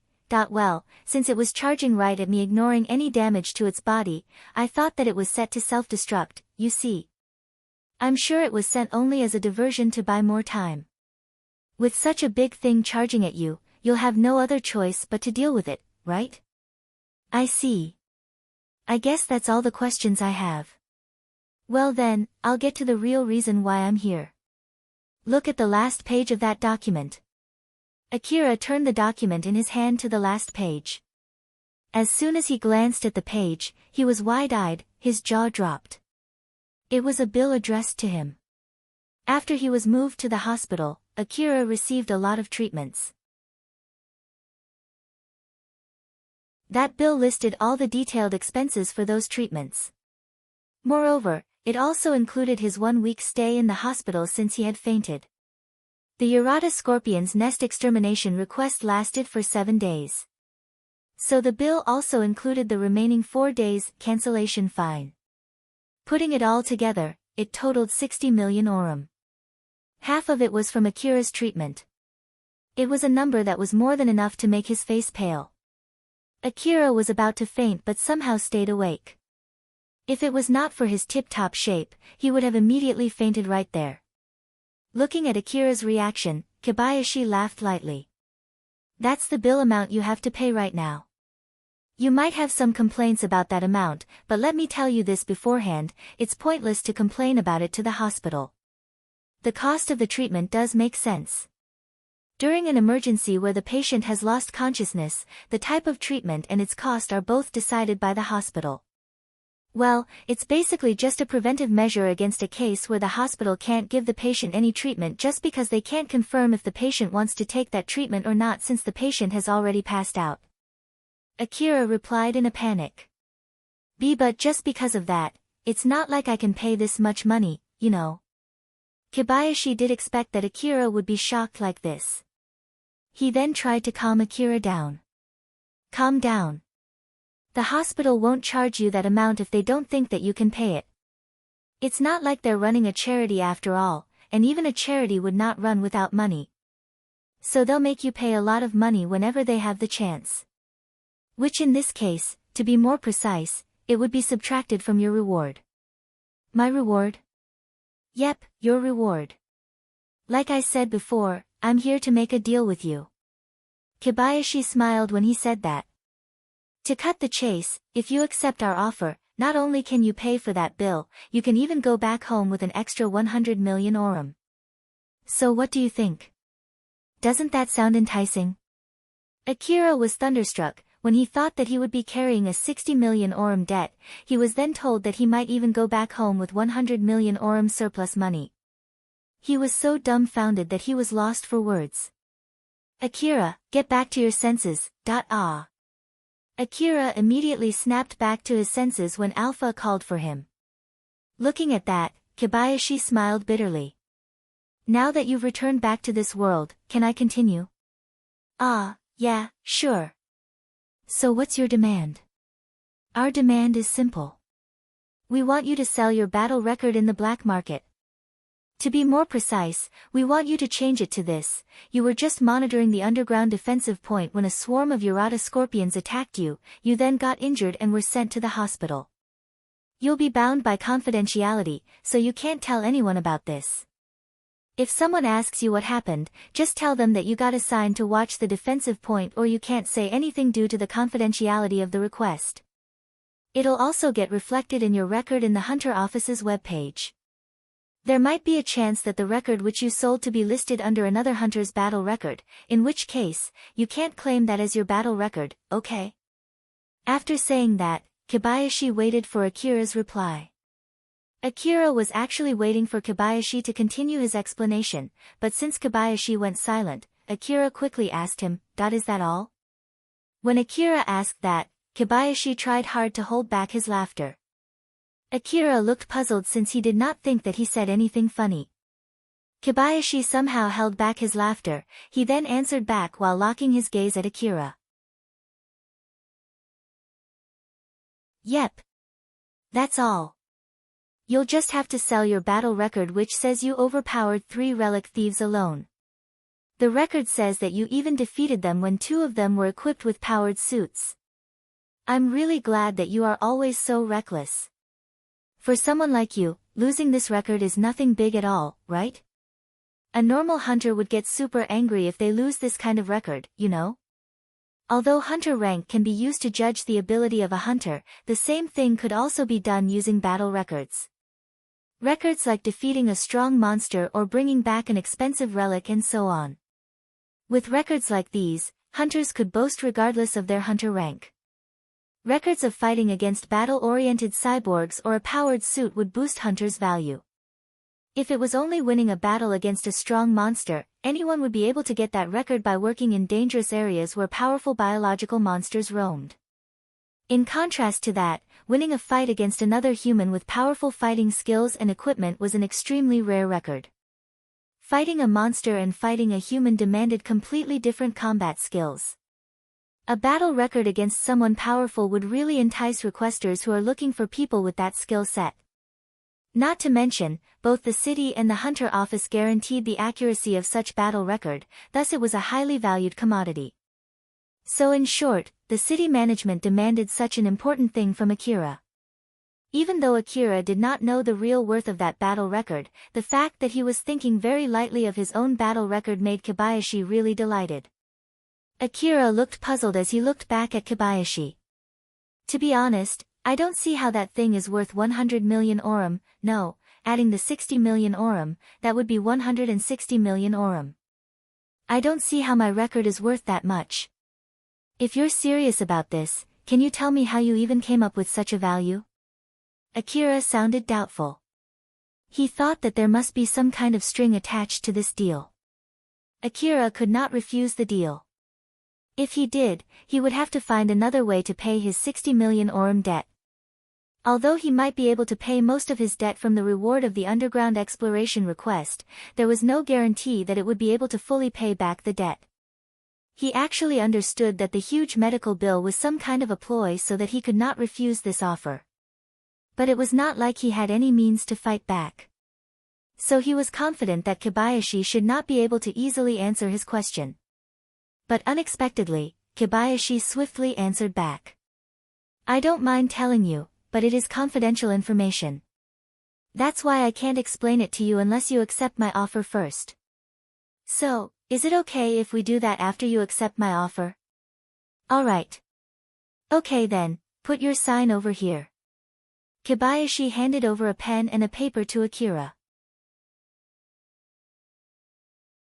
Akira tried to read what was written in the paper, but it was filled with lots of hard-to-read small-sized words that Akira quickly decided to give up. But Alpha read through it in his place and summarized the information to Akira.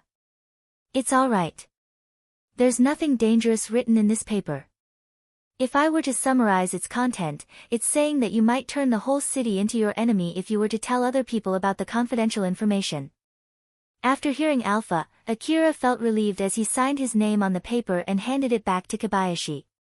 Kobayashi received the paper while smiling. Nice. With this, our deal is sealed. And my job is done. Ah, right, about that explanation, can you wait for a bit? I need to tell the city management that we now have a deal. We're in a hurry, you see. Kobayashi pulled out his information terminal and contacted the city management.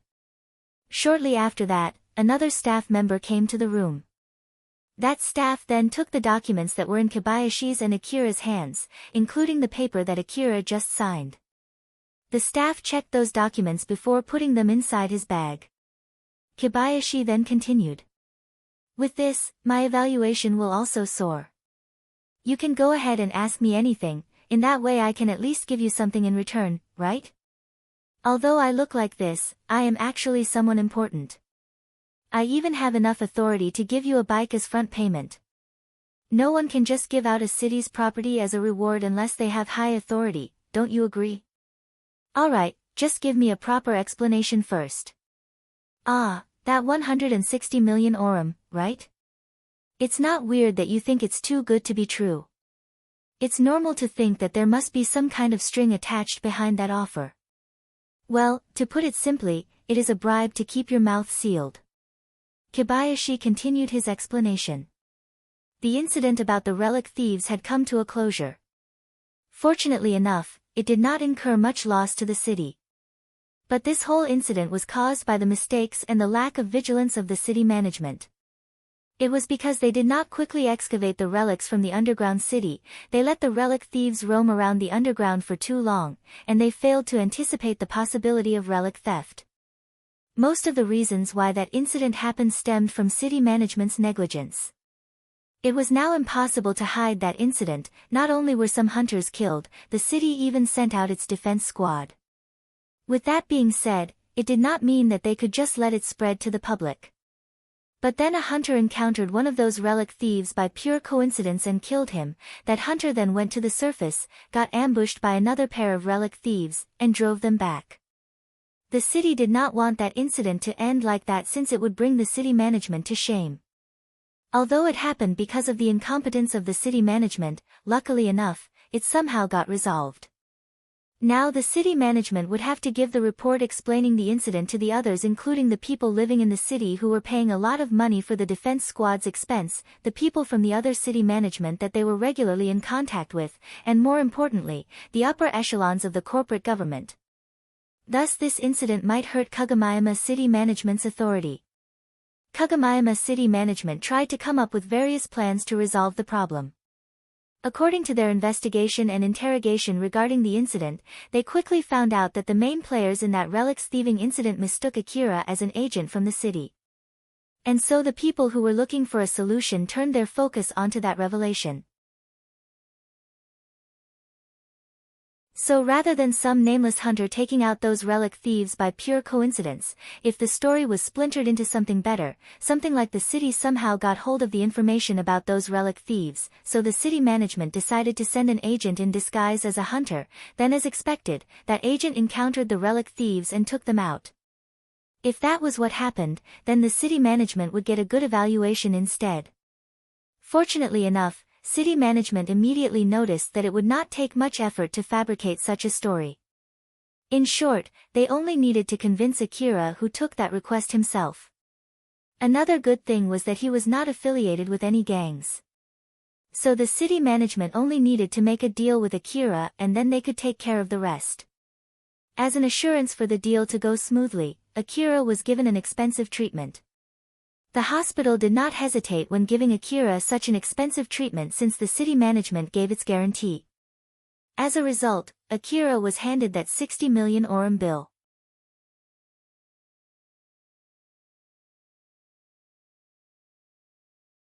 Chapter 63, The Benefit of a Charm. Kobayashi finished explaining the summary of what happened. But of course, he could not tell Akira the complete story behind that deal. After all, Akira was still an outsider in the end. Well, I guess that's the gist of it. If you want to know more about the detail, you can ask me anytime, but it'll cost you. And since it's a piece of insider information only known among the city staff, it'll cost you a lot of money. So? Nah, that's enough. Akira said so since he felt that he had heard enough information. To be honest, Akira did not care if the city wanted to twist the truth.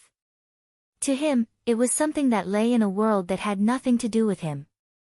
Akira had been living in the slum city near the lower district of Kagamayama City for all his life. As such, matters pertaining to the Kagamayama City, the other cities and the corporate government were on a whole different world that was not related to him at all. Or at least, that was the case as long as it did not cause any harm to him. I see. Do you have anything else you want to ask? Just go ahead and ask anything you want here. Once either you or I leave this place, it would be too late to ask anything. Although I said you can ask me anything, just don't ask for more reward money. It's not like the city has a bottomless treasury, you know. If you have any complaints about your reward money, you should have complained before you signed that document. But on the other hand, if it has nothing to do with money, I'll try my best to grant anything you ask. I'm very much interested in you. So I'm planning to support you the best I can. Kobayashi was telling the truth, he was really interested in Akira. But Akira did not understand the reason why. Which part of me piques your interest? Kobayashi smiled widely while telling Akira the reason. What, you ask? Your way of living, of course. The level of recklessness. Just go out there and die or go out there and live. That's really something. I'm also a part of the hunter office, so I can access information about hunters, and that includes information that is not made public. Have you ever seen your own battle record? You fought against cannon insects with just your AAH rifle. You charged into a building full of Urata scorpions all alone and returned back alive. And you even took out more than 500 scorpions in the underground city. Then to top it off, you took out 3 relic thieves alone, although all of them were cyborgs and 2 of them even had powered suits. These feats are not something that a rank 20 hunter can normally accomplish.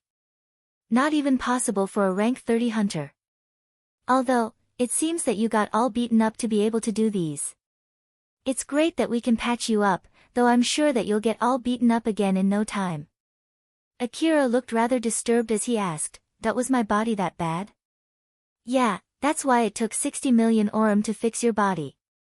I did say to you that the medical bill does make sense, remember? One of the treatments that we used to fix your body was limb regeneration. It's a treatment that we normally use on people who have lost their limbs, you know. Without all of those treatments. Well, it's not like you'll be dead tomorrow or something, but I bet you won't survive another year. So thanks to those treatments, your body is basically as healthy as most of the people who live in the Middle District." Akira was speechless when he heard what Kobayashi said. But Kobayashi just smiled and continued. "You feel like you're in your tip-top shape right now, don't you? That's thanks to all those treatments. You're from the slum city, right? So I bet you mostly eat those foods that the city distributed freely in the distribution area. Those things sometimes contain nasty stuff, you know. Like monsters' meat which no one knows if it's okay for consumption, or food produced from old world relics which we don't even know how they work. Of course, it's not like it'll kill you the moment you eat those foods. But it's definitely bad for your health if you keep consuming those foods for a prolonged period. There were even reports of cases where they caused immediate effects. I heard that it was because of the nanomachines which they couldn't fully clean up from the monster meat or some unknown nanomachines that were mixed in the food produced by suspicious-looking old-world relics. I wonder if you ever noticed it yourself."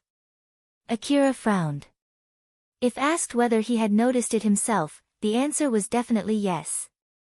Akira was able to connect to the old-world domain, that in itself could be considered as an immediate change. It was an ability that the current technology could not explain yet. Although he was able to meet Alpha thanks to that, it was not like he could honestly feel happy about it. So the city management is distributing those kinds of foods, huh? Well, it's just like what people say, there's nothing more expensive than free stuff. You can get them for free, but they're unhealthy. So I hope you understand that part. By the way, it's basically written in the wrapping of the distributed food and the signboards in the distribution areas, you know? But well, I bet there are not many people in the slum city who can read those warnings though. On the other hand, I'm sure those who can read the warning decide not to say anything since they'll be troubled if the city stops distributing free food. Although there are good people out there who give out healthy food for free, I bet they are not the majority. Moreover, if such information leaks outside, big influential people in the slum city would immediately monopolize those people. Well, that's just how it works in the slum city. It's not like I can do anything about it even if you complain to me.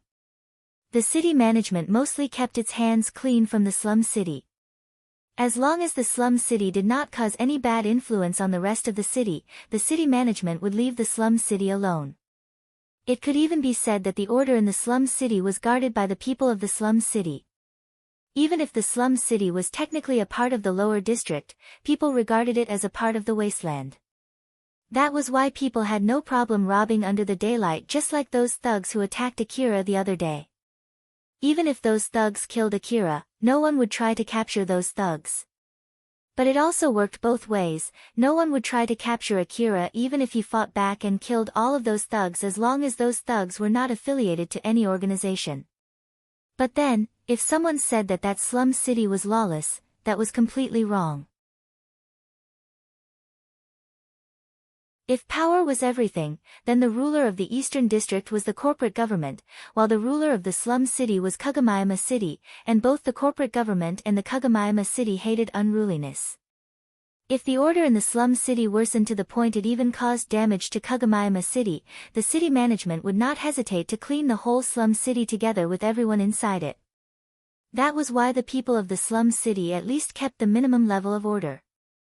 And the gangs in the slum city were overseeing that by maintaining the order in their respective territory. I don't know whether it's because of those foods or not, but the nanomachine residue in your body was pretty bad. Although I know all hunters rely on drugs, you particularly consumed a huge amount of medicines, didn't you? Yeah, that is my only choice if I don't want to die after all. I'm sure you'll keep doing that in the future no matter what I say. So make sure that you check your nanomachine residue and get them cleaned at least once per month. Most drugs for hunters contain nanomachines no matter whether it's healing medicine, accelerator, stimulant or any other kinds of drugs. Is it bad if I get residue inside my body? Well, there are exceptions and it depends on the type of nanomachine. The effect also differs for each person. But the baseline is, the residue is basically a contaminant, so it's better if you think of it as harmful to your body. Kobayashi then explained to Akira the dangers of the nanomachine residue.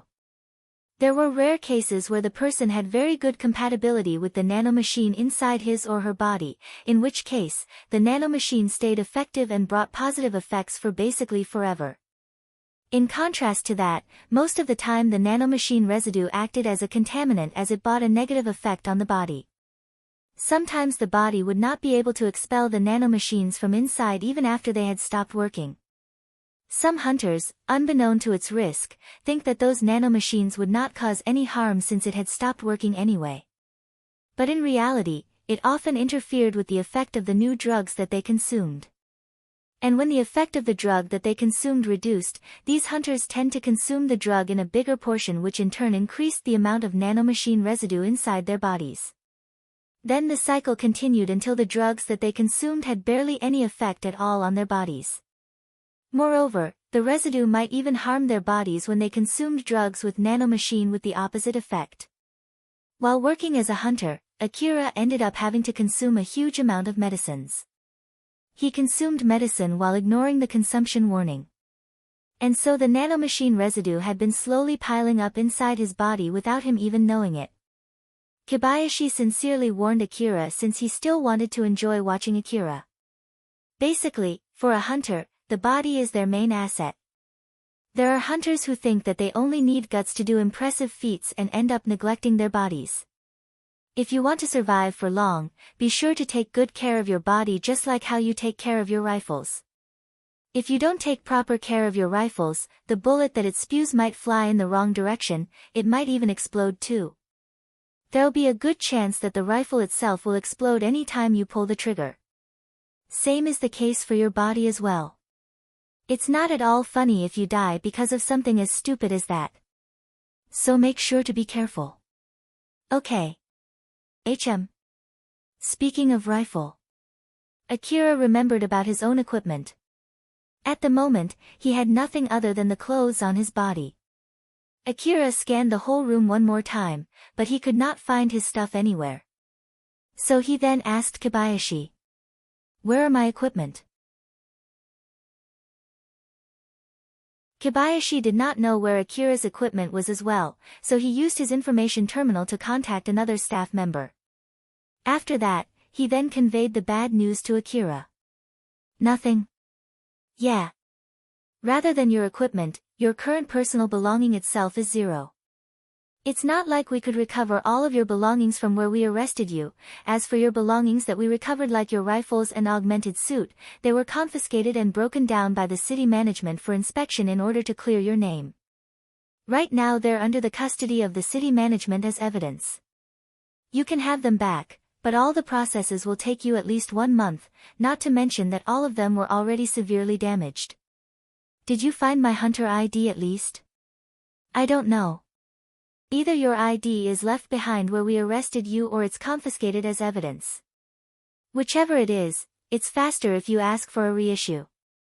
Alright then, so here is my request. Reissuance of my hunter ID, an information terminal that I can immediately use, and some hunter clothes that I can wear. After all, if I go out like this, I'll look like a patient running from the hospital. Roger that. I'll have them sent to this room later. Anything else? Akira turned to Alpha. Alpha, do I need anything else? Aren't you going to ask for a rifle or an augmented suit? For the equipment, I want to buy them from Shizuka's shop if it's possible. It's not like that's a must though. Alpha knew that it was only a matter of preference, but if it was something meaningful for Akira, she had no plan trying to carelessly change his preference. Although it would mean that Akira would have to walk from the hospital to Shizuka's shop without any weapons, Alpha thought that it would be alright as long as he had her support. If he could not even avoid problems on this level, then he might as well never step outside. In that case, let's have him introduce us to some real estate agent for hunters. You need to step up from living in inns soon. Akira agreed with her opinion and conveyed it to Kobayashi. Introduce me to a real estate agent. I'm not sure if I can rent a good house with my hunter rank, so please find me a cheap but decent house. And also, right, hurry up with the payment. I want to buy new equipment with that money. I guess that's all I have to ask. Alright. About the payment, it should have been directly transferred to your account. Just check it once you get your hunter ID and information terminal. Just to be safe, I'll leave my contact in your information terminal after setting it for standard first use. As for the real estate agent, I'll try to connect you with a real estate agent under the city management. I'll send the details through your hunter code later, so check your terminal once you get it. So, anything else? If you have nothing else, I'll leave the room. Once I'm outside, you can't ask me for anything more. So, do you really have nothing else to ask? Yeah. I see, alright then, take care and good luck in your hunt. I'll be looking forward to your next reckless feat. Kobayashi waved his hand and left the room. It was only a few minutes after Kobayashi left the room when Akira could feel his empty stomach. He had not eaten anything for a whole week. He bet that he was fed through an IV tube during his treatment. The moment he realized that he had an empty stomach, his stomach started to grumble. But at the moment, Akira had no money at all, and even if he had some money, it was not like he could leave that place before he could get his hunter ID. Akira regretted the fact that he did not ask Kobayashi for food. Oh great, I should have asked for some food too. Now that you mention it, it has been a week since your last meal. You didn't notice it earlier? You didn't notice it either. I don't need food. Since you didn't say anything, I thought that you were okay at the moment. It's not like I can tell if you're hungry, you see. So let's just wait, I'm sure that your stuff will come soon. I should have also asked when they will arrive here. You only remember things like this once you miss your chance. That's true. Akira had no other choice but to keep waiting while enduring his empty stomach. It took about an hour before a city staff member came to that room, bringing all the stuff that Akira asked Kobayashi. Shizuka was managing her shop just like always. As usual, she was spending her days selling ammo and other equipment to the hunters for her living. But, Shizuka herself noticed that she had been sighing more than usual lately. She even understood the reason behind it, it was because it had been a week since the last time Akira visited her shop. There had been occasions when Akira did not visit her shop for more than a week in the past. But right now, he should have just finished his request to take out the Urata scorpion nest in the underground city. Shizuka's shop was quite popular. It was selling a pretty good collection of equipment and it had a lot of regular customers. As such, she knew a lot of hunters who bought their equipment from her shop and never returned. There were hunters whom she got acquainted after they bought equipment for a few times in her shop. There were also those whom she knew well after coming to her shop for consultations or getting recommendations for buying equipment. There were even some hunters who flirted with her or even asked her hand in marriage. All kinds of hunters went to the wasteland chasing after money and fame just to end up dead. Shizuka knew that all too well. But Shizuka was running a business, and in order to protect her sanity, she was intentionally trying not to let herself be bothered by their death. After all, she was doing business with the people who might die practically any time. If she let herself be bothered by their death, she would not be able to continue the business. Although she might feel sad, she did not let it interfere with her calm life. People might call her heartless, but she had decided to accept that too.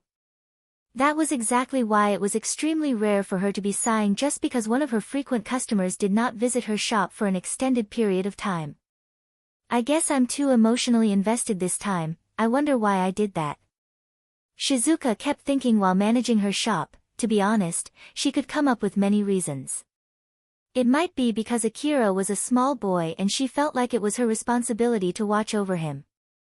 Or maybe that it was because of her feeling of gratitude toward Akira who saved her close friends, Elena and Sarah. Or maybe it was because she once saw how Akira's body was riddled with scars. Or maybe because Akira bought his equipment from her shop and she hugged him before he headed to the wasteland. But in the end, none of those reasons was conclusive. As Shizuka was about to get absorbed into her thinking, the source of her worry suddenly appeared and stopped her midway. Akira looked a bit surprised when he entered Shizuka's shop. "Welcome, Akira. It has been quite a while." Yes, it has been quite a while." Shizuka was smiling as she was welcoming Akira with her usual self. Or at least, she was trying to act natural. But Akira replied back awkwardly as if he was overwhelmed by her smile. Although Shizuka found that a bit weird, she continued just like usual. "Are you here for ammo refill today? How about the request that you were taking the last time you came here, are you still doing it? Since I stocked up on CWH special ammo, you can buy a lot of them if you need it. It has been a week already, so you should have finished that request, right?" Yes, that request is done." "I see. So are you here to get a normal bullet and AP bullet then?" "Well, about that, actually." Akira hesitated. Shizuka looked puzzled. Akira looked straight into Shizuka's eyes, looked away for a moment, and then returned back. He had resolved himself to say what he was about to say. "I lost all of my equipment. So can I buy one full set of equipment today?"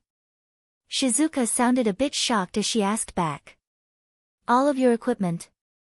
What exactly did you lose?" "All of my rifles, my augmented suit, my information terminal, my rucksack and everything that was inside it, and the information gathering device that I bought from Elena-san. Basically, everything. My personal belongings right now are just the clothes that I'm wearing, an information terminal and my hunter ID." Shizuka was taken aback after hearing what Akira just said.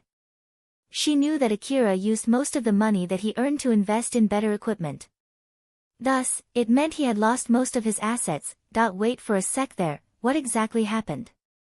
"Well, a lot of things happened. So then, can I get a full set here?" "Sure, but how much is your budget?" Shizuka thought that Akira had lost most of his assets. She did feel sorry for him, but it was not like she could give him free equipment or accept credit payment. She was running a business and she had to earn money to pay for her living. That was a line that she would absolutely never cross. Shizuka was thinking of getting Akira the best equipment with whatever the small budget that he had when she asked him how much money he was planning to spend. That was also why she was dumbstruck by what Akira said next. "It's 80 million orum, but I'm sorry. Just to make sure that I didn't mishear it, can you say it one more time?" "It's 80 million orum." Shizuka's face frowned after she confirmed that she did not mishear Akira's answer. It was not an amount of money that a new hunter could muster. It was a huge amount of money even for veteran hunters. Shizuka stared at Akira. He looked scared but he still returned her stare. She sounded stern as she cornered Akira with her questions. "Akira, what exactly happened? You should at least know it yourself that such an amount of money is not normal, right? It still doesn't explain it even if you say that it's from the reward of your last request. No matter how many scorpions that you took out since the ammo expense is paid by the requester, the reward can't be that big, right? So, what kind of reckless thing did you do this time to get that 80 million orum?" Shizuka's stern voice reflected her worry toward him. Akira felt happy as well as sorry because of that. "I'm sorry. I can't tell you the details because I'm bound by confidentiality with the requester. Since it'll affect my credibility, I can't even tell Shizuka-san anything. But it's not because I don't trust you, it's because my contract said that I shouldn't say anything. To be honest, I'm not even sure whether it's okay to tell you that it's a confidential matter. Normally, Akira would lie saying that nothing in particular happened. But rather than telling an obvious lie, he decided to just tell Shizuka that he could not reveal anything since it was confidential information. Shizuka kept staring at Akira, who was behaving awkwardly as she thought. Akira's requester this time is Kagamaima City, right? I'm sure he did something dangerous. But on the other hand, it means that the city management is the one forbidding him from saying anything, so I can't keep digging deeper. It doesn't seem like he's injured and his complexion looks well too. To be honest, I want to know the details, but basically, Akira finished his request and got a huge amount of money, huh? The only reason that I can't honestly praise him is that he might continue doing reckless things if I praise him here, but I guess that's just my selfishness, huh? Although you said a lot of things happened, it seems that you're not injured at all.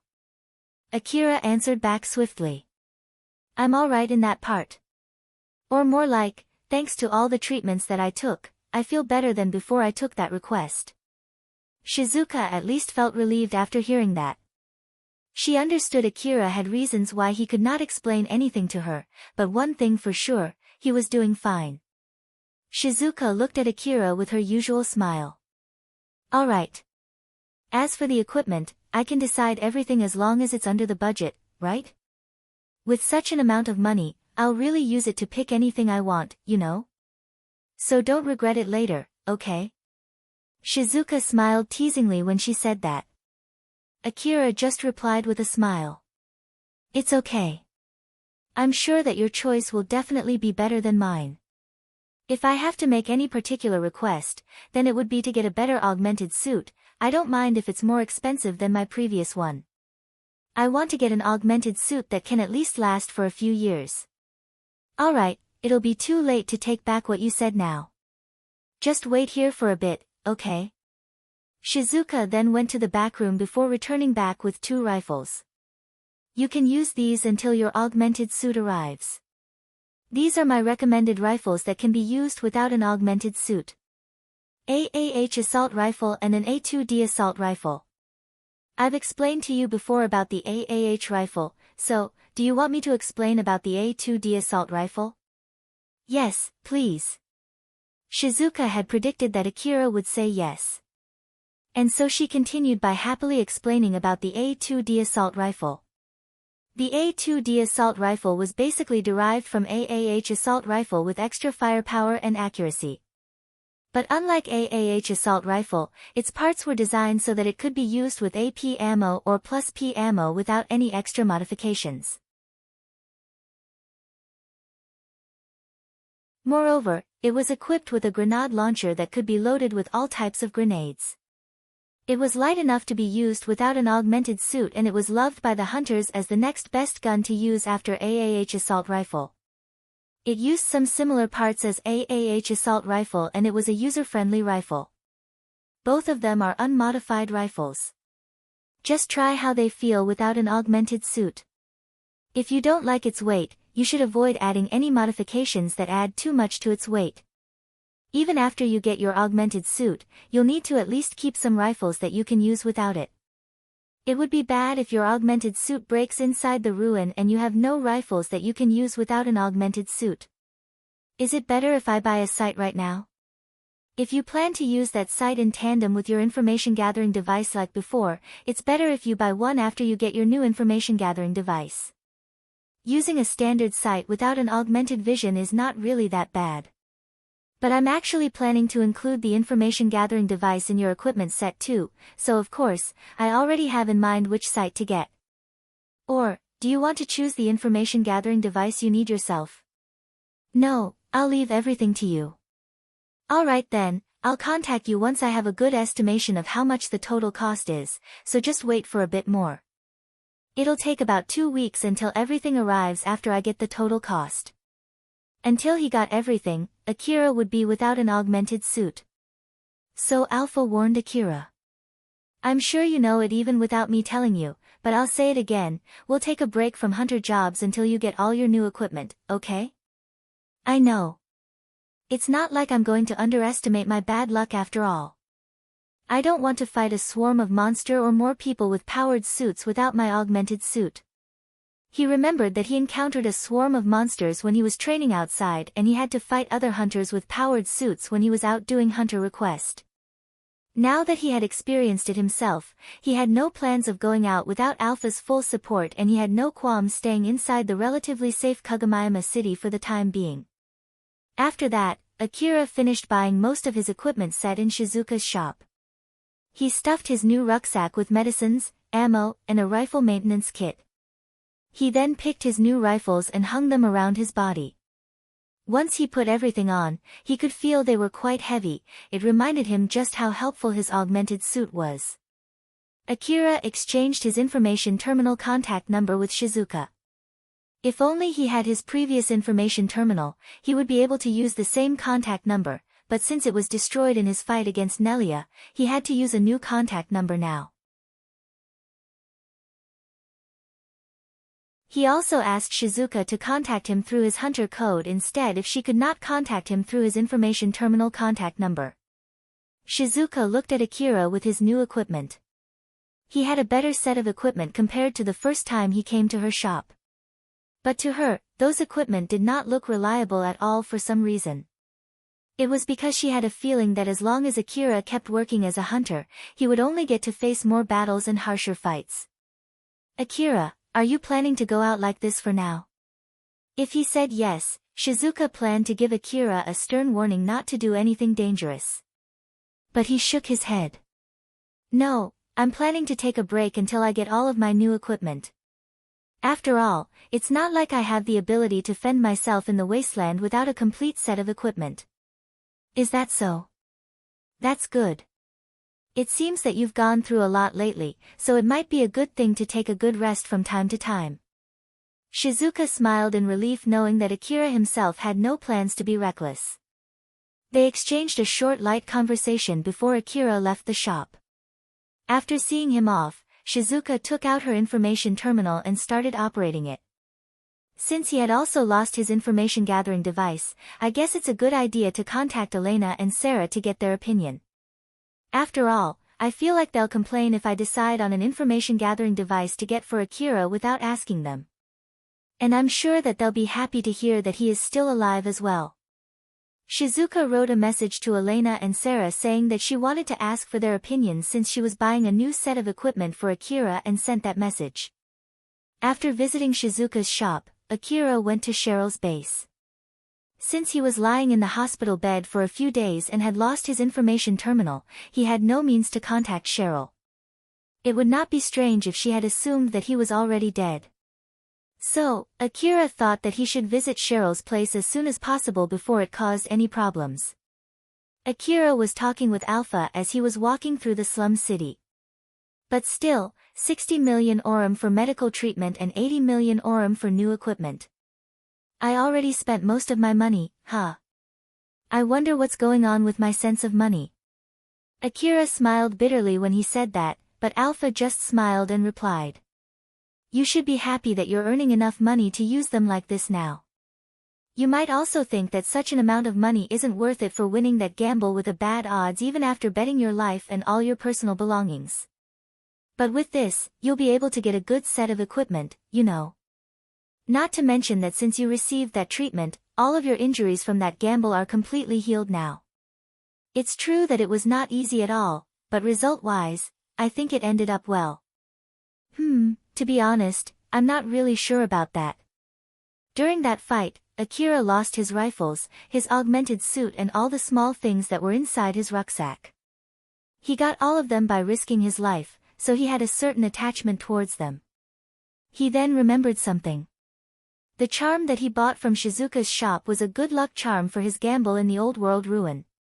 And just like any other gambles, the more you bet, the lesser your chance to win, but the bigger the prize if you won. If what happened back then was because of that good luck charm. If the effect of that good luck charm is to increase the number of occasions of such a gamble. I guess it's not an exaggeration to say that it brought good luck by bringing gambling chance with a big bet. Even if I had to supplement the amount of bet with something else, for example, the danger of death. It is not an easy thing to find such a chance where I can get this much amount of money by betting my own life. After all, normally, you can only get a small amount of money even if you bet your own life. So looking from that perspective, I guess it really brought me good luck, huh? Wait.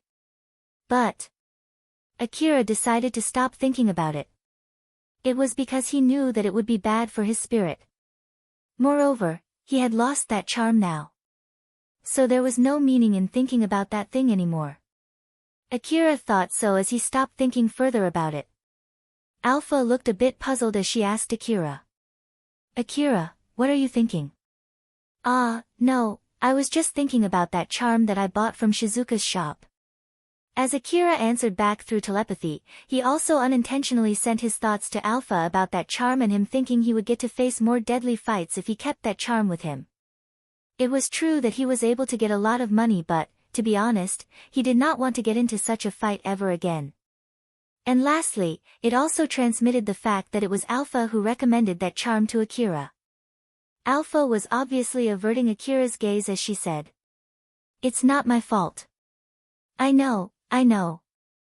Akira lightly smiled. It was rare for Alpha to react like that.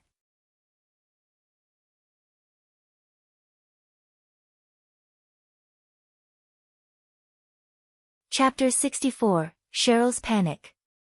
Sheryl was busy with her work inside her room. She was making a rather scary face while working on her desk. She was being way too focused on her job as if she was trying to avert her attention from something else. She was in such a bad mood for the last few days. Because of that, her underlings were being very careful not to worsen her mood. Everyone in her gang knew the reason why Sheryl was in such a bad mood.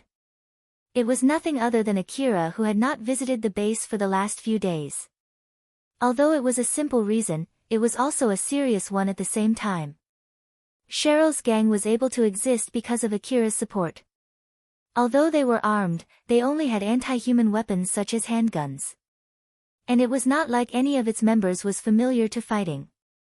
Unlike Shijima's gang, Sheryl's gang did not have the ability to secure its position on its own. The only reason why they could stay relatively safe in the slum city was because the other gangs were being wary of Akira. The incident between Shijima and Akira had already spread among the gangs in the slum city. As long as they had Akira behind them, no one would risk their own life needlessly by picking a fight against Sheryl's gang. Because of that, her gang's safety was guaranteed in the middle of such a violent place. But Akira had not been visiting Sheryl's base lately. So it was to be expected for her to be that worried, and all the children under Sheryl's gang understood it. But there was a subtle difference between Sheryl's thoughts and her underlings' understanding of the situation. Sheryl was alone inside her room, so there was no need for her to keep up her appearance to fool the other children. But even so, she was intentionally making a scary face. Rather than to fool others, it was in order to fool herself. Sheryl was desperately trying to suppress her panic, anxiety, and terror that was welling up inside her. She was putting a lid on those feelings by making an irritated expression. Up until now, she was able to fool her underlings. Everyone thought that she was only in a bad mood. But its effect on herself was running close to its limit. The reason why Sheryl was in such a panic, the reason why she was so worried, the reason why she was trembling in fear were all caused by one simple reason. It was because she could not contact Akira. Since he had not been visiting her place lately, Sheryl tried to contact Akira using her information terminal. But her call did not get through at all. It was not just simply because she could not establish a connection to Akira's information terminal, but it was because the target terminal was not found. That was what her information terminal was saying every time she tried to make a call. Akira did say to Sheryl once in the past that if she could not contact his information terminal, then she should assume that he was dead. And that was exactly what she was facing right now. Sheryl actually depended on Akira on a deeper level. Her psyche was anchored at the fact that Akira was willing to help her. To support her spirit as she maintained her position and acted as the boss of her gang, she relied on Akira's words when he said that he would help her. She noticed the ominous sound inside her which signaled a crack on the anchor that supported her spirit. She would instantly scream and cry the moment that anchor fully broke. The calm side of Sheryl was counting the number of days before her core broke down as if it had nothing to do with her. At best, it would be a few weeks, and at worst, it would just be a few days. If anything bad happened, it might even be a few hours. As the voice inside her head was silently counting down that number, Sheryl could feel her spirit being shaved bit by bit. Sheryl kept trying to distract herself as much as possible from what was actually in front of her. That was why her eyes were making such a scary gaze. But she would not last much longer. Ario suddenly entered her room without knocking at the door. Sheryl turned to Ario. She looked terrifying as she glared at him. "Didn't I tell you to knock first before entering my room?" Ario was scared by that silent pressure from Sheryl as he answered. I am sorry. I'll be careful next time." "So then, why are you here?" "Akira-san is here." "Should I just bring him to this room?" The intense pressure that Sheryl was oozing out completely vanished in an instant when she heard what Ario just said. Akira, who was brought to Sheryl's room, was sitting on a sofa, his expression saying that he was really uncomfortable. It was because Sheryl was sitting on his lap. Sheryl looked delighted as she circled her arm around Akira's neck. He knew that something like this would happen and he thought that he should get used to it soon. That was why he let Sheryl do as she wanted. Sheryl looked completely relaxed as if she was in heaven. "I'm happy to get to see you. I'm sure that you're busy, but if it's possible, I hope you would come here more often." "So, were you too busy? Is it okay if I ask you what happened?"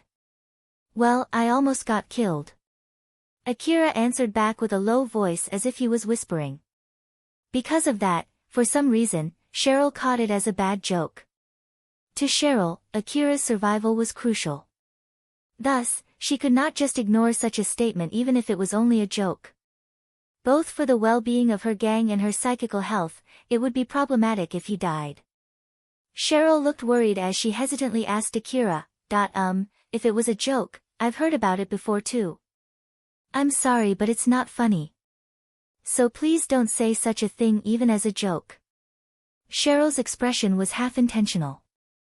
She deliberately adjusted her expression to suit her voice.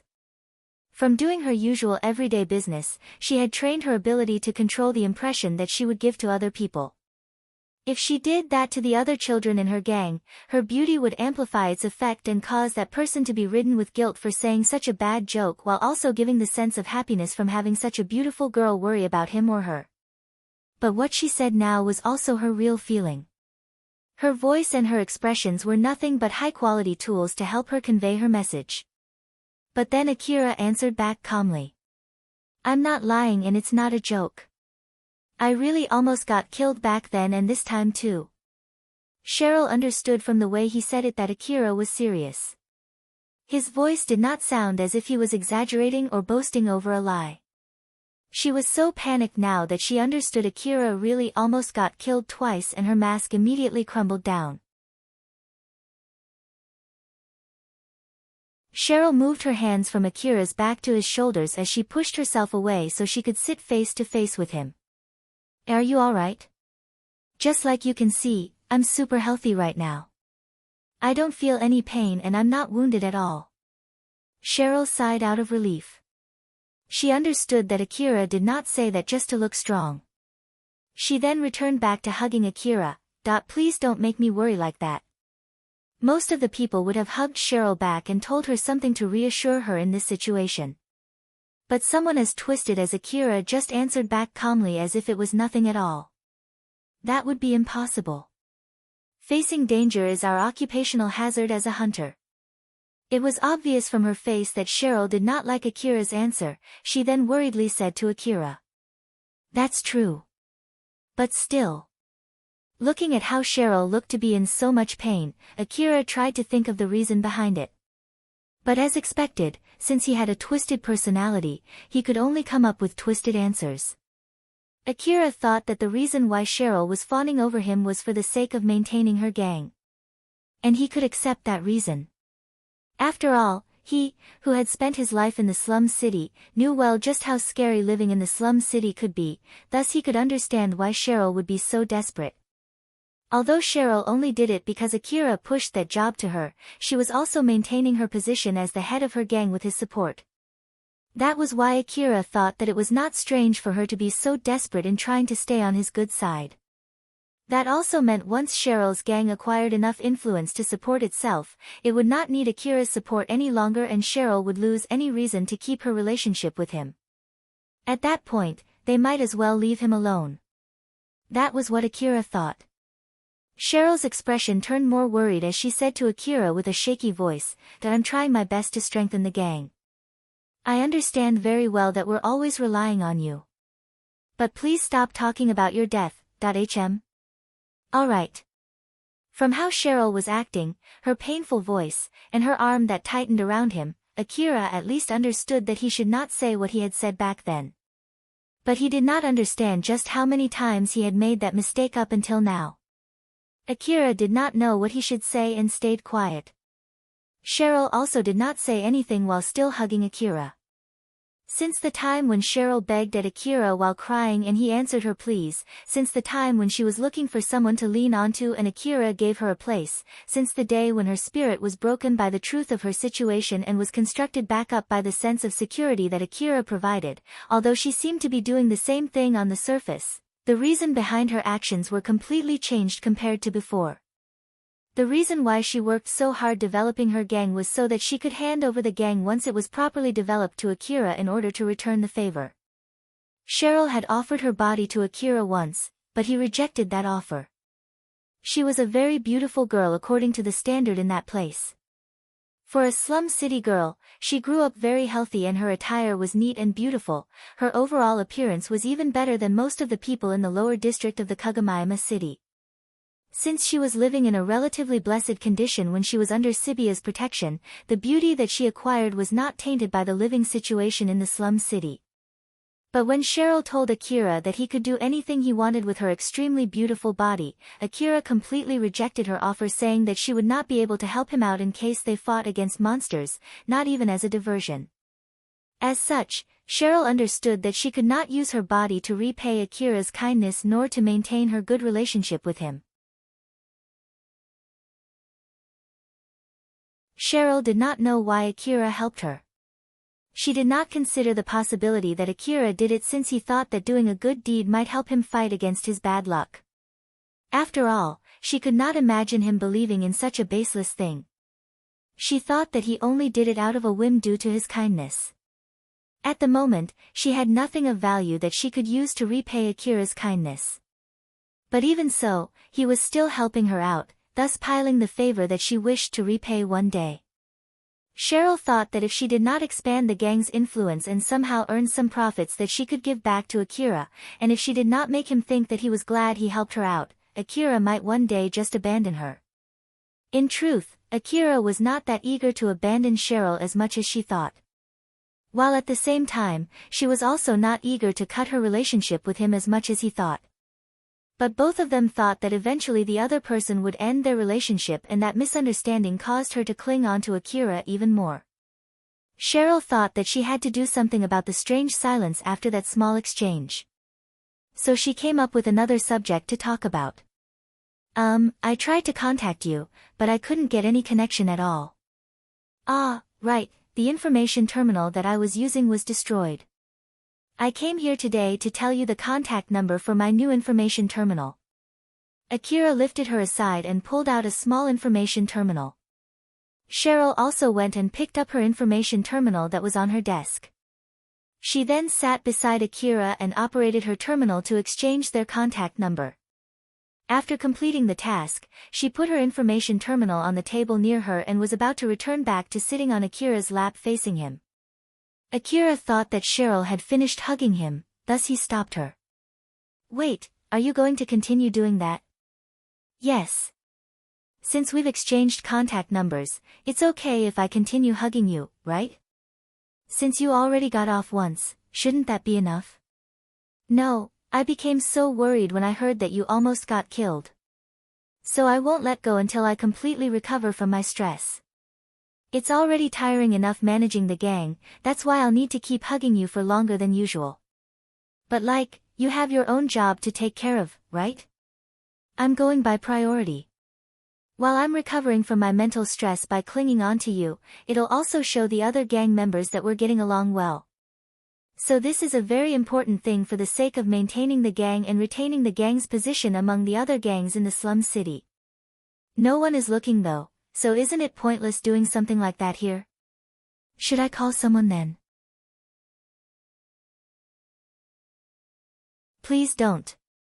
Akira also understood well that it was important to show the others of their good relationship in order to maintain Sheryl's position in the gang. But he was not that brazen as to show off to others as he was being hugged by a girl. As long as he and Sheryl were alone in her private room, others would at least make their own guesses as to what they were doing inside. Akira at least tolerated that much.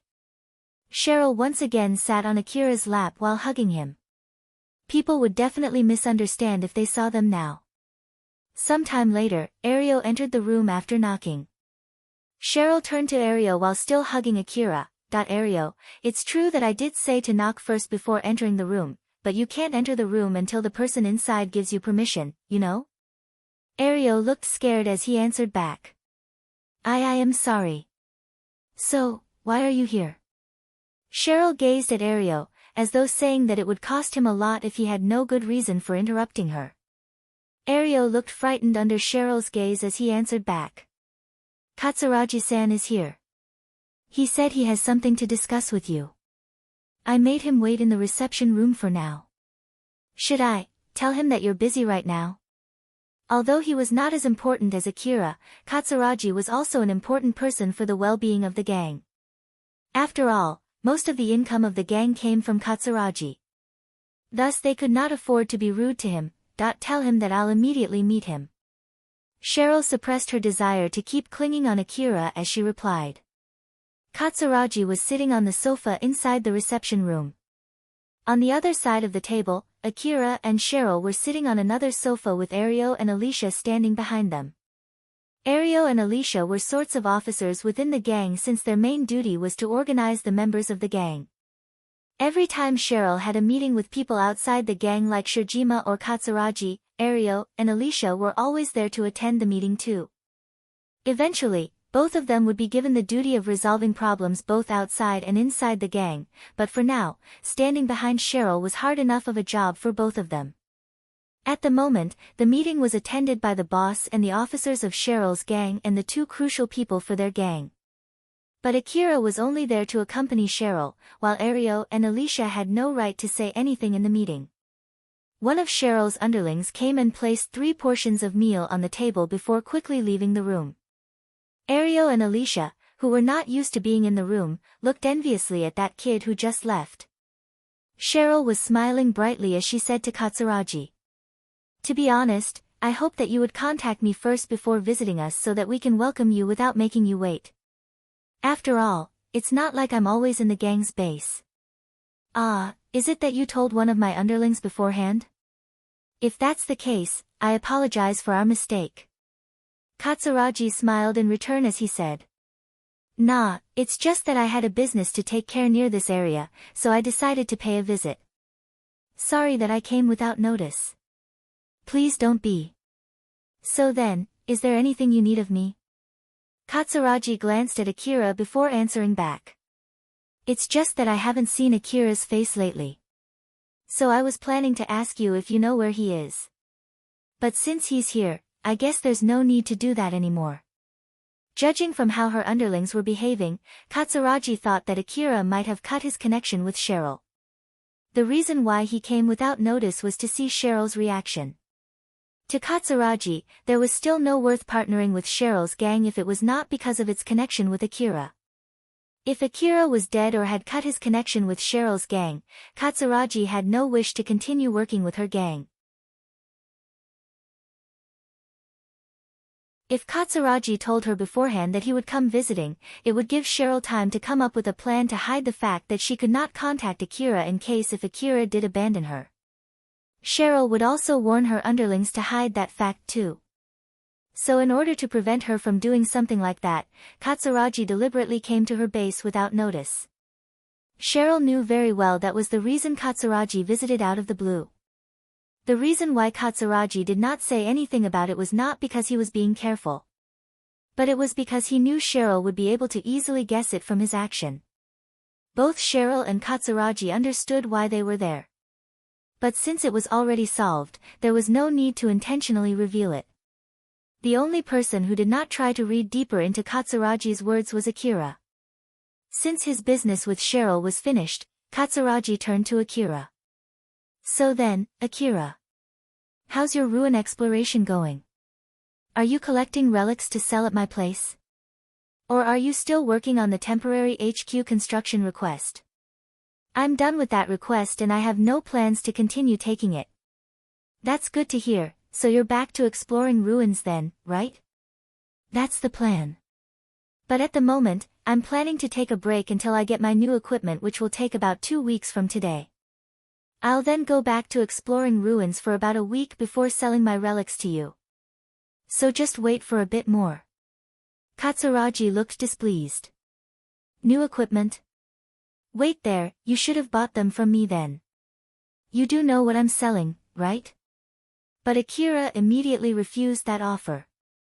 I'm sorry, I have a regular shop where I get my equipment. Katsuragi looked even more displeased now. Sheryl, who was beside Akira, interjected, trying to give Akira a hint. Akira. Katsuragi-san is saying that now you're not selling relics to him or buying equipment from him. Is there any meaning in your partnership? Even if both of you had faced deathly situation together, there's a limit on how far he can tolerate this.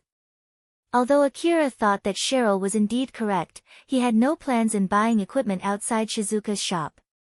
But if he did not buy anything, or at least contributed to Katsuragi's profit, he would not be able to abate Katsuragi's displeasure. Thus Akira tried mentioning something that he might buy from Katsuragi. I see, in that case, sell me some medicines. It's pointless if you're only buying cheap stuff. Katsuragi said it in a fashion which was obviously showing his displeasure that Akira only bought such cheap things from him. But Akira's next words quickly cleared his displeasure. I'm planning to spend 10 million orum. Katsuragi could not help but express his surprise the moment he heard how much Akira was planning to spend. Akira continued with a serious face. I don't want cheap medicines that barely has any effect at all. I'm looking for medicines that can even heal broken bones in no time, like those powerful old world relic medicines. You used to sell stuff in the front line, right? So I bet you have at least that kind of medicine in your stock, right? Katsuragi quickly turned to business mode as he asked Akira. How are you going to pay for it? If you're okay with it, I'll do a bank transfer. So, do you have the medicines? I have 2 million orum per box medicine. Since I have them in my trailer, I just need to go grab it and you can have it today. Give me 5 boxes then. Akira then handed over his hunter ID to take care of the payment. Katsuragi received the ID, held it on his hunter ID reader terminal and completed the payment process. Katsuragi was doubting if the terminal would show the usual payment completion notice. But once he confirmed that the payment was indeed completed, he smiled. For the people who were doing business with hunters, having a connection with a hunter who was earning a healthy amount of money was something that was more important than selling their goods. Katsuragi glanced at Sheryl as he thought. He just gave 10 million orum like it was nothing. This is wonderful. Even if he only did that just to show off in front of Sheryl, he's still contributing to my revenue. I'll be counting on you to keep this up, okay? Katsuragi stood up and was about to go fetch the medicines for which Akira just paid. Alright then, I'll go grab the goods, just wait for a bit. You have no plans of going anywhere, right? Yeah. As Katsuragi was about to leave the room, he turned back to Akira and threw a question at him. Well, you just gave me that much money so easily. But what will you do if I just run away with your money or bring you bad goods instead? Akira swiftly but calmly answered Katsuragi's question. If you run away with my money, I'll just chase you down and kill you. And if you bring me bad goods, I'll just cut my connection with you. I see. It seems that we'll get along very well in the future. Katsuragi smiled in satisfaction after hearing Akira's answer. He then left the room. Ario and Alicia were dumbfounded as they saw a 10 million orum deal was done right in front of their eyes.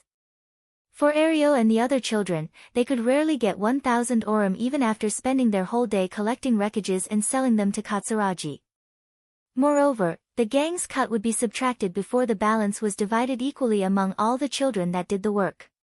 So in the end, every single child would get less than that. They felt conflicted as they watched Akira finish that deal, which involved a huge amount of money that was outside their reach, like it was nothing. Ario and Alicia knew that Akira was also a child from the slum. Their age and the environment where they grew up were not that much different, but now, Akira was standing in front of them as if he came from an entirely different place. Although it gave them a hope that they might get as successful as Akira if they got lucky, at the same time, it also made them feel unfair at how Akira could be so successful despite the fact that they were about the same age and were living in the same place. Although from the outside Sheryl looked completely calm, she was actually pretty shocked inside. It was because Akira was actually earning way lot more money than she imagined. Being able to pay 10 million orum so easily showed that Akira was on a different level compared to those average hunters. And that would mean Sheryl was using such a great hunter for her benefit although she had nothing that she could give to pay him back. Sheryl thought that if she could not somehow give something back to Akira, he might eventually abandon her gang. But since Akira was a good hunter, then it would mean that she should give him something of worth for such a good hunter. But she could not imagine what could be of worth for someone who could regularly earn at least 10 million orum. Not too long after that, Katsuragi came back with the medicines. Sorry for the wait, this is the 200,000 orum per box medicine.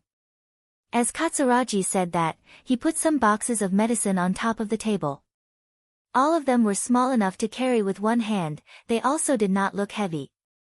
Akira frowned as he looked at those medicine boxes. That I bought 5 boxes, right? There were only 4 boxes on the table, 1 box was missing. When I went to check my stock, it turned out that I only had 4 boxes left. So that's it. After saying that, Katsuragi took out another 3 boxes and put them on the table. As my apology, I'll give you 3 boxes of this 1 million orum per box medicine. So in total, you get 11 million orum worth of goods for just 10 million orum. Are you good with that? Well, I don't really mind, so I'll accept it. I'm sorry about this. Akira had no qualms with getting more goods with what he paid. As for Katsuragi, although he ended up with less profit, he was willing to tolerate it. But more than that, as a businessman, he wanted to make up for his blunder of not being able to provide what his customer requested although he had already accepted the payment. After all, it was not a problem that he could fix just by returning the money that he had received. Now that he had already cleared up that problem, Katsuragi immediately moved on to the next order of business. By the way, I'm planning to restock that medicine soon, I can order more of that medicine if you want me to. So, what do you think? I'll come to your trailer to buy them when I have the money. If I have the money but you don't have the stock, shouldn't you try to get some stock from a different store? As for the money, I can't really say for sure whether I can get them or not, after all, that's what it means to be a hunter.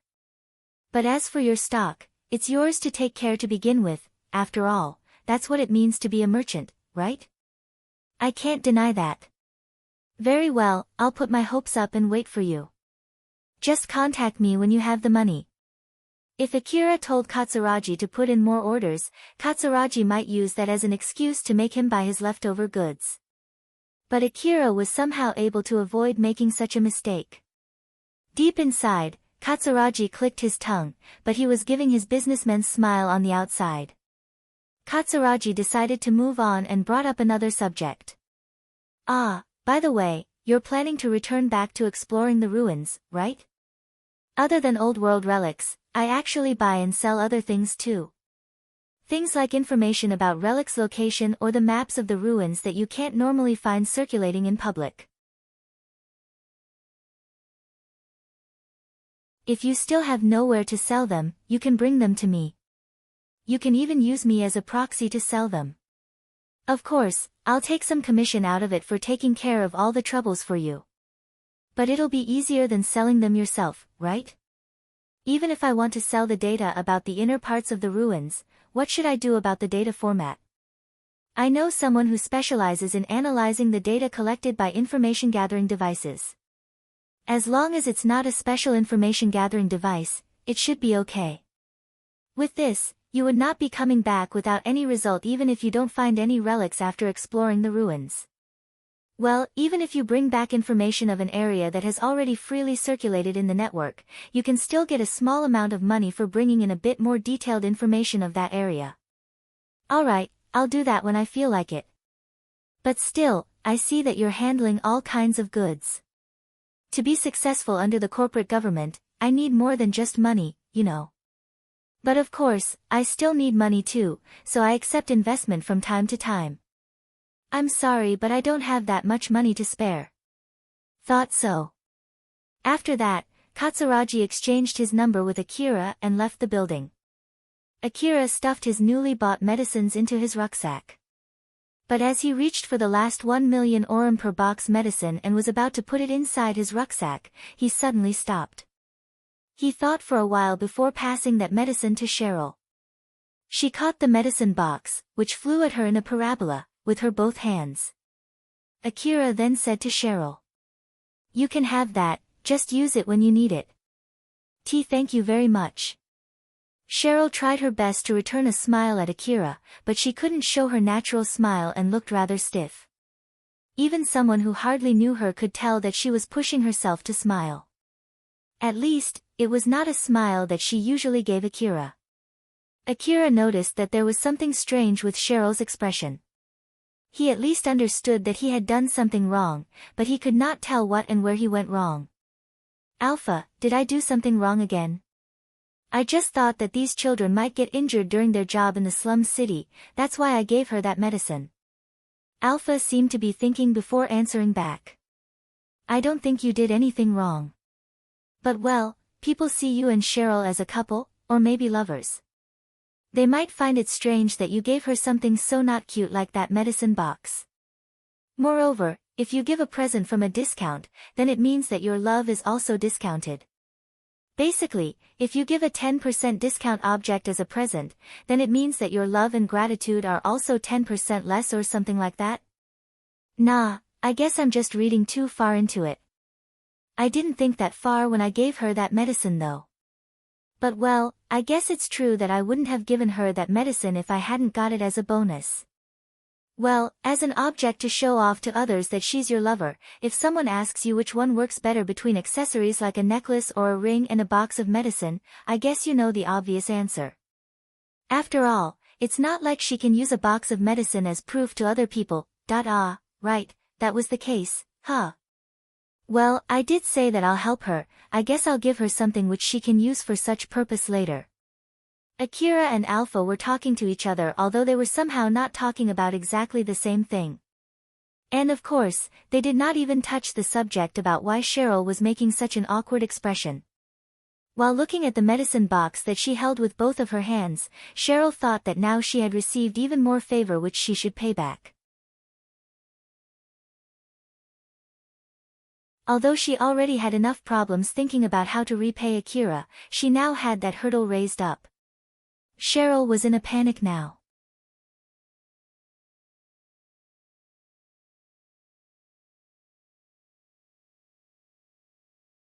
Chapter 65, Good Deeds Subcontract. Sheryl shooed Ario and Alicia out of the room. Although from the outside, it looked like Sheryl was only telling them to get back to their work, Ario and Alicia felt like Sheryl was actually telling them to get out from that room and not disturb her and Akira. So they flusteredly exited the room. Sheryl stood up. Akira thought that she would cling on to him again, but instead, she sat across him. She then made a serious face as she said to him, Akira, do you have anything you want me to do for you? That's out of the blue. You always help us, so I was wondering if I can do anything to pay you back after receiving so much. You can ask anything of me or even from all of us. Judging from her expression, it did not seem like Sheryl was happy after receiving such an expensive item. But instead, it seemed like it made her rather desperate. Akira took some time thinking of what to say, but nothing came up in his mind. Nothing comes up in my mind at the moment. I'll come again and ask you when I have anything I want from you. Normally, Sheryl would have stopped here after Akira said that, but not this time. She kept her serious expression as she stared at him. From Akira's point of view, it was as if Sheryl was begging or pleading to him. Is there really nothing? You can ask anything. It doesn't matter if it's an easy thing or a difficult thing, will you please ask something, anything? Sheryl thought that it would be really bad if she did not return Akira's favor even if it was only a little bit. But she did not even have the slightest hint of what she could do for Akira. Because of that, Sheryl decided to directly ask Akira. If it was out of Akira's request rather than her own idea, there would be less chance that it might annoy him, while at the same time, it would also have a better chance to make him happy. Sheryl, who did not want Akira to abandon her, would do anything that she could for Akira even if he asked her for something difficult. If he told her to get naked, get on her knees, and lick his feet, she might as well do that without a shred of hesitation. Sheryl's seriousness was conveyed to Akira. But he did not know what suddenly got into her. Even if she asked him to request something, he could not come up with anything at all. Well, even if you ask me so, I really have nothing to ask from you right now. Akira understood Sheryl would not back down unless he asked her for something. He was put under pressure by Sheryl as he was racking his brain for anything to ask of her. He thought that asking her to give him a shoulder massage would not be enough. Meanwhile, Sheryl's serious gaze was being counter-effective. It brought her further away from her objective because it made Akira think that he should not ask an easy thing from her. After taking his time thinking, Akira finally came up with something. Ah, right. In that case, just give the slum children good food and teach them how to read and write. Sheryl was dumbfounded when she heard what Akira said. She looked puzzled as she asked him, Is that really enough? Sheryl had no idea what kind of profit it would bring Akira even if she did what he asked. But Akira sounded a bit surprised as he replied. To be honest, I thought I asked something that was really hard, you know. If it's really an easy thing for you, then can you just do that for me? I'll leave the details to you, but make sure that it's a realistic plan. Sheryl swiftly replied with a serious expression. I understand, I'll give my best in doing it. Ah, and also, don't tell anyone that I'm the one asking you to do that. If someone asks you why, just come up with a random excuse. Sheryl firmly nodded. Alright, I'll never tell anyone. Sheryl had no idea why Akira would ask her to do that. She knew very well that Akira was not someone who was kind enough to ask others to do a good deed. What he asked of her was not something that could bring direct profit for him. And even if Akira did that to get his name out as a good Samaritan, then he would definitely not ask her to hide his name. But for Sheryl, that was not where the important point laid. The important point was that Akira asked her to do that while thinking that it was a difficult request for her. Thus if she could do it, Akira would at least think she was useful to him. Sheryl made her resolve that she would make use of anything and everything in order to accomplish Akira's request. Alpha did not understand why Akira would even come up with such an idea. She was always quietly but closely observing Akira, assessing his way of thinking, trying to understand the principles behind his actions, and continuously trying to control him. But Akira's action just now was unexpected even to Alpha. In order to understand him deeper, Alpha thought that there was a need to understand the reason behind this action. Alpha then asked Akira in a very calm manner, such that it prevented him from reading what Alpha was actually thinking, thus hiding her surprise. Akira, why did you ask Sheryl to do that? How should I put this? Providing education and food for the slum children is a good deed, right? Well, it sure is. If I ask Sheryl to do that, then it would be my good deed, although an indirect one, right? I just thought that it might help me fight my bad luck. So basically, it was like a subcontract for Akira's good deed. If bad deeds beget bad things, then good deeds should beget good things. In short, by pushing Sheryl to do a good deed, Akira thought that it might help lift some of his bad luck. In the end, leaving the fact that Akira was seeking a superstitious and occult thing like good luck, the only reason why he asked Sheryl to do that was for his own selfish intention. And why did you ask her not to say that it's your idea? If others come to know that it was my idea, I somehow feel that it would only bring me trouble. The reason why Akira asked Sheryl to keep it a secret was to avoid getting roped into any trouble afterwards. It was not a rare story when somebody came to help someone in need and quickly disappeared without asking for any reward or leaving behind any name. Akira was twisted enough to interpret such a heroic story as though that person did not want others to know his or her name because people would swarm into that person for free help. So, it would be a huge pain in the ass if other people knew his identity. Akira was pushing any possible troubles that might come from such a good deed to Sheryl while trying to reap some profit from it. That was also the reason why he said that he thought it was a difficult request for Sheryl. Alpha was relieved since it was not like Akira suddenly had a change of heart and became a good person. After all, it meant that she did not misevaluate him. The more selfish Akira was, the easier it was for her to control him, thus it would be troublesome for her if he suddenly became a selfless person. I see, I understand now. Although, I don't think it'll give the result that you're hoping. Well, to be honest, I'm not placing much hope for its result anyway. I just randomly came up with that idea. And even if it has no effect at all, it's not like it'll cause me any harm. That's true.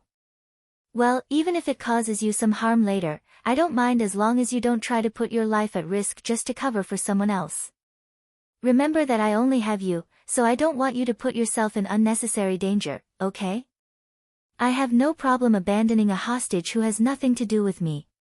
So I won't do such a thing. You know that all too well, don't you, Alpha? Now that you mention it, you're right. When he was in the underground, Akira did not drop his weapon even when Yajima took Reina hostage. Akira himself knew that he was a cold-hearted person. But on the other hand, Alpha still remembered when Akira did not hesitate to shoot and kill the person who threatened to harm Shizuka inside Sheryl's base. Akira also took an SOS request, which he had rejected, when he knew Sarah and Elena participated in intercepting the monster swarm even when it meant that he had to go alone. Alpha could not make any predictions about what Akira would do if one day Shizuka or Elena or Sarah were taken hostage. After both of them returned back to Sheryl's room, Sheryl returned to clinging on Akira again. Although he was planning to leave the base right after, he was overwhelmed by Sheryl as he was pulled by her to her room. Sheryl was charging herself by clinging to him. Akira did not know it, but Sheryl was actually using him as her psychical support. When she could not contact Akira, she was tremendously stressed. Because of that, she took way more time than usual clinging to him when normally 1 hour would be enough to recover her calmness. Now that Sheryl had recovered her calm, there were two things racing through her mind. First of all, she was thinking about what she could do to get in a deeper relationship with Akira. Sheryl understood that Akira right now was in a situation where he was susceptible to get swept by the flow. At the moment, he would get swept by the mood no matter how far it would go. Thus, Sheryl was thinking about how to use this chance to get as close as possible to him so that he would not easily abandon her. Although it was just her baseless intuition, Sheryl thought that if only Akira did something with her, would it give a clear indication about their relationship and prove that she was his favorite. The other thing that was running inside her mind was that it was time to pull away as she was still clinging on Akira. Even though there was a similar aged beautiful girl, who had told him that he could do anything he wanted to her in the past, clinging to him right now, he did not do anything to her at all. Sheryl did not know whether it was because Akira simply had no interest in such a thing or it was because he was holding himself back since he knew that it would cause him a lot of trouble. It would be pointless if she rushed herself in trying to get close to Akira to only annoy him instead. If Akira looked annoyed when she was clinging to him, it would damage her psychical state too, and that was something that she would not want to happen. Akira noticed that Sheryl had a lot of things inside her mind. But he did not know what she was thinking nor had any interest in knowing about it at all. He only thought that Sheryl must have a lot of things to worry about as the boss of the gang and stopped thinking any further. He then spent some time talking with Sheryl to gather some information about the slum city. Suddenly someone knocked on the door. They both quickly turned towards the source of that sound. The person who just knocked at the door waited outside for an answer. "Come in." After Sheryl replied back, Alicia entered the room.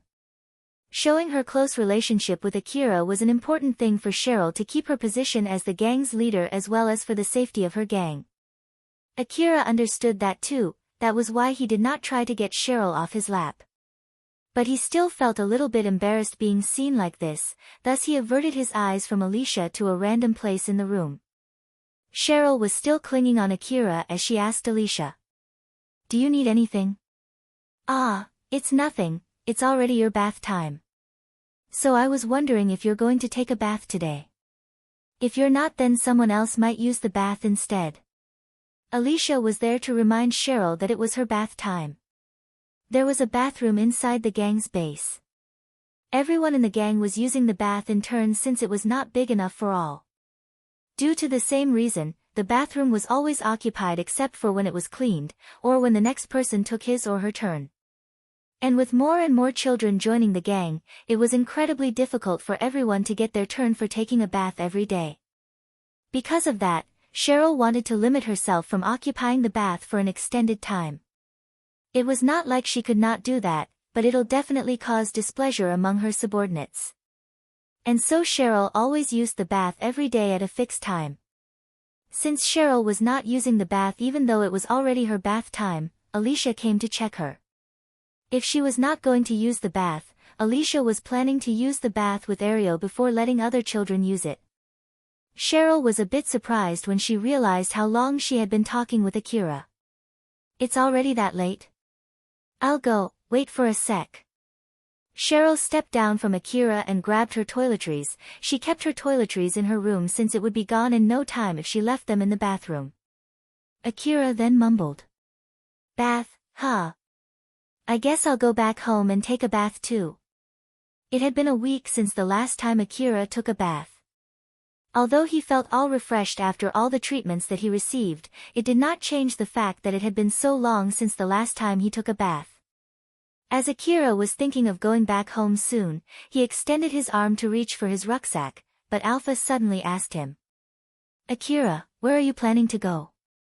"My inn, of course. You no longer have the room in the inn that you were renting before you were hospitalized.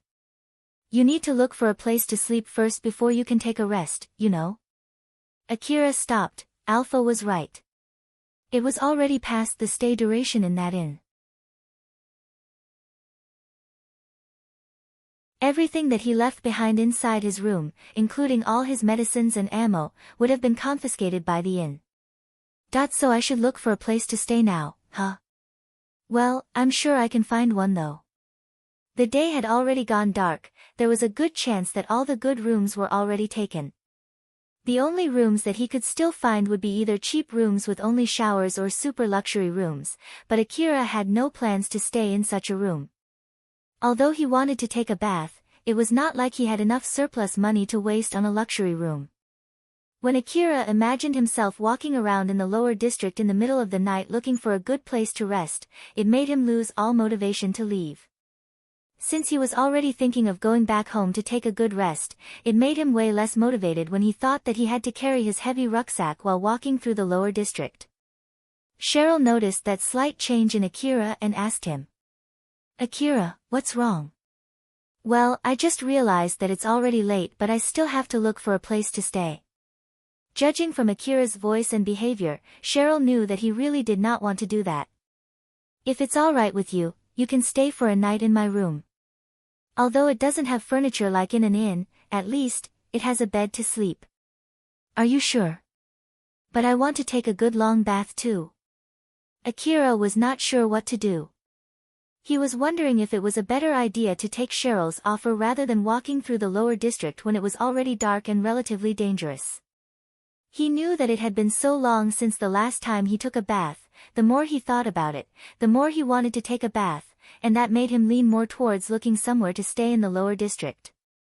Sheryl, who had recovered her calm, could understand what was going through Akira's mind. Thus, she gave him a suggestion, although she knew that he would refuse it anyway. "Want to go with me? We can take our time enjoying the bath before others come to use it. We have a big bath, you can even extend your hands and legs in it. And I'm sure there's no one stupid enough in this gang to steal your belongings. If it still worries you, you can place your belongings near the bath and you can watch over them through the transparent glass." Akira hesitated. The biggest reason why he hesitated was because he was worried about his belongings. He was inside Sheryl's base and not in the slum city alley, so he did not know just how safe this place was. His hesitation showed that to a certain extent. He thought this place was safe, but at the same time, he also thought that it was not. He was in a dilemma. Sheryl's words did reduce his worry, but it was not enough to make him decide on what to do. Since it seemed that Akira would not be able to decide anytime soon, Alpha also gave him an extra push to make his decision. "If you're worried about getting attacked, rest easy. I'll be watching your surroundings just like always. You'll be able to know immediately if someone steals your belongings." "Is that so? Then it should be okay, right?" Sheryl then said something that caused Akira to quickly make his decision. "Our bath time is getting shorter right now, so..." Sheryl looked at Akira's expression and knew his answer before he could even say anything. Akira dipped inside the big bath in Sheryl's base. He extended his legs and arms as he sunk himself up to his neck and surrendered his whole body to the pleasure of the warm bath. He could feel tiredness, which should have not been inside his body after all the treatments that he received, melting into the water. Whether it was his psychical tiredness or just an illusion, it did not change the fact that he was being healed. He left all of his belongings in the changing room. And in order to make sure that no one would try to snatch them, Ario and Alicia were keeping watch outside the changing room. A guard was always present there when Sheryl or other girls were taking a bath. There were already cases where some children tried to peek, and of course, those children were already kicked out from Sheryl's gang. As Akira was looking forward with his numbed mind, he could see Sheryl washing her body in front of him. He had already washed his body with the soap that he borrowed from Sheryl before getting into the bath. Although they had more or less started washing their bodies at the same time, Sheryl was taking a considerably longer time than him. Akira wondered for an instant if there was really a need to wash that rigorously, but his question was quickly swallowed by the pleasure from the bath and vanished. After all, for him, it was not an important question. Sheryl took very good care in washing her body and her hair. She understood very well that her appearance was an indispensable asset in order to get the upper hand during a negotiation. As such, she put a lot of effort into polishing her body. The cosmetics and the soap that Sheryl received the other day from Katsuragi were luxurious goods judging from the slum city's standard, and she was using those goods to polish her appearance.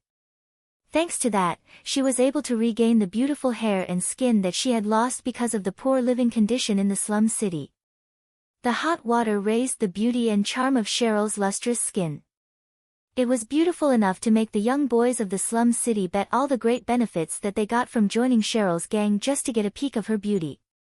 Now then, since they lost their bet when they were caught peeking, not only were they unable to see Sheryl's beautiful naked body, they were also kicked out from the gang with nothing but the clothes that they were wearing. If they were still alive, they would be deeply regretting their decision, but also thinking that they should have at least sneaked a peek before getting kicked out from the gang. After she finished washing her body, Sheryl went towards the bath. Akira quickly turned his gaze to her out of reflex since something within his views suddenly moved. Sheryl, who felt his gaze, blushed as she walked to the bath.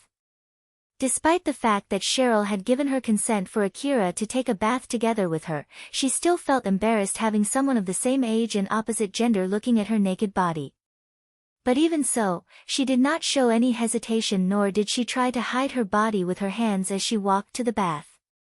Although she was embarrassed, she still dipped herself into the bath as if she was showing off her beautiful and near-perfect body to Akira. Sheryl watched closely how Akira reacted.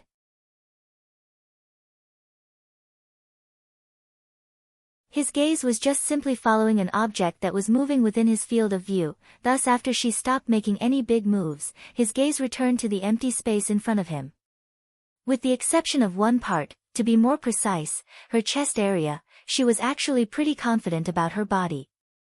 That was why Sheryl was quite shocked when Akira barely made any reactions, as if he had no interest in her body at all. Sheryl embarrassedly asked Akira. What do you think? Akira looked around before replying. It's huge. Some of Akira's consciousness had already melted into the warm water. Thus when Sheryl asked him that question, he could only use his half-working brain to interpret it and answer back while still in his dazed state. Sheryl, who still had her brain working normally, understood why Akira even came up with such an answer. Although she had embarrassedly asked him such a question, he thought that she was asking about his impression of the bathroom, and he answered back saying that he was pretty much impressed by its size. She was a bit depressed when she realized that her body, which she was so confident of, was turned into mere decoration inside the bathroom. She sunk deeper into the bath, some bubbles came out from her mouth which was under the water, which seemed like she was badmouthing Akira. I did say that the bathroom is big, so he should have known that before, right? Sheryl was pouting while staring at Akira. From her gaze, Akira realized that he might have said something bad.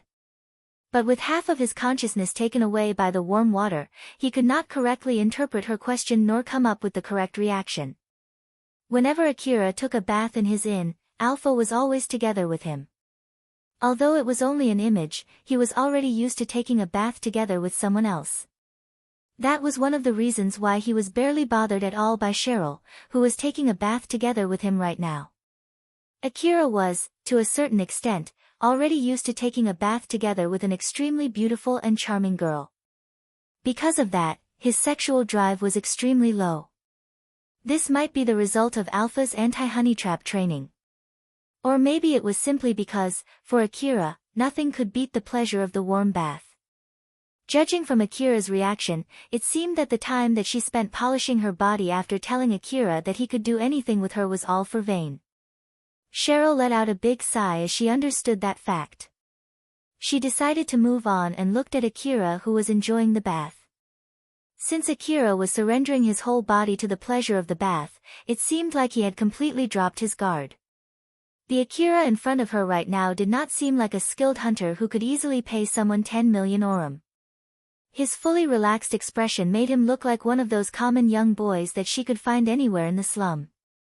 Looking at the relaxed Akira, Sheryl thought that if he really was one of those common young boys, she might be able to solve most of her problems if she used her body to seduce him. If she took Akira's hand and guided it along her body, or entangled her legs with Akira's and put her lips on his, Akira should at least get aroused. She believed that her body should be charming enough for most members of the opposite gender. If her assumption was true, then deep inside, Akira might actually not hate this idea. Sheryl imagined what would happen if she pushed herself to Akira. She thought that he would accept it while only resisting verbally. Akira's seemingly defenseless state caused her to be less cautious as her imaginations and assumptions leaned more towards good-case scenarios. These abnormal thoughts corroded Sheryl's judgment. Although she herself was not aware of it, she was actually in an aroused state. When Sheryl extended her hand and tried to reach Akira, she noticed that he was staring at her. Akira locked his cold gaze at Sheryl. He was carefully observing her moves and judging whether the person in front of him posed a danger to him or not. Akira could subconsciously feel some kind of suspicious intent from Sheryl, although it was not malice, it was definitely not benevolence. Because of that, he quickly snapped back to his senses. Sheryl was immediately frozen in place. The common young boy in front of her completely vanished, and in its place, she could see a cold-blooded young hunter who would kill without even a shred of hesitation. All the optimistic imaginations that were inside her mind a few seconds ago were completely erased. Then, in the very next moment, Akira's gaze turned back to normal. Akira himself did not realize his change. So from his perspective, it only looked like Sheryl was about to move and then suddenly stopped. Akira made a puzzled face as he asked Sheryl. What's wrong? It's nothing. I see. Akira ignored the fact that Sheryl was stuttering when she answered back as he once again focused on enjoying the bath. Akira's expression loosened and returned back to before. As he once more relaxed his body, his consciousness once again melted into the warm water. Sheryl felt relieved when she saw that. It seemed that Akira's mood had returned back to normal. That was dangerous, that was so stupid of me. If seduction worked on Akira, he would have been seduced a long time ago. I should be more careful. Sheryl then tried to imagine what would have happened if she had pushed herself on Akira. In her imagination, she saw him quickly grabbing her by her throat and pressing her against the floor. Seeing such a scene, she then decided to stop herself from imagining any further than this. As I thought, my only choice is either to make Akira take the initiative or getting his permission first before trying to seduce him. Sheryl thought it was already good enough for now that Akira was willing to get in a bath together with her. And so Sheryl decided to spend the rest of her bathing time to just enjoy the bath and recover from all the tiredness she accumulated from the day's work.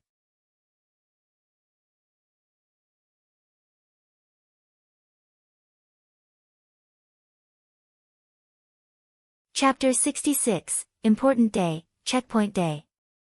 After finishing his bath, Akira returned to Sheryl's room. On his way there, the other boys in the gang were looking enviously at him. They knew that he shared the bath together with Sheryl. The girls in the gang could not blame the boys since they also knew that many boys fantasized about being with Sheryl. But it was obvious that Sheryl was only into Akira. Akira was a hunter who could pay 10 million orum like it was nothing. If Sheryl was not the boss of the gang, the other girls in the gang would have tried to seduce him. But doing something like that would be an obvious declaration of war against Sheryl. The reason why Sheryl could maintain her position as the boss was because of Akira's influence. Thus trying to seduce him also meant trying to wrest the boss position from Sheryl. Because of that, no one dared to even attempt to do that. After returning back to Sheryl's room, Akira started to feel sleepy. He said to Sheryl while fighting against his sleepiness. Sheryl, I'm going to sleep now. So, can I borrow your sofa? Sheryl replied happily. You can use my bed, it's bigger than the sofa, really? Thanks. Once he got Sheryl's permission, Akira put his luggage on the floor near the bed and was about to get on the bed. Although from the way Sheryl said it, she hinted that she would also sleep on the same bed, he did not notice that at all. She then carefully picked her words as she said. Is it okay if I ask you to take off your clothes? It would be a lot of work to clean the bed if it gets dirty, okay. Akira was half asleep as he removed his clothes and put them on his luggage. After leaving only the underwear on his body, Akira got onto the bed. His eyelids were already too heavy, thus he planned to just go ahead and sleep. Although she looked rather disappointed, Sheryl still smiled and said to Akira. Good night and sleep well, good night. Akira sounded drowsy when he replied, he then quickly fell asleep. Even after Akira fell asleep, Sheryl still stayed awake to work on her job as the boss of the gang. She checked the progress of the work she distributed among the members of the gang, checked their results, and planned for the next job distribution. If there was any trouble with the work done by her underlings, she would try to formulate a solution, readjust the whole work schedule of the gang, and resolve any fights between the members of the gang. Although it would be unreasonable to simply compare her workload with the other members, it could be said that Sheryl was working the hardest in the gang. After finishing, Sheryl returned to her private room and locked the door.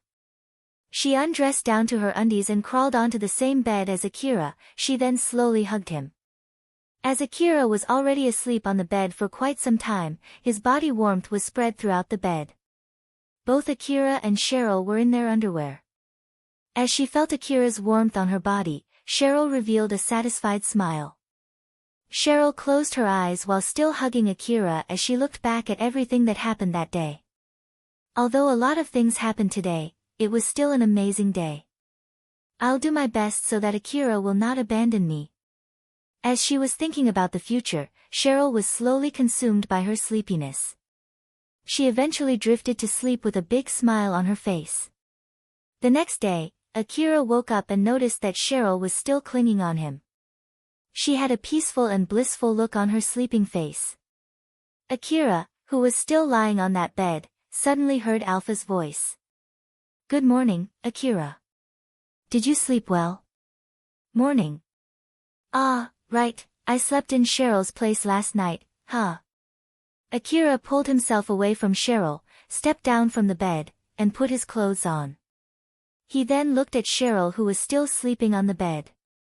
After he got a good night's sleep, Akira regained his calm. He remembered what happened yesterday as he was looking at Sheryl, who was still wearing nothing but her undies. She was clinging on to me yesterday without any good reason. She also took a bath together with me, and until just a moment ago, she was sleeping with me only in her undies. What exactly does she think of me? Does she think that I definitely won't attack her or something? Even when his mind was in good condition, Akira still came up with the wrong conclusion. So Alpha exasperatedly said to him. "What are you talking about? She's tempting you to assault her, you know. She did say to you that you can do anything to her, remember? Is that so? But still, is there any particular reason why she would do something like this? She might be thinking that her current situation can quickly change for the better if you do something to her. As a matter of fact, I'm quite sure that's what she's thinking." Akira made a conflicted face as he stared at Sheryl. "Is that so? I guess it's true if you say so. Well, I don't really mind if you want to get involved with her as long as you don't forget your contract with me. But if you really do, just make sure to be careful. It's about exploring the particular ruin that you want me to go to, right? Don't worry. If you abandon me, I'm sure I'll immediately die in no time, eaten by one of those monsters. I won't do anything that might endanger my life. So you don't need to worry about that." Akira stated that clearly, the only reason why he was still alive was all thanks to Alpha's support. He understood that one fact very well. That's good to hear. But still, although there's a beautiful girl of the same age as you sleeping only in her undies in front of you, you don't seem to be bothered at all. Are you really not interested? Well, what can I say? Since I have this girl, who always follows me around while being naked, I guess I grew up some resistance against it. Akira lightly laughed when he said that, and Alpha smiled invincibly. Right at the next moment, he had a bad feeling, and his feeling was accurate. Alpha's dress suddenly vanished, leaving her beautiful body in full view. She was showing off her virtual body that was produced through an extremely advanced calculation without even a shred of embarrassment. She even adjusted her appearance to suit Akira's taste, which she gathered from all of her observations of him, but her base body shape was also so beautiful that it would charm most of the members of the opposite gender. Then, to put the cherry on the top, Alpha was looking at Akira with a flirtatious gaze and a charming smile.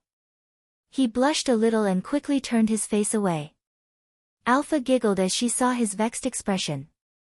"Oh, I thought you said you'd grown some resistance against this, right?" Akira still blushed as he complained. "Just shut up.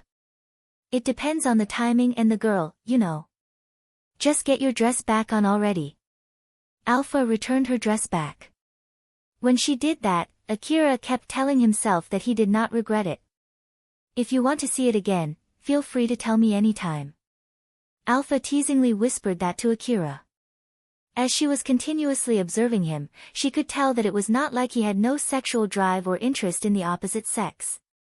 There was no denying the fact that Sheryl was a beautiful girl. The only reason why his reaction was so dull, even when she clung on him, got on the same bath with him, and slept beside him defenselessly while being only in her undies, was simply because Akira did not think of her in that way at all. In principle, Akira categorized the people that he met into one of two groups: either they were enemies or not enemies. He showed no gender bias when it came to this matter. But he did react differently towards a very small number of people, who were not included in either of those two groups, namely, people he thought as his allies. This very small number of people included Shizuka, who worried for him without any ulterior motives, Sarah and Elena, who saved his life, and Alpha, who was supporting him. As far as Alpha knew, Akira only regarded these 4 people as his allies. This could be seen from how Akira reacted when Sarah was only wearing a light dress when he was in their house, or when Elena came up in front of him with a sexy augmented suit that pronounced her body line, or when Alpha reconstructed the image of Elena's and Sarah's naked body in front of him. And finally, he also reacted the same way when Alpha was showing her naked body just a moment ago. If for some reason, Sheryl's position shifted to this group, there was a good chance that Akira would be seduced by her in no time.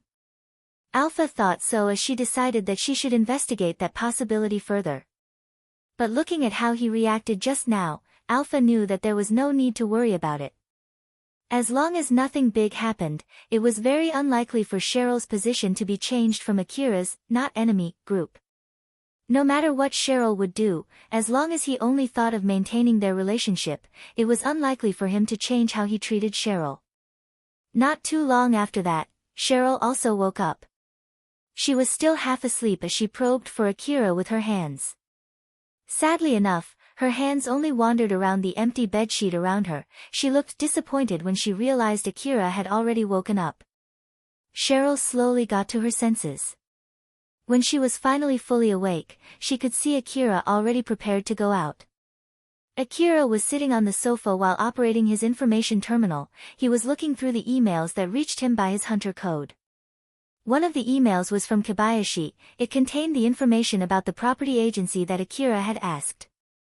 Akira noticed Sheryl, who just woke up. "Ah, you've woken up, huh? Morning. Good morning. Are you going out already? You can at least eat some breakfast here, you know." "It's fine, I'll just grab something outside." If Akira ate something there, it would reduce the portion for the rest of the gang's members. After all, he knew perfectly well how precious food was in the slum city. "I understand, please allow me to at least see you off." Akira smiled bitterly and asked, "Are you sure you want to see me off dressed like this?" When Akira pointed it out, Sheryl realized that she was wearing nothing but her undies. She then quickly grabbed her dress and put it on in panic. Akira left Sheryl's base and headed to the real estate agent's office introduced by Kobayashi. In the middle of his way there, Alpha asked him, "Akira, what kind of house do you want?" "I'm sure the staff would ask you this question, so it's a good idea to think about it now." "Let's see. First of all, I want a big bath. I'm also planning to buy a vehicle, so I want a big garage too. And also maybe a big room to store my equipment, ammo, and my reserves. Then maybe a warehouse and a bedroom too. Then the next problem will be the rent.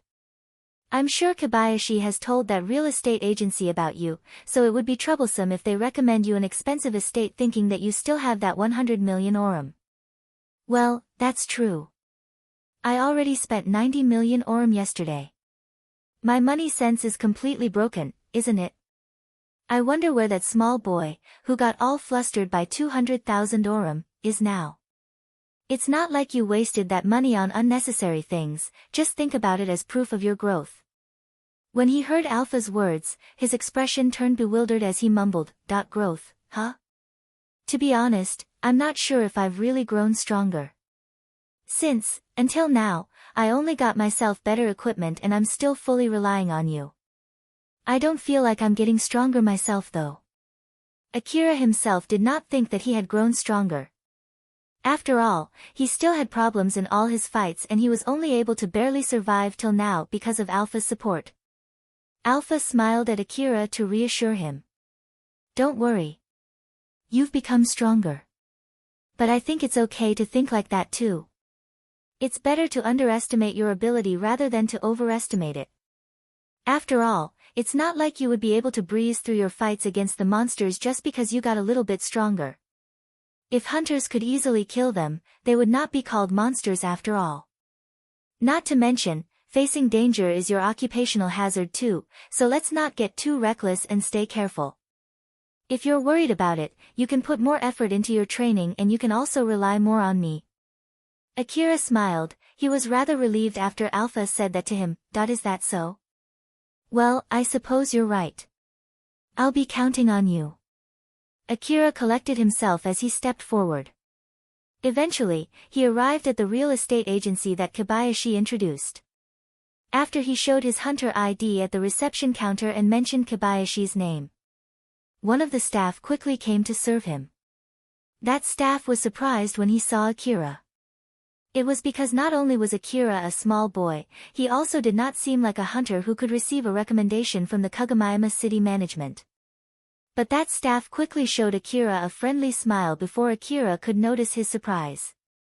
Akira told that staff what kind of house he was looking for. After that, they finished their small consultation and went to check the prospective houses. The real estate agency Kobayashi introduced to him was located in the outskirts of the lower district. Although there were a lot of open plots in the district, only a very small number of them were safe. There was a big difference in the values between the plots on the upper and middle districts that were located behind the wall, and the lower district that was located outside the wall. This difference in values came from the difference in their safety and security. The closer the property was to the wasteland, the cheaper it would be. And the closer it was to the wall, the more expensive it would be. Although there were exceptions, these exceptions were sold at a higher price since they were located in regions that were maintained by private security companies. So in short, the extra price was for the safety provided. The agency staff gave Akira a tour through a certain house. As Akira looked around the inside of that house, he felt that it was big enough for him to live alone. It had a big bath, a lot of rooms, and a huge garage. It was also fully furnished, so there was no need to buy new furniture. It fulfilled most of Akira's expectations. The staff then explained to Akira. It's a building designed for a hunter. Normally, we would only recommend this house for a hunter above rank 30. It's pretty well made that it can withstand explosives and gunshots. The city security gave permission to install heavy weaponry on this house for self-defense too, but if it causes problems with other people who live around the area, then we're not liable for that and you would have to solve that problem yourself. Although it is mentioned under the contract that this area is guarded by a private security company, don't put your hopes too high. In case you're attacked by robbers, expect to handle it yourself. As for cleaning up rubbles and dead bodies, you can contact us and we'll take care of them for you. While for the rent, considering the position of the person who introduced you to us, we'll charge you 500,000 orum per month. It already includes the water bill, energy bill, security bill, and insurance. You can always ask us anytime in case you need more security guards. Do you have any questions?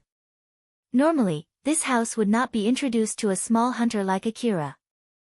It was all thanks to Kobayashi's influence as city staff. Thus, Akira thought that this kind of opportunity might never come again if you let it go here. Akira inquired the staff. When can I rent this house? You can use it immediately after you pay the rent.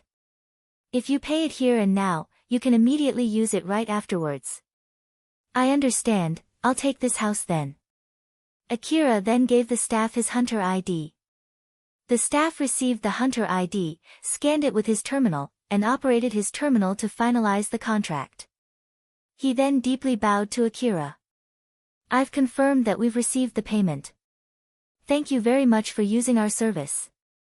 This is the key for that house. Please do inform us if you lose it.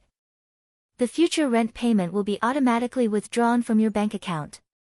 If you're late in paying the rent even by a second, the rental contract will be immediately nullified and all the properties inside the house will be confiscated by the company who owns the building. So please be careful.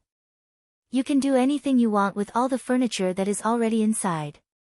You can throw them away or sell them if you don't need them. Wait, those furniture, were they? Yes. They were owned by the previous renter. Akira glanced back at the furniture inside the house. Those furniture were left behind by the previous person who lived there. He realized that if he too died, then his furniture would also be passed on for the subsequent renters in the same way. Well then, please let me excuse myself. If you need anything, feel free to give us a call. Once again, thank you very much for using our service. The staff bowed deeply at Akira once more before leaving. Akira then locked the door, went to his new room, and put down his luggage and equipment. He then sat on a chair near him. He looked deeply moved as he took a big breath and let out a long sigh. A home. My home. You're only renting it though. Even if I'm just renting it, it's still my home. After living all these years in the slum city alley, I finally get a place that I can call my home. Akira looked around the room.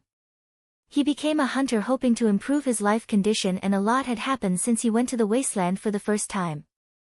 He just sat there reminiscing those days.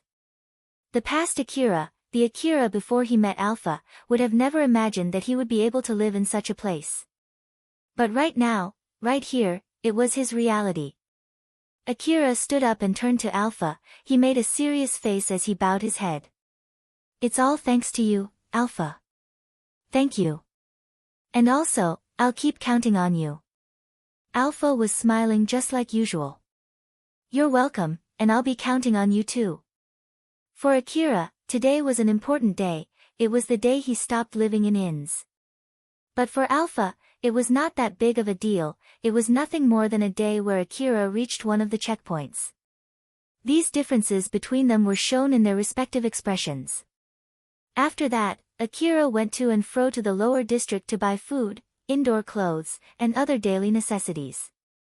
He also adjusted his new information terminal so that Alpha could access it. He then checked all the rooms inside his new house one more time. He spent the whole day to prepare himself for his new lifestyle.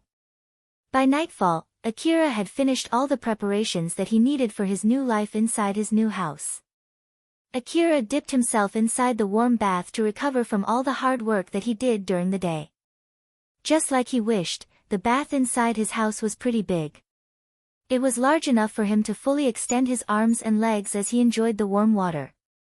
Alpha was also there together with him, although she was only an image. When he was enjoying his bath, Akira did not even pay any attention to Alpha, who was naked right beside him. After all, it was a normal sight for him every time he took a bath. It was also because she was calmly enjoying the bath just like usual. If she was teasing him there, he would not be able to ignore her. Akira, it's about our plan for the future. Starting from tomorrow until the day your new equipment arrives, you'll spend your time studying and training, okay? I understand. But what kind of training are we going to do? Akira was puzzled. After all, it was not like he could do shooting training or CQC training inside his house. He might be able to do CQC training inside the empty garage, but his movements would be restricted in such a small place. But Alpha's answer had nothing to do with both of those training. You'll train on how to compress your time perception both intentionally and out of pure reflex. Akira sounded puzzled as he said, "That I'm sorry, I don't really understand what you just said." So, what exactly am I going to do? Well, you'll understand that tomorrow. Alright. Akira did not have any idea on what kind of training he would be doing, but since Alpha said that he would understand once the training started, he stopped worrying any further. It showed just how far he trusted Alpha. Alpha was satisfied with his answer. On the next day, Akira started his training inside the garage. Alpha initiated the training with an explanation on what to do. The training that you'll be doing starting from today will be to freely compress time perception by yourself. Simply put, you'll accelerate your cognitive mind to compress your time perception. When you do that, things around you will look like they're moving in slow motion. You'll train on how to do it intentionally. While on the other hand, we'll also condition your body to automatically do that when you're in a certain situation. Once you achieve it, we'll train to increase the level of compression. For starters, let's aim to extend 1 second into 10 seconds, then into 100 seconds, and so on. We'll also train so you can maintain it for an extended time with a minimum level of burden to your brain. If you can do this, I'm sure you'll grow strong really quickly. Alpha gave a very straightforward and plain explanation. But Akira did not get the same impression after hearing her explanation. For him, it sounded like an impossible and crazy idea. It was as if Alpha was telling him to fly. Even if you give me that explanation. Can I really do something like that? To be honest, I'm not even sure I can do it, you know? But her reply quickly cleared up Akira's doubt. She smiled and said, "You can. Or more like, you've done it unconsciously before. You just need to work it out so you can do the same intentionally." Akira was surprised by what he heard, that I've done something like that. That's right. If you need a more precise example, you still remember your fight against Nelia, right? That's a good example. I'm pretty sure Nelia was using an accelerator when she fought you. It increased the speed of her movements and slowed down her time perception, thus allowing her to fight at a very high speed. In order to adjust her cyborg body to fight in such a high speed, I bet she put in extra modifications inside her brain too. Akira remembered his fight with Nelia. At that time, although he was moving his body desperately, he was barely able to follow the movement of his augmented suit that was controlled by Alpha. So, does it have anything to do with my training? Yes. At that time, you were somehow able to follow and react to Nelia's movements. You were also barely able to follow the movements of your augmented suit when I was controlling it. Although you weren't aware of it since you were so desperate at that time, there's no way you could do something like that unless you were compressing your time perception, you know? The danger of death made you so focused that you were unconsciously compressing your time perception in order to survive that situation. Akira was dumbfounded as he heard Alpha's explanation. He was only vaguely aware of it during that fight, and now Alpha, who he trusted, also confirmed it. Thus Akira thought that it must be true. Leaving the truth aside, Akira believed her explanation. Now that he believed it, it became the truth for him. It turned his belief from being impossible to possible. Let's start by trying to fool your brain into thinking that your life is in danger. With this, you should be able to grasp how to compress time unconsciously. Once you're done with it, you'll next learn how to do the same in any situation. That I understand the gist of it, but what exactly should I do? You'll understand once we start the training. So let's get into it right away. After saying that, Alpha changed her appearance from her usual dress into some kind of exotic costume for dancers which had a lot of decorations on it.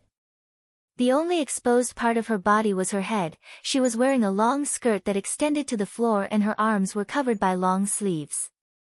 Alpha was holding blades in both of her hands. Those blades were thin and looked extremely sharp. She then thrust the blade in her right hand toward Akira. Although Akira understood well that the blade in front of his eyes was not a real thing and only an image, it looked sharp enough that Akira could not help but take a step back. I'll be dancing in front of you and you'll need to keep your eyes on me. I'll launch some attacks in the middle of it and you just need to evade them, you get that? Oh, okay. Since it's training to compress your time perception, you're not allowed to keep your distance to avoid my attacks.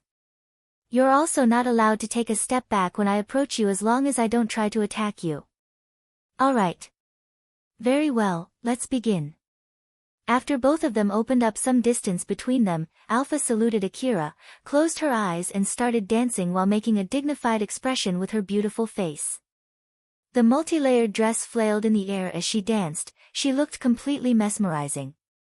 The many decorations on her dress swayed along, complementing her every move. The blades, which were as smooth as a mirror, gave a clear reflection of the garage as they slashed the air. Watching her dance, Akira felt like he was taking part in some kind of ritual. It was obvious that Akira was slowly hypnotized by that dance. It made him immediately forget that he was in the garage and both Alpha's dress and dance were completely out of place. When Akira got back to his senses, Alpha had already finished her slash. Alpha, who was dancing next to him, had slashed at his neck with the blade in her right hand. He could not react to that at all. If that blade was real, he would have been dead by now. Alpha smiled mischievously at Akira, who was still dumbfounded. You should properly keep your eyes open for any attacks, okay? I understand. Akira pulled himself together. It would be all for naught if he did not feel any sense of danger even when there was someone flinging a sword right at him. He could not just stand there mesmerized, he should properly keep his focus and watch Alpha's movements closely.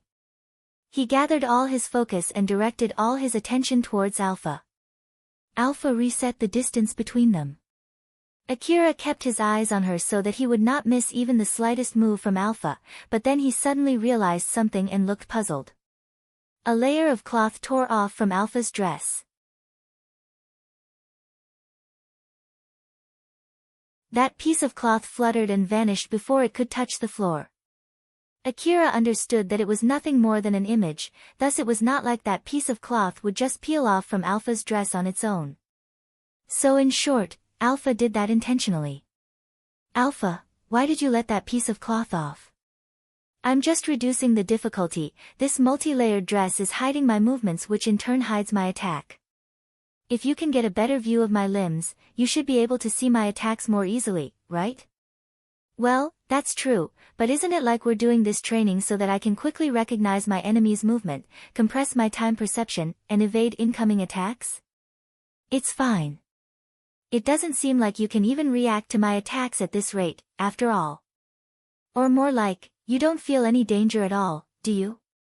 As long as you don't recognize the danger, you won't be able to notice that you're being attacked, and it won't be able to trigger you to compress your time perception. Well, that's true. I'll take off one layer of my dress every time my attack hits you, okay? Ha. If you want to see me naked, you can just go ahead and take it easy, you know? After Alpha said that while smiling bewitchingly, she started dancing again in front of flustered Akira. Akira stiffened his face to not let out his inner feeling as he was keeping his eyes on Alpha, who was dancing beautifully in front of him.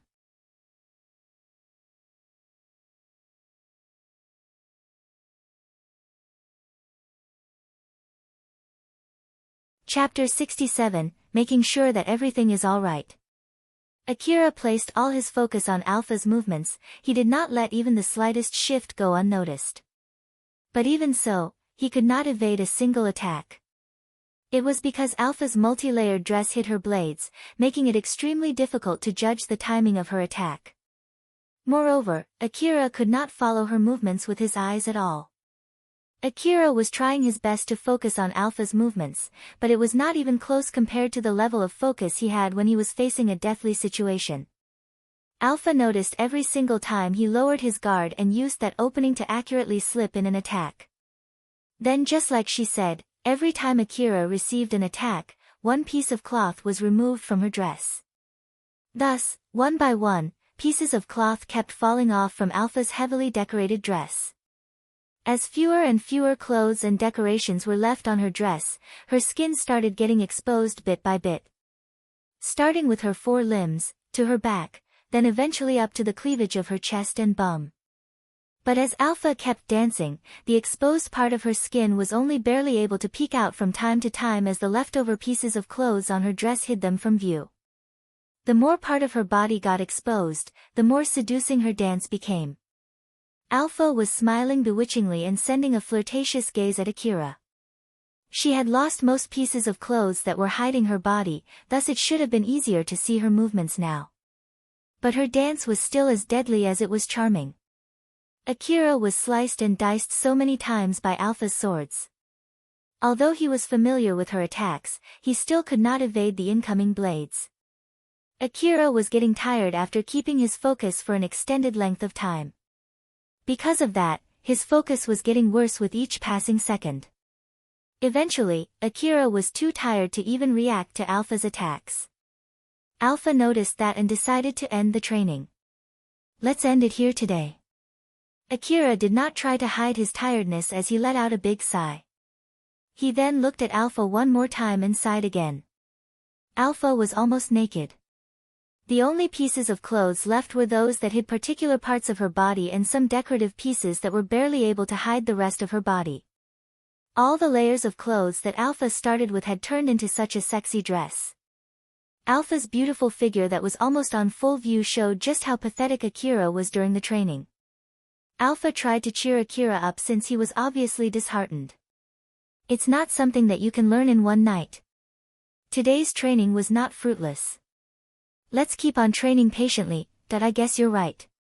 It was not like Akira had completely recovered, he was just putting a brave front. If he was given enough time, Akira would get back on his feet by himself. Let's take a short break before continuing with studying in your room. Or do you want to just take a rest for the remainder of the day? No, let's study. I'm on a break from hunter work, so I at least want to keep improving myself during my break. Alright then, I wonder what should I teach you today? Akira returned to his room and started taking lessons after he had enough rest. Let's work on your math today. As a hunter, you should at least be able to properly calculate your reward.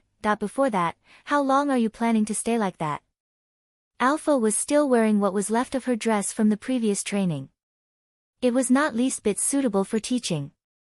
She just smiled teasingly as she said. Since you hadn't told me to change it, I thought that you liked it. That's why I'm keeping it like this. Alright. Next time, I'll tell you to change your clothes right away after the training. You don't have to hold yourself back, you know. Just return back to your usual dress, will you?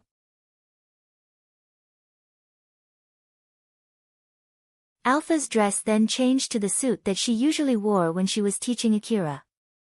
Although it was far less exposing than her previous dress, it had a big opening on her chest and her skirt was very short with a decorated slit on it. It was sexy in its own style. Akira's reaction to this sexy suit was only, well, whatever.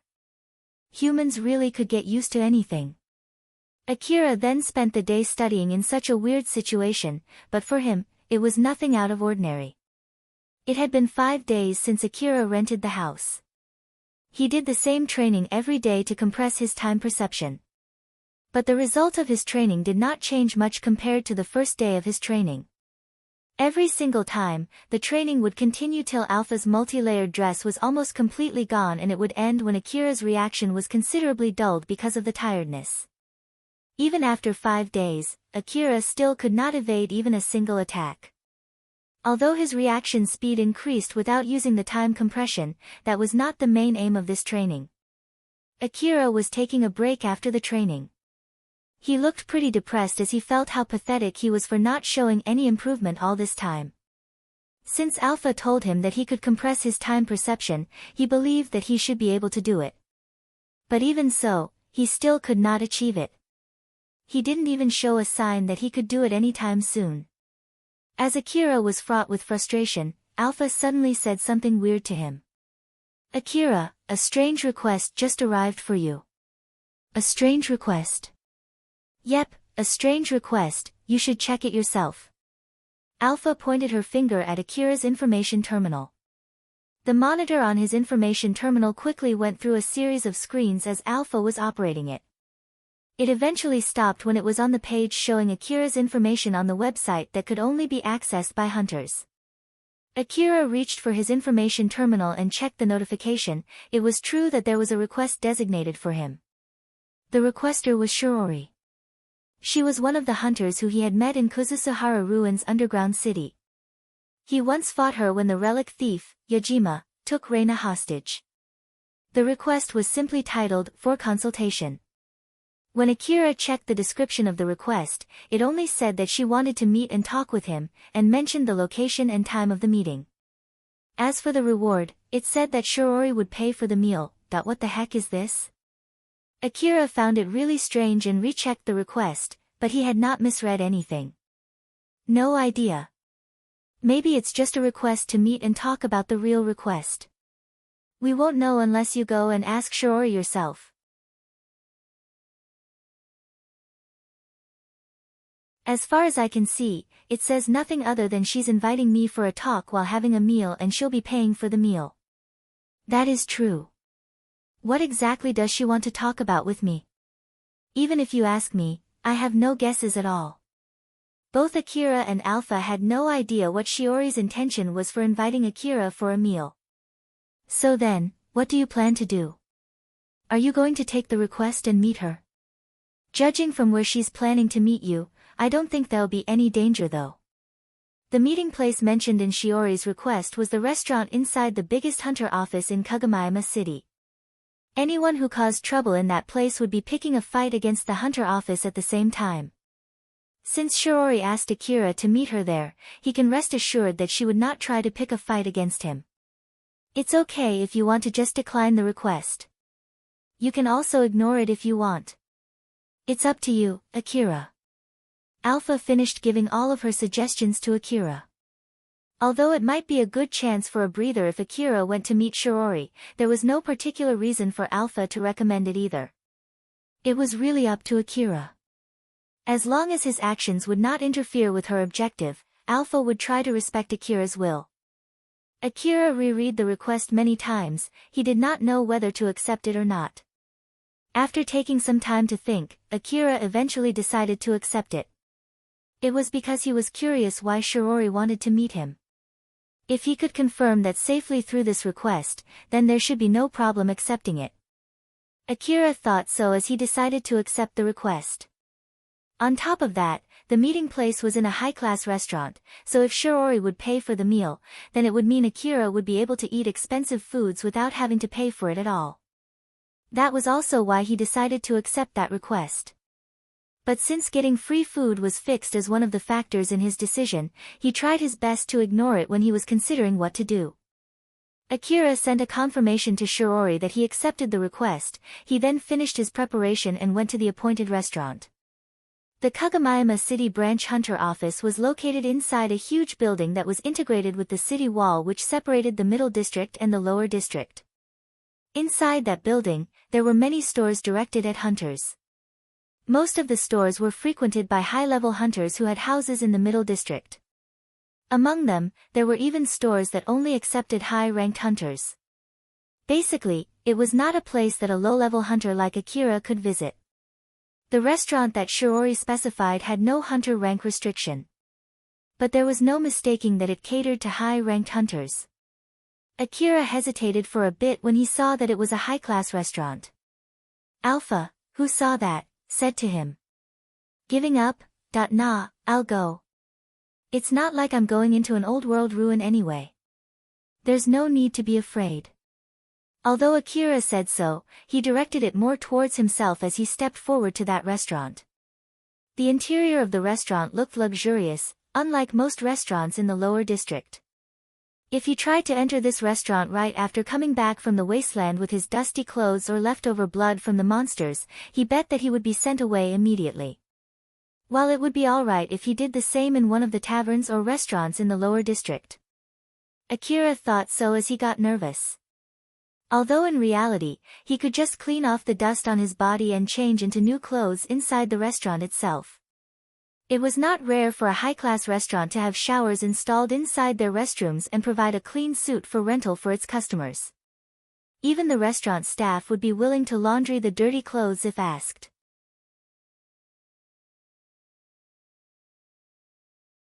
The restaurant staff quickly noticed Akira, who just entered the store, and greeted him. Thank you for coming to our restaurant, do you have a reservation today?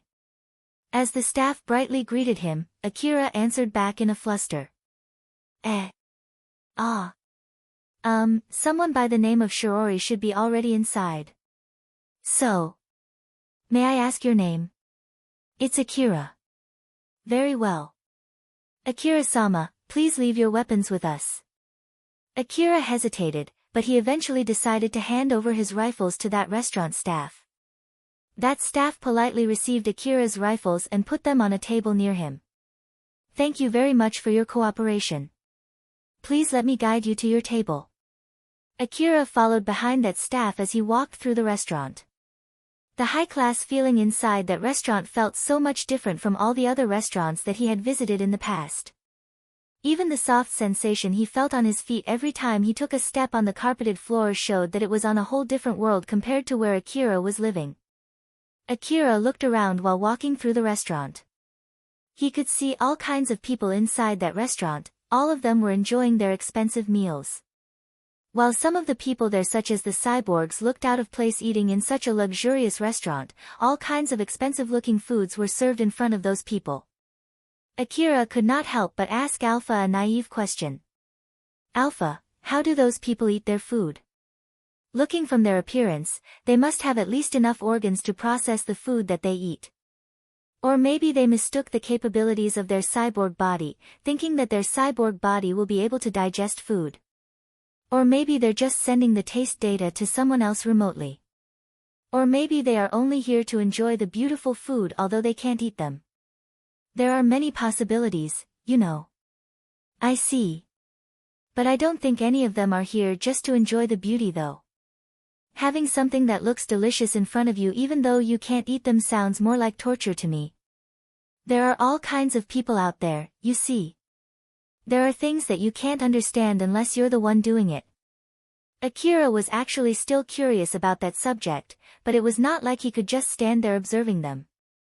So he just gave up on his curiosity and followed the staff in front of him. Akira was guided to the table where Shirory was already waiting for him. The staff pulled the chair for him as he flusteredly sat on that chair.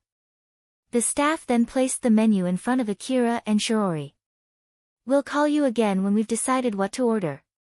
Certainly. The staff bowed and left. Both, the staff and Shirory, looked already accustomed to such an exchange. Akira was the only person there who could not follow it.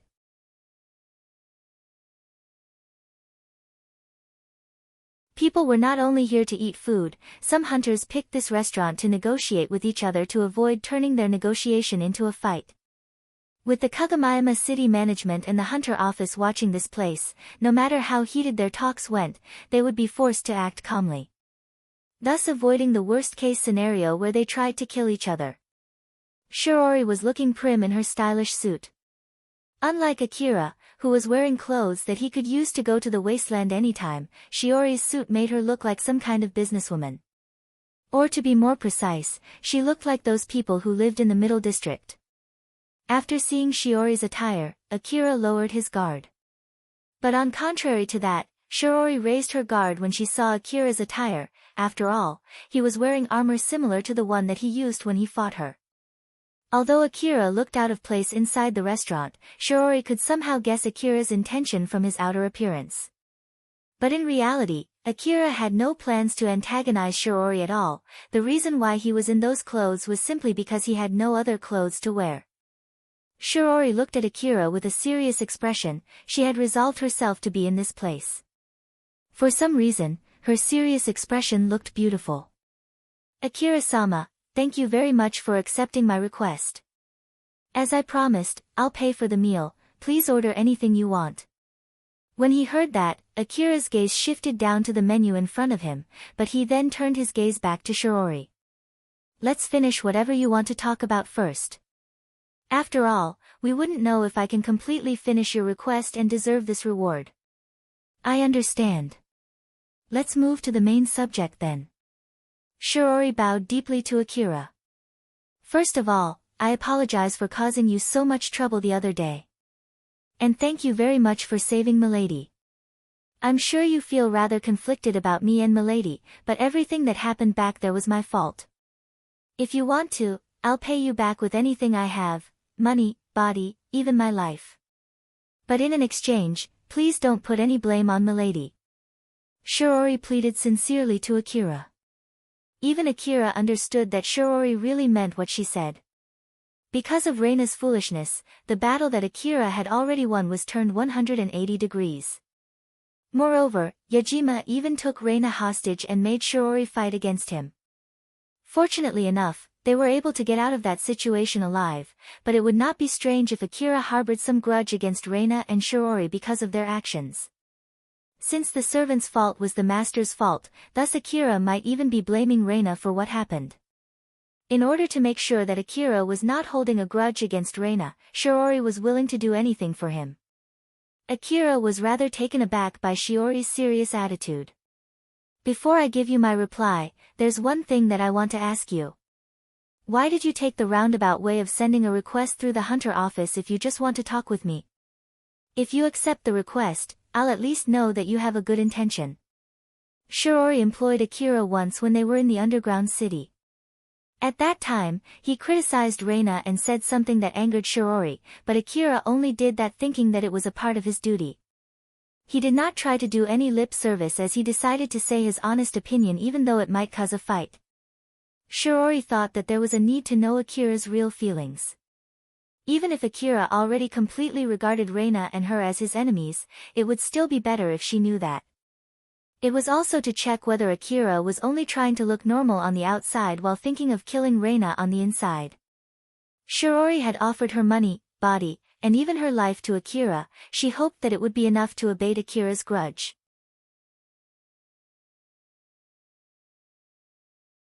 Although it was by pure coincidence, Akira was the one who saved Reina after all. Shiori could not deny that fact. But if that was not the case, she would have to resolve herself to protect Reina even if it meant that she would have to fight Akira again. Because of all this, Shiori needed to know Akira's real feelings about that matter. Of course, Akira could not read that deep into Shiori's intention. But at least, he had already prepared himself for whatever that might happen since he had no plans to lie when he decided to come to that place. I see. Leaving aside whether my answer can satisfy you or not, I'll give you my honest answer. So raise your head and listen well. Shiori raised her head and waited for Akira's answer with a serious expression. Akira hesitated when he saw Shiori's serious face, which made it difficult to express himself. Forget about that incident, you don't need to do anything about it.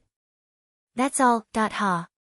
Shiori's serious expression crumbled down, and that one-word response perfectly reflected her real feeling.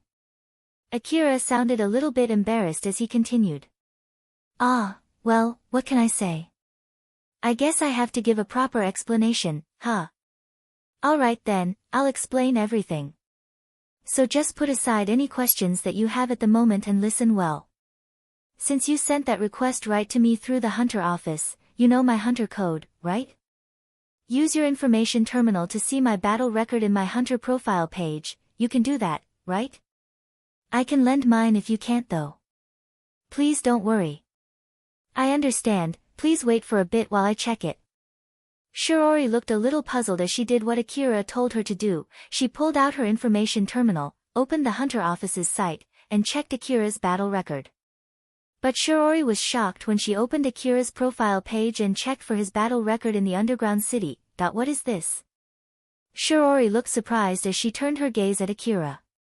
When she checked his information page, his battle record was much different from what she knew had happened in the underground city. Akira's battle record said that he was monitoring various defense points in the underground city for 3 days. Nothing big happened during his assignment, but on the 3rd day, he got injured in a battle against monsters and was sent to the hospital. That was what was written in Akira's battle record, or at least, that was what the battle record publicly displayed. Akira then explained to Shiori, who was obviously confused. Due to my confidentiality contract with the requester, the Kagomayama City Management, I can't tell you the details. But that's my battle record, it has nothing, right? Since nothing had happened between us, I don't have anything to do with you.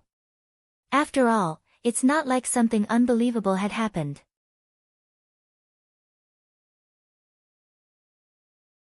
If you can't accept my explanation, you can go ahead and talk with the city management. But of course, make sure not to get me involved. I have no wish to pick a fight against the city management, you know. Due to his deal with Kobayashi, Akira's battle record from the underground city was completely rewritten. Akira himself had no wish to talk about it, he was planning to behave as if whatever written in his battle record was the truth. Because of that, Akira decided to completely forget about everything that had happened between him and Shiori. Or at least, he had no plans to bring that up again. Although it would be a lie to say that he did not feel anything about it, it was not enough of a reason to make him take any particular action. Akira had already completely moved on from that incident. Shiori looked at Akira, the hunter whose battle record was displayed on her information terminal. After taking some time observing him, Shiori carefully tried to understand the situation. She tried to recheck if there was anything that she missed, any lies between them, any misunderstandings, or any implicit message she did not interpret that might fatally worsen the situation. Shiori looked very serious as she asked Akira. Nothing happened, is that really all right? Yep, it's not like anything happened after all. I understand. As a gesture of my thanks for coming all the way here for me just to confirm this matter, you can go ahead and order anything you want. Shiori smiled as she urged Akira to take the menu in front of him. In that case, I won't hold back. After saying that, Akira took the menu in front of him. Shiori patted her chest in relief. Now that she had resolved that problem with him, she had nothing more to worry about. Akira hummed when he read the menu. There were all kinds of dishes written on that menu. Although he could read the letters, he had no idea what kind of dishes they were. Alpha. This Arendaus Gree new Polly's style with Elaine's thingy, what kind of dish is this? No idea, but it seems that it's some kind of meat dish. Well, it's written under the meat section, so I'm sure it's a meat dish, but I don't know what kind of dish it is. Akira's hum got longer as he continued reading the menu. Shiori could guess what he was thinking looking from how he was behaving. She then smiled and said, Akira-sama, I'm planning to order today's special course. It usually contains a good combination of dishes, so if you don't know what to pick, how about ordering today's special course? You can order more dishes if you still want to eat more after that, I'll take that then. Of course, he could just randomly pick any dish from the menu, but since he might end up ordering weird things by mistake because of his bad luck, he decided to avoid doing such a thing and took Shiori's offer. Shiori called for the waiter and placed the order for her table. It did not take long for their order to arrive. As Akira looked at all the dishes that were lined up in front of him, he noticed that he knew nothing about any of those dishes. For him, all of them looked equally expensive and delicious. Akira made a long as he nervously reached for one of those dishes and put it in his mouth. He was overwhelmed as flavors exploded inside his mouth. Akira almost fainted as flavors spread all over his tongue, but he was barely able to survive that fierce assault. It was because he knew from his experience that losing composure could lead to a fatal situation. Akira took his time chewing, enjoying, and relishing the dish which he did not even have the slightest idea of how it was cooked or what was inside it. It was a wonderful dining experience that changed his sense of taste. It was a pleasure that he could never find in the slum city. Since it looked like Akira was absolutely mind-blown and was about to get spirited away, Alpha worriedly asked him. Akira, are you okay? Yeah, I'm alright.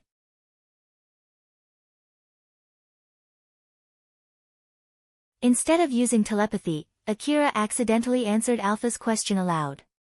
So in short, he was not alright at all. Shiori was confused when Akira suddenly said that. It doesn't suit your taste?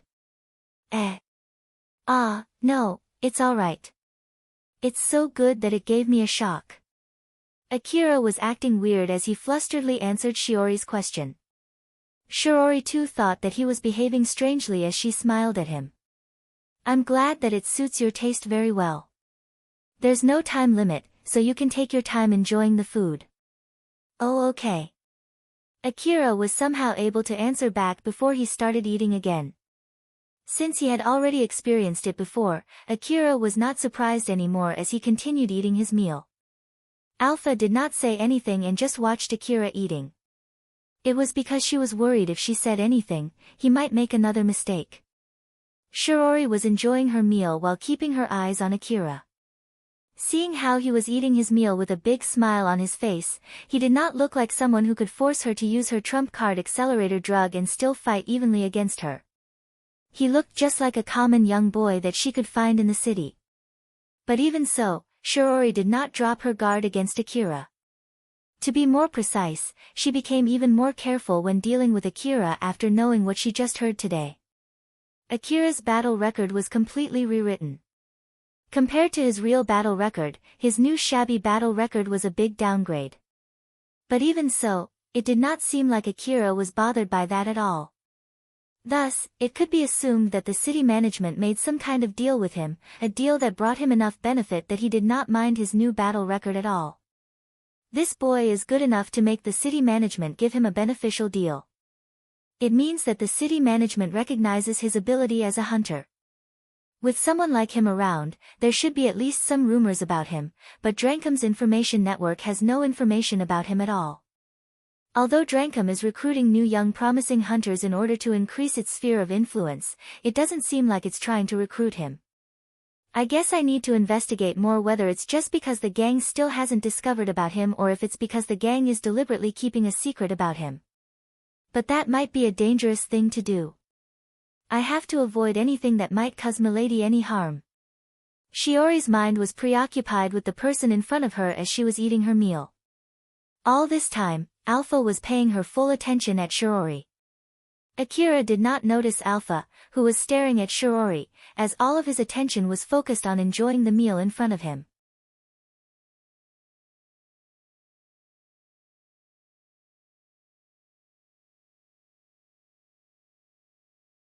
Chapter 68, Real Strength.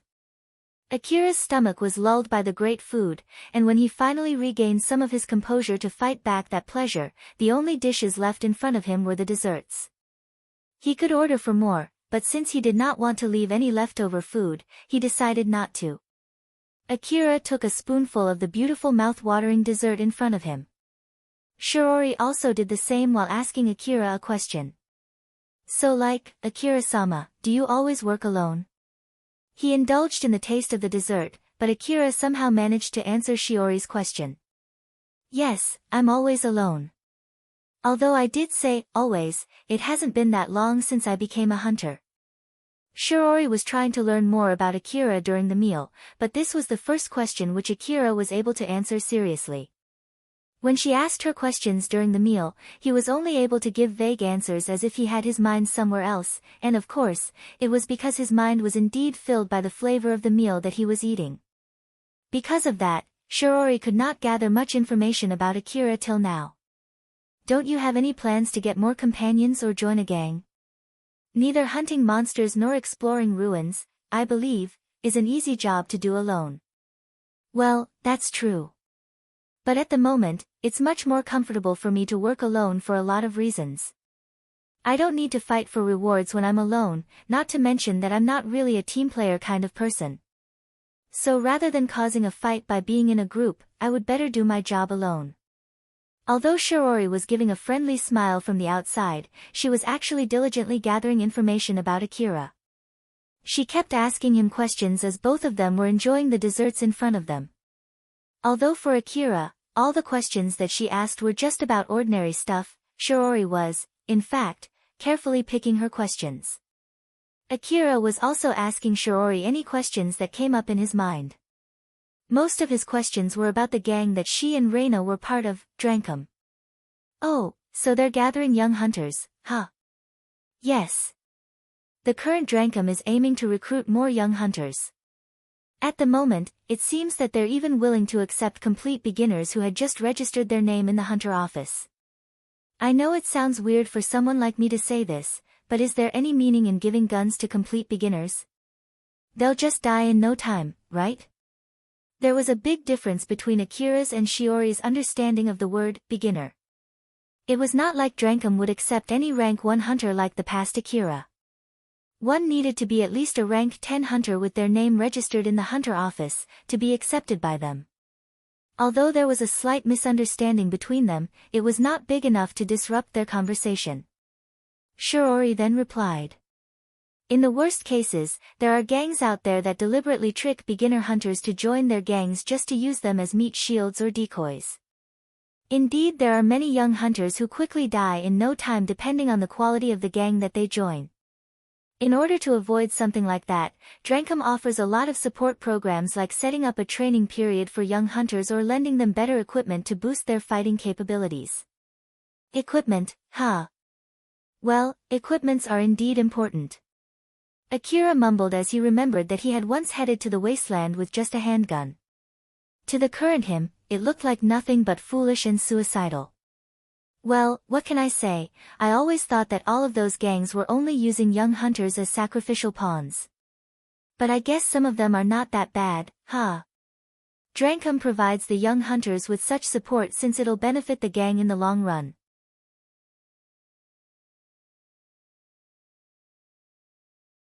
But lately, some of the veteran hunters are complaining, saying that the gang is giving too many preferential treatments for the young hunters.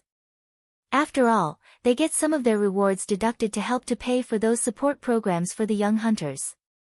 Although the veteran hunters never received such a preferential treatment up until now, they have to lend some of their equipment and get their rewards deducted. But even so, the young hunters are enjoying those benefits without showing any gratitude. So it's to be expected that the veteran hunters would get annoyed. While on the other hand, it's true that the gang has gotten a lot of skilled young hunters because of that too. Not to mention that those veteran hunters, who work as the officers, are the very people who decided on those support programs in the first place. So I can't really blame neither the young hunters nor the veteran hunters as a whole. Akira was reminded about Shikarabe and Katsuya. Those two people looked like water and oil, but it did not seem like it was only a matter of individual affinity between them. It reminds me of those two, Shikarabe and Katsuya, was it again? Those two don't get along with each other because of that. Shikarabe-sama and Katsuya-sama, huh? I've only heard that Shikarabe-sama was once assigned to look over Katsuya-sama's group and that they just can't get along with each other. Although to be honest, I don't think it's because Katsuya-sama's group fault. Shiori's expression looked a little bit conflicted. After that, they started talking about Katsuya. It sounded like Shiori was complaining and Akira was forced to listen to her. According to Shiori's story, it seemed that Katsuya was a rather skilled hunter among all the young hunters in Drankum. During the underground city request, Katsuya was proactively trying to accomplish his duty as he worked together with the other skilled hunters. As a result, the young hunters in his group had gotten quite famous among the other hunters for their skills. It also seemed that the young hunters in Drankum had even formed a faction with Katsuya as its head. Because of his skills as a young hunter, the gang placed all its hope on Katsuya to show the success of their young hunters support program. But if that was all there was to it, it should not be enough to cause Shiori to make that expression. The real problem was the side effect of that. Katsuya was greatly admired by the other young hunters, especially by the members of the opposite gender. He was pretty handsome and not arrogant even though he was skilled. To put it simply, he had a good prospect to be a good hunter with stable earnings in the future. Thus it was only to be expected that the young female hunters would be admiring him. Some of them ended up falling for him although they only approached him for money at first. Some of them fell for him after Katsuya saved them.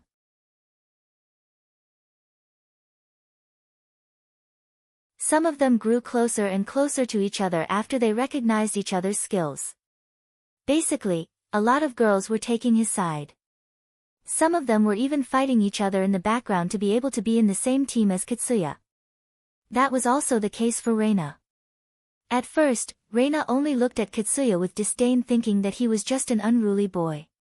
But after she recognized his skill, Reina started to fall for Katsuya although she was yet to realize this herself. Shiori noticed that was also one of the reasons why Reina forcefully got herself in the same team as Katsuya. Shiori sounded rather annoyed as her voice became slightly heightened. I have nothing to complain if Katsuya-sama is being honest with milady.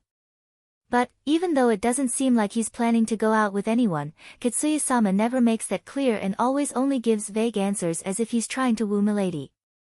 Not to mention that he keeps getting more and more girls around him every single day.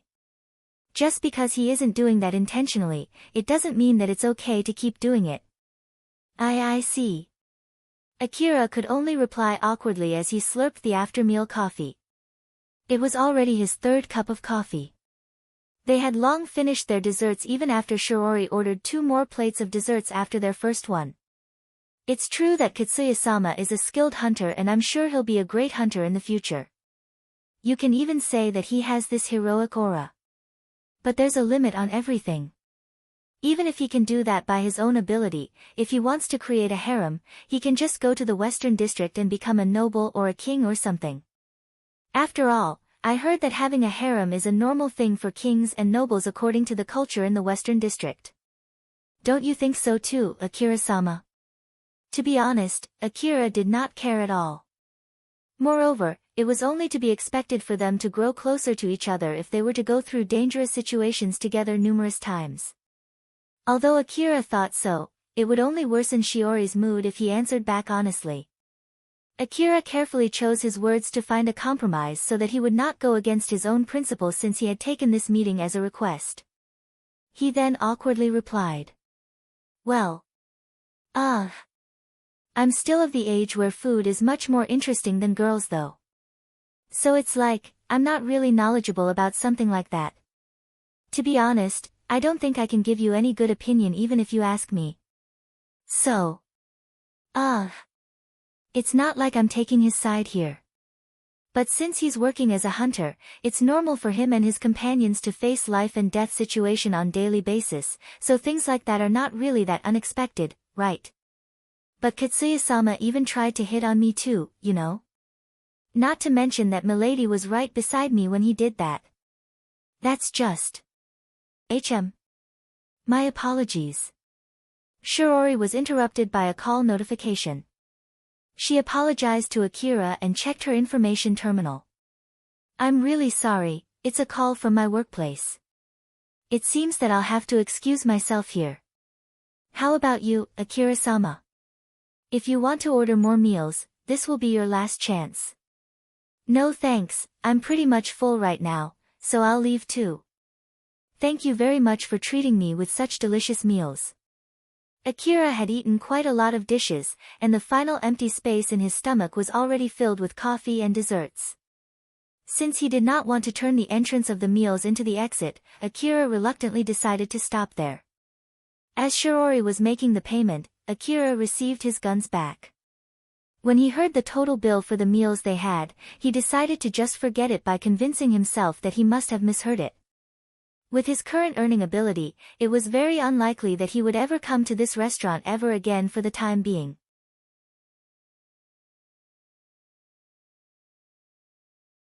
After they left the restaurant, Akira said his thanks to Shiroori one more time before going back home. After Akira left, Shiroori picked her information terminal and called her colleague. It's me, please tell Milady that I'm on my way back now. Alright. So, are you okay? He didn't rip your limbs, right? Milady is really worried, you know.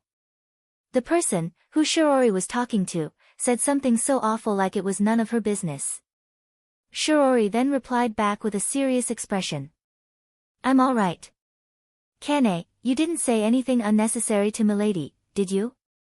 We just had some small talks about the current situation. To be more precise, what were you girls talking about? A lot of things, like Milady's work as a hunter or any interesting hunters that Milady knows. Then we talked about the underground city too. Milady also told me the story where you almost got killed too, you know? You went to meet that hunter today, right? Shiroori sounded annoyed as she sternly said to Kane, didn't I tell you to avoid talking about the underground city when you talk with Milady? We somehow ended up talking about that due to the flow of the conversation, you see. And unlike you, I'm basically a soldier, so I'm not good with that kind of stuff. If you have anything to complain about, then you should return back here as soon as possible. I'm already on my way. Shiroori then ended the call after she said that. Inside a mansion in the middle district behind the city wall, a young girl wearing a maid uniform lightly smiled while looking at her information terminal as her call ended just a moment ago. It was Shiori's colleague, Kane. Though she looked like a young girl, her age was unknown. However, there was a shred of innocence in that smile of hers.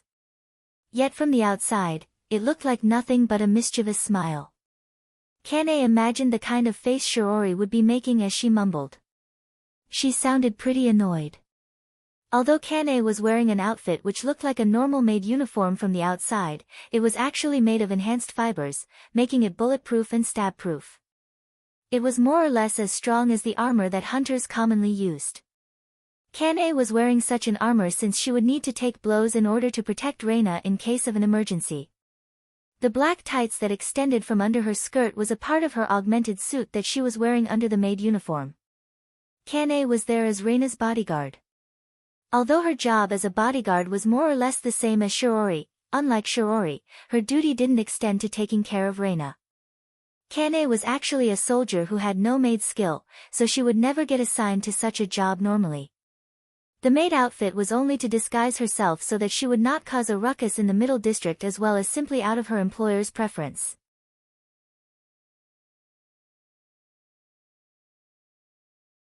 After she closed her information terminal, she returned back to Reina's room. Since Shiroori was sent to the hospital after her fight against Akira, Reina was told to take a break from her hunter job until Shiroori recovered. Reina was studying inside her room when Kane spoke to her. "Milady, Ain-san is already on her way back." "Ain-san? Ah, Shirori, huh? Is she alright? It seems that she's not injured at all. She also said that she'll return here as soon as possible, so I'm sure she's alright." "Thank goodness. It's all your fault for saying all of those worrying things to me, you know.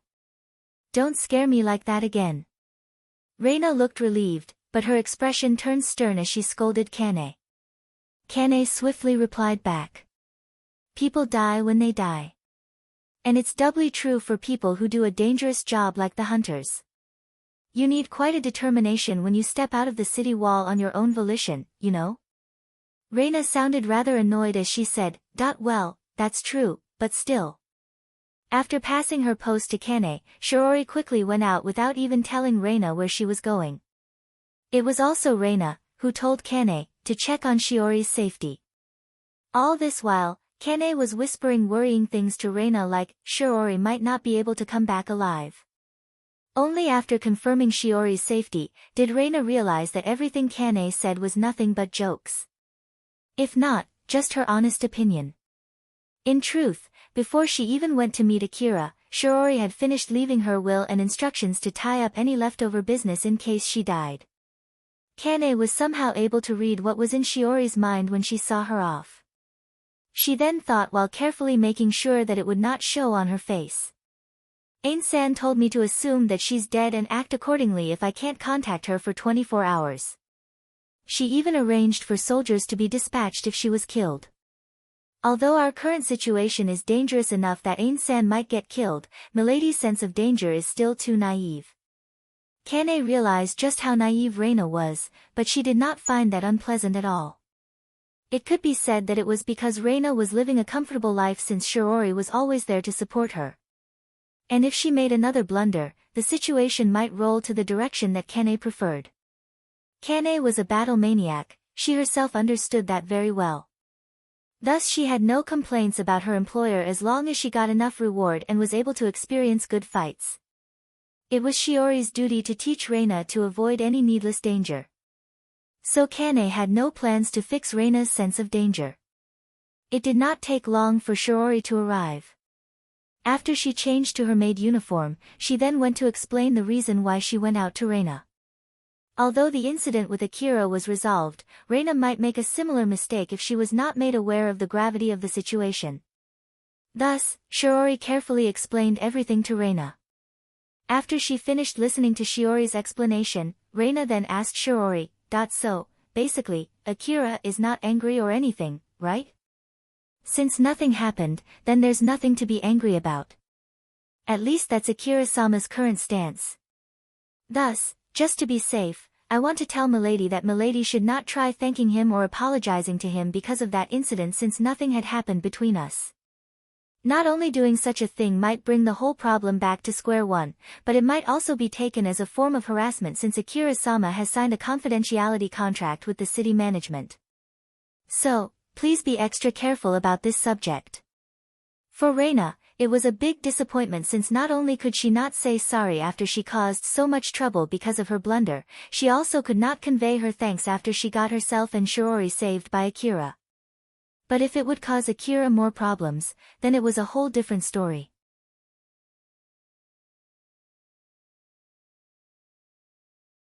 Reina sounded apologetic as she said. "I see, I understand now." Shirori somehow understood what went through Reina's mind, she then smiled and said. "I've conveyed our thanks and apology to Akira-sama, it seemed that he also really enjoyed the meal. So I believe it's alright for Milady to stop worrying about that." Kane smiled and interjected. "Milady, if you're still angry for getting abandoned there, I can just go and give him a good beating in secret, you know?" Reina and Shirori immediately turned at Kane and sent their intense glare to her. Kane winced back as she pretended that it was a joke. "Oof, I guess I went too far. You know, I just thought that saying something like that might cheer everyone up, no ill feeling intended at all, alright? It's not like Milady is a saint either, so I just thought that there's no way Milady is not at all angry about that part, okay?" "Ah, I'm sorry if I'm mistaken here. Reina and Shiori were still sending death glares to Kane. Just stop. Stop there, Kane. It was not like Reina and Shiori had no ill feelings toward Akira at all.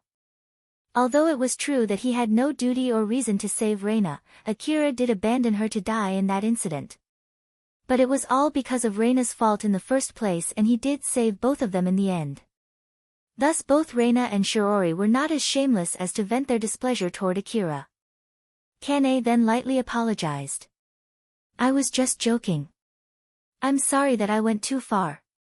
Kane actually was interested in knowing Akira's real strength, since he was able to fight evenly against Shiori even after Shiori used her trump card.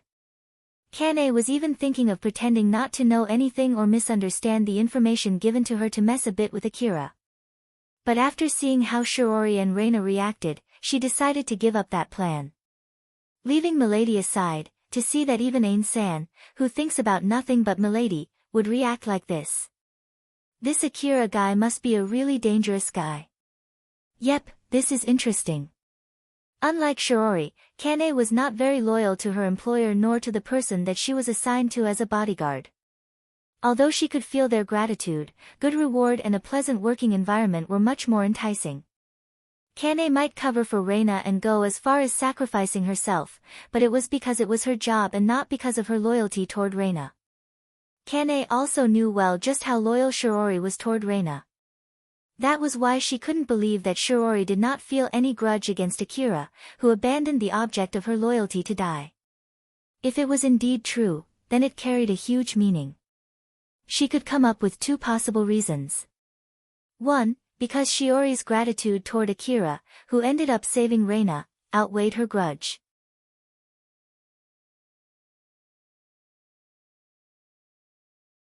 2. Because Shiori was afraid of expressing her grudge towards Akira.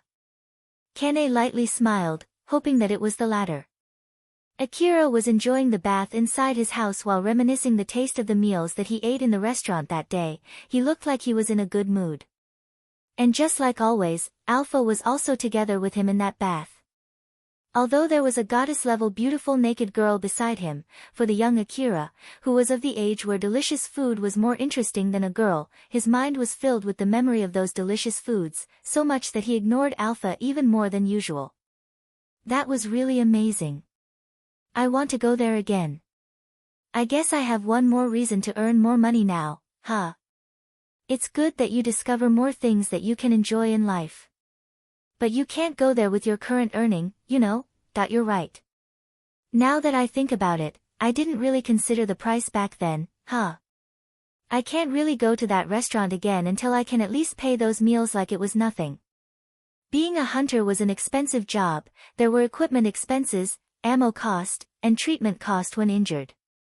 For the current Akira, it would be very difficult to eat in that restaurant using his own money. It was not like he could not afford to pay the bill, but that would mean that he would have to cut other expenses, which would increase his chances of getting killed. At least, until the day when he earned a stable income to pay for his own expense, he would have to stay with frozen food. Now that I remember it, there were many cyborgs inside that restaurant. I wonder if they ate their meals in the end. And if they did, what would happen to the food that they ate?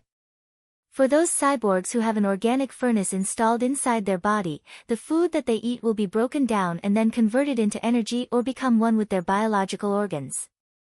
But for those cyborgs who don't have such a thing, I'm sure they'll take the food out from their body later. And then after that? Throw them away, I guess. So it's basically purely for their eyes' pleasure, huh? I bet those cyborgs have a whole lot of money with them so that they can even enjoy such a luxury. Akira looked exasperated. For him who had grown up in the slum city where getting food was a matter of life and death, he found such behavior disgusting. But it had a very important significance for the cyborgs, so important that there were demands for developing foods for cyborgs. After all, it was a matter that affected their psychical health. Well, just because they exchanged their biological organs for mechanical ones, it does not remove their desire to drink and eat. In exchange for getting a body that is stronger than their organic body, they have to take care of problems that they could have easily solved when they had organic bodies. Of course, There are high-quality cyborg bodies that would allow them to solve those problems easily, but I'm sure they cost much more. Also, there are only a very small portion of people who can afford those high-quality cyborg bodies, like the staff from big companies, people from super-rich families, or those hunters who work on the front line. That does sound super expensive. It doesn't seem like I would be able to get one just from selling mountains of relics. Now that I remember it, those relic hunters were cyborgs too, right? They even took their chance stealing those relics, even if it meant having to fight the city management. I wonder if they wanted that much money in order to buy such kind of cyborg body. Akira remembered about Nelia and Yajima. Up until now, no matter how much money was at stake, Akira never thought that any amount of money was worth fighting against the city management.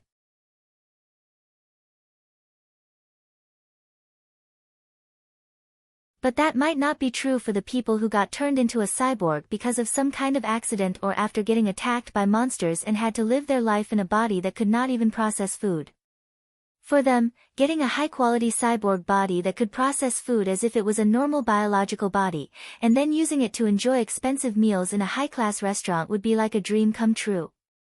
Since Akira had already tasted the pleasure of such a delicious meal, he somehow understood why people with cyborg bodies would even do something like that. During the night of the same day, Akira saw a dream. He was fighting against Nelia in his dream. Akira was desperately trying to evade Nelia's attacks as she was swinging the blades in both of her hands at him. Although it was a difficult place to move around freely with all the rubbles around them, both Akira and Nelia were not bothered by those rubbles at all. There was no opening where Akira could slip any counterattack. Because there was a big gap between their skills, he was only able to barely survive Nelia's onslaught. Akira was unarmed in his dream. Nelia was not someone that Akira could defeat without any weapons. His kicks and punches could not damage her cyborg body at all. Not to mention that Nelia might even cut his limbs if he tried to attack her. Akira turned to Alpha and asked in a panic. My rifles? Where's my CWH anti-material rifle? There's no way I can win this fight without it. You lost your CWH anti-material rifle, remember? You need to buy a new one from Shizuka later. Ah, that's right. Although there were a lot of strange things happening, Akira did not realize that he was in a dream. Now that I remember it, I did go to Shizuka's shop not too long ago, right? So why didn't I buy one back then? There's no way you can use that rifle without an augmented suit, you know? You did lose your augmented suit too, remember? Ah, you're right. Wait. Akira checked his equipment while making a puzzled face. He was not wearing his augmented suit, not even an armor, but the same durable clothes that he received from Kobayashi. His movements immediately dulled the moment he realized that. After all, without his augmented suit, Alpha could not give her support and his physical capability would return back to normal. When his movement dulled, Nelia did not let that chance slip as she quickly lunged at Akira. He could see Nelia's blades chasing for his neck in slow motion. Ah, I'm dead. As that thought ran through Akira's mind, Nelia's blade separated his head from his body. I really wish I can at least taste those foods again. That was his last thought as he looked down on his headless body that fell down to the floor in front of him, then his consciousness was swallowed by the darkness. Akira suddenly woke up from his dream. He looked around and realized that he was on his bed inside his room.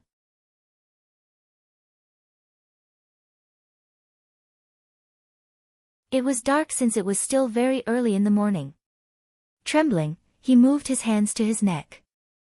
Once he confirmed that his neck was still attached to his body, he realized that it was only a dream. Just a dream, huh? Alpha looked worried and asked Akira. Are you okay? Yeah, I just had a weird dream. But I'm okay now. Even after replying, Akira did not shift his gaze from Alpha. In reality, Akira did survive his fight against Nelia. But in his dream, he was killed by Nelia when he lost Alpha's support. The current Akira and the Akira in his dream were not that different. If for some reason, he lost Alpha's support, he might simply drop dead just like inside his dream. The me from that dream is the current me, with my real strength. Because of his luck, he was able to meet Alpha and was receiving her support since then. That was the only thing that allowed Akira to survive until now. But not even he knew just how long his luck would remain. As Akira kept staring at Alpha without saying anything, she just smiled mischievously and said, "What's wrong? Are you falling for my beautiful face again?" Akira retained his serious face. Alpha, for how long are you planning to keep giving me your support? Alpha sounded puzzled as she answered back. Of course I'm planning to keep giving you my support until you are finished with my request. Why did you ask that question so suddenly? I just thought that rather than asking me, wouldn't it be better if you ask one of those veteran hunters out there? The reason why you got in that contract with me is because I can connect to the old world domain, right? So I'm sure I'm not the only hunter in this world who can connect to the old world domain. I bet you can find another better hunter if you look for one, right? But rather than looking for another person who can connect to the old world domain, I can just post a request in your name to accomplish your request, right? Hearing Akira's answer, Alpha stared into his eyes. Akira too stared back at hers, awaiting her reply. There was a moment of silence before she answered his question with a serious expression. I have no plans to neither interrogate you nor to make you confess what made you think that I might stop giving you my support. But I'll at least make this one thing clear to you. My support is just the front payment for doing my request. So I'll keep following you until you finish my request even if you don't want me to. I see, you're right. Yep. Since Akira received Alpha's support, he had the debt and duty to accomplish her request. Even if he thought that it would be better for her to replace him, even if that was the truth, Alpha would not let him get away from her. That was what she meant between the lines. Akira was relieved after hearing Alpha's answer. To be honest, he even felt a bit guilty for receiving such superb support from Alpha since he sometimes felt that he did not deserve it. But on the other hand, somewhere inside him, Akira knew that Alpha intentionally said that to him since she knew that it would give him a sense of reassurance. Akira smiled and said, I see, I'll go back to sleep then. Alpha smiled and replied back, Good night, I hope you'll get a nice dream this time. I think it'll be okay. Akira laid down on his bed again. Since his worry was already cleared, he quickly drifted back to sleep. For some reason, Akira was sure that even if he got the same dream again, it would not end the same way as his previous one.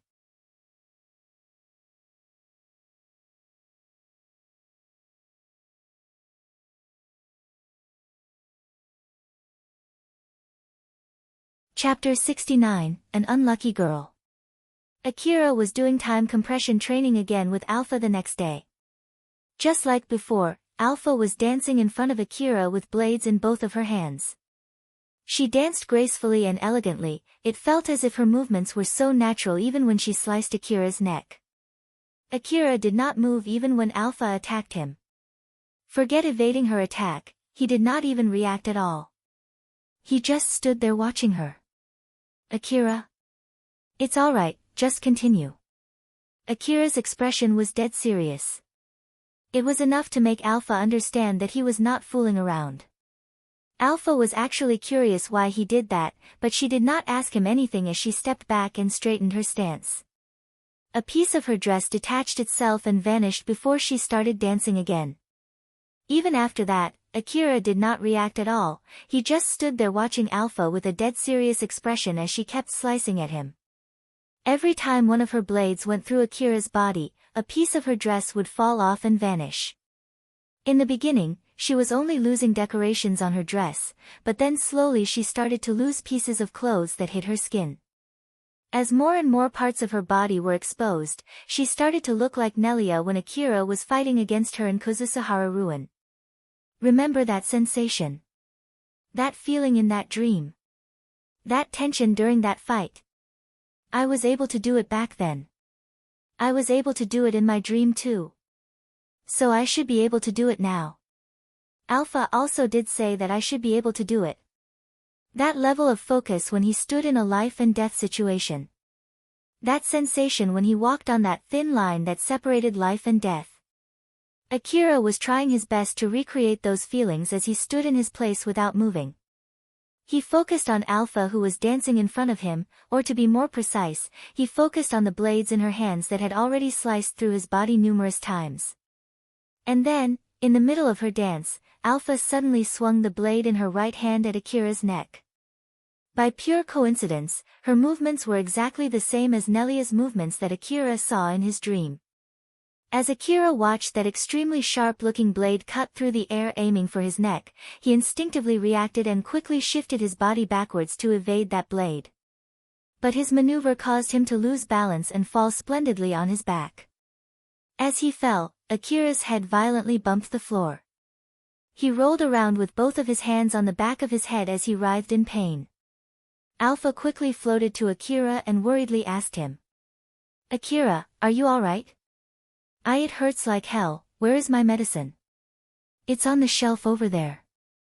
Akira wobbled around as he stood up and extended his hand to reach for the medicine box on a shelf near him. It was the 1,000,000 orum per box medicine.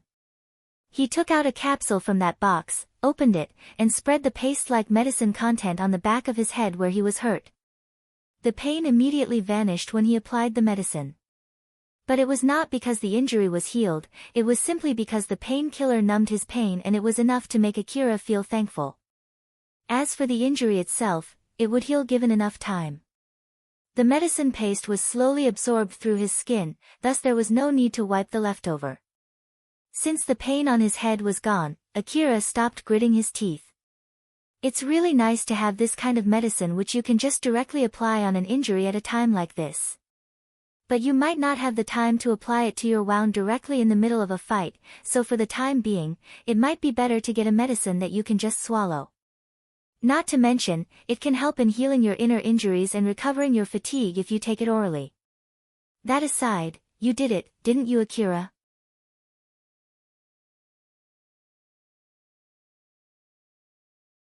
Alpha smiled when she said that. Akira smiled back and replied, "Yeah, I did it.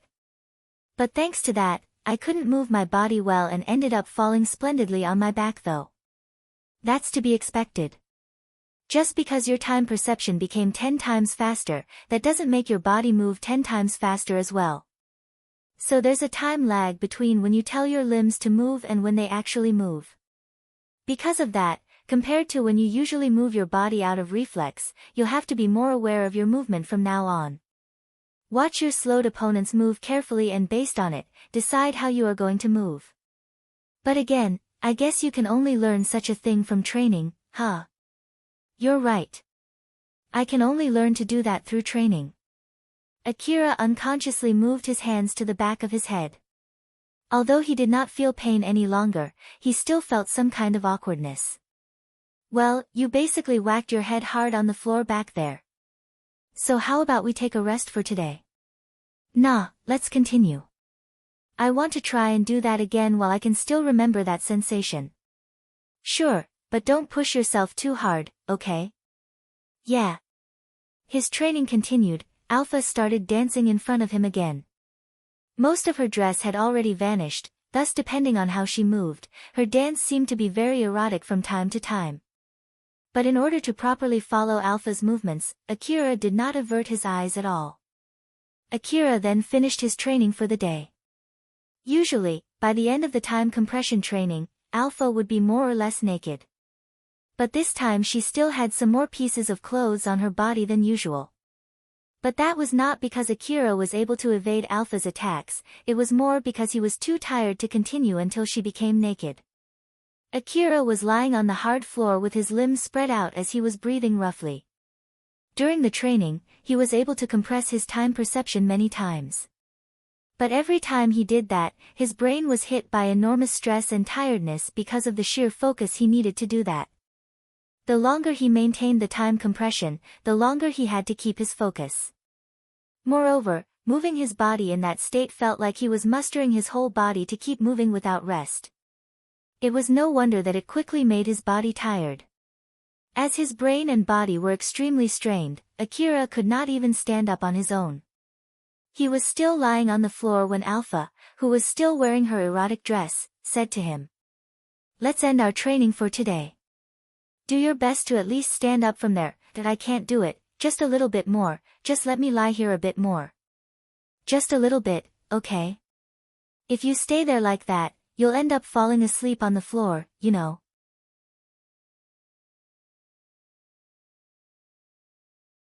At least drag yourself to the bed first, else you'll definitely regret it in the morning if you wake up on the floor. Akira, who had lived in the slum alley for years, had slept on the hard cold ground numerous times. So he understood very well what Alpha meant by that. Now that he had experienced the comfort of sleeping on a fluffy bed, he no longer had the ability to recover his fatigue from sleeping on a hard surface. If he really ended up falling asleep on the floor, there was no mistaking it that he would definitely regret it tomorrow. Akira was still breathing roughly on the floor, but he eventually calmed down. He then wrung any strength that he still had left to pull himself up and drag his feet to the bedroom before crashing to the bed. Alpha was floating next to him. Since Akira had not told her to change her dress yet, she was still wearing what was left of her dress after the training. Her high-class-looking undies peeked through the gaps between her clothes.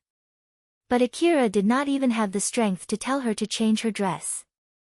Akira was somehow still able to fight the heaviness of his eyelids, but it was only a matter of time before he was lulled by the fluffy bed and his heavy body. I'll sleep for a bit. Wake me up when it's time to study. Just take a good rest for today.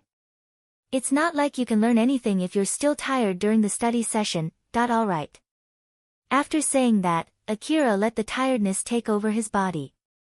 As he fell asleep in front of her, Alpha looked at him thoughtfully. To be honest, she predicted that it would take about at least 6 months until Akira could compress time. So basically, now her prediction was totally off. Alpha was not sure if it was a good thing or it was a bad thing since it indicated that Akira could surpass her prediction. Whichever the case, there was a need for Alpha to readjust her plan. As she thought of what she should do to readjust her plan, she was not smiling, not even once. There were all kinds of people living in the Kagamayama Lower District slum city, from youngsters to old people, male and female. All of them had to somehow earn money to pay for their expenses in the slum city. Some of them collected wreckages from the wasteland bordering the slum city and sold them. Some of them worked for people who, for some reason, lived in the slum city although they had relatively a lot of money. Some people chose to gather any sellable things that they could find and sold them to scrappers. And of course, some of them were living by stealing others' money.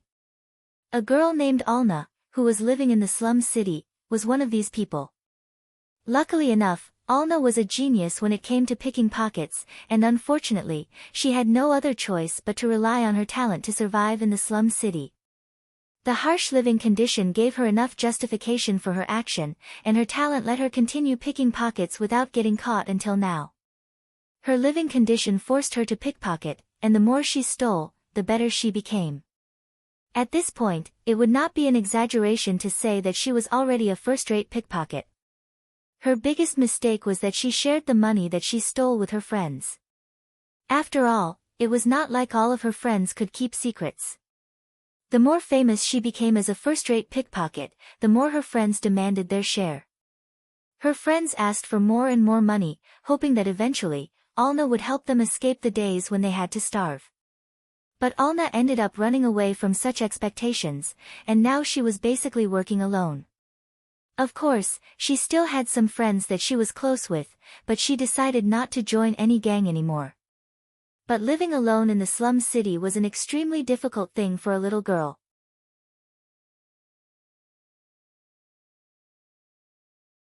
There were only a few reliable methods available to earn money, and even after she earned some money, she had even fewer means to protect her money from other people. In order to get her enough food, a place to sleep, and a means to protect herself, she was left with no other choice but to rely on her rare talent. Just like any other day, Alna was prowling for prey. It was not like she would just randomly pick people's pockets as she was walking around the slum city. Instead, she intentionally aimed for people who seemed to be carrying a lot of money and were an easy target.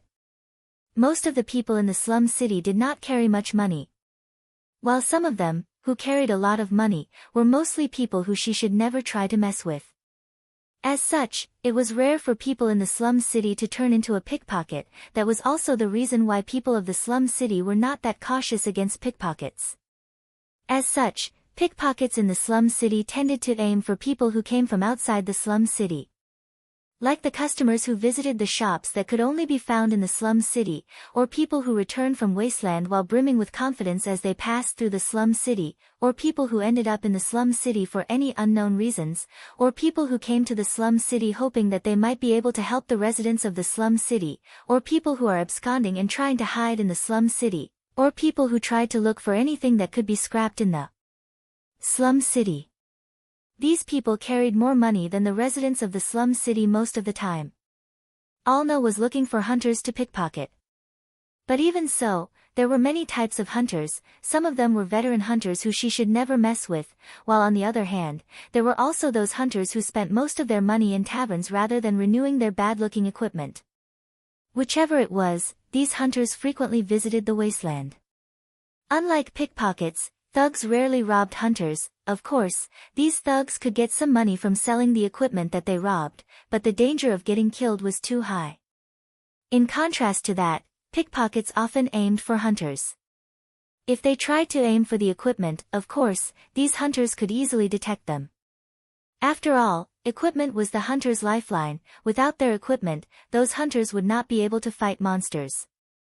So thanks to that, hunters tended to be less careful when it came to other stuff, for example, their wallets. Alna had found her target. That hunter looked like an easy target in her eyes.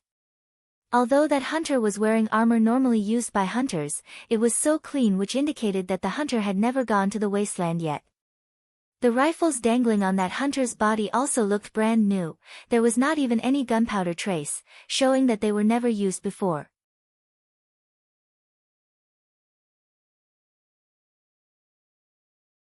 It was a young hunter, and that hunter's expression did not give the intimidating or dangerous aura like those veteran hunters.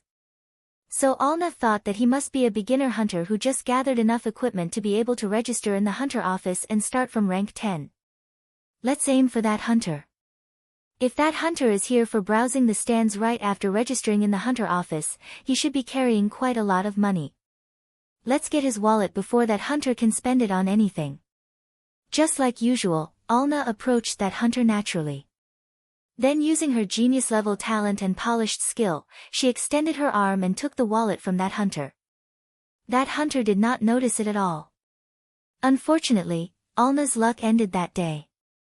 That day, Akira was walking through the slum city as he was heading to Sheryl's base. There was no particular reason other than just showing his face in the gang and to take a breather. The equipment that he ordered in Shizuka's shop had not arrived yet. As such, Akira was still using his old equipment, which included his new hunter armor and AAH and A2D rifles that he had never used ever since he bought them. Thus it would not be a surprise if someone mistook him as a new hunter. And then, a disaster that often befell most of the green hunters, who wandered through the slum city, also befell Akira. Akira, someone took your wallet. Wadash.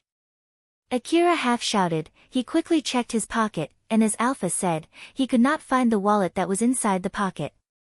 Be more careful next time. I might be able to protect you from pickpockets when you're using an augmented suit that I can control, but as long as you're not using an augmented suit, you should handle this kind of thing yourself, okay? Alpha just gave him a light warning as if it was not that big of a disaster to her. The wallet that Akira lost contained 100,000 orum.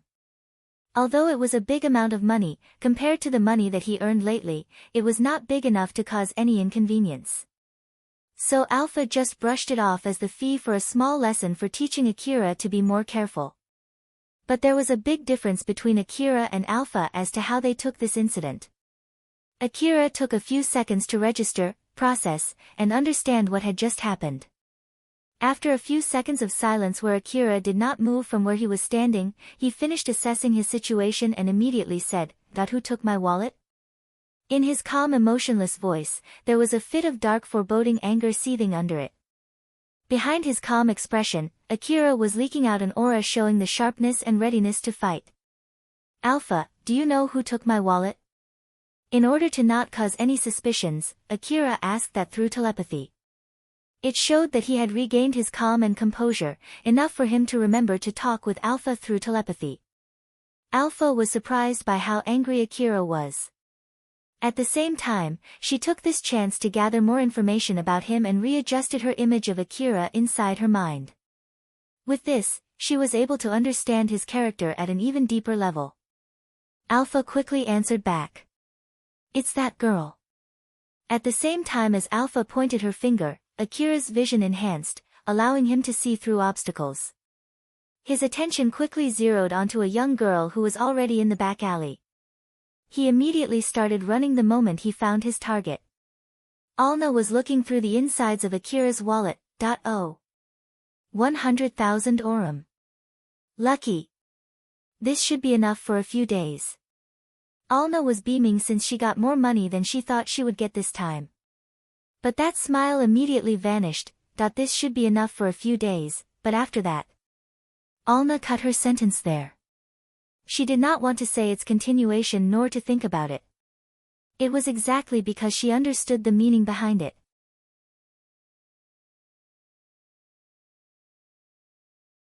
It was an extremely difficult endeavor to become successful in the slum city. Of course, being successful here did not mean being rich, but getting a stable income enough for one's living through honest work would be enough. Even so, getting to that point was an extremely difficult struggle. In order to get an honest job, one would need to have enough knowledge and education. But in order to get enough education, one would need enough money and connection. Most of the residents of the slum city did not have the knowledge to get that money nor enough money to gain such knowledge. Alna knew somewhere inside her heart that her future was bleak. She would definitely ruin her own life one day. There was no way she could keep on living as a pickpocket. After all, if she kept doing that, she would be found one day, captured, and made to pay the price for everything that she had done. She had no idea what kind of price she would have to pay. It might be just getting beaten up and then dumped in the back alley, or she might get raped and then left battered on the roadside, or maybe she would be simply killed. In the worst-case scenario, she might be put in a living hell where death would have been better. But with that being said, Alna had no other skill that she could rely on to survive other than picking pockets. And since she was able to survive until now, that particular skill of hers was very well polished. Alna shook her head to help her forget her thoughts. Let's stop here. There's nothing I can do about it even if I start thinking about that here. Now that I have some money with me, let's just go and grab some food. An empty stomach will only make me more depressed. Alna started walking toward the shop that she often visited. She suddenly heard a loud sound coming from behind. She quickly turned back to check the source of that loud sound. On the other end of the narrow alley, she could see Akira running in her direction.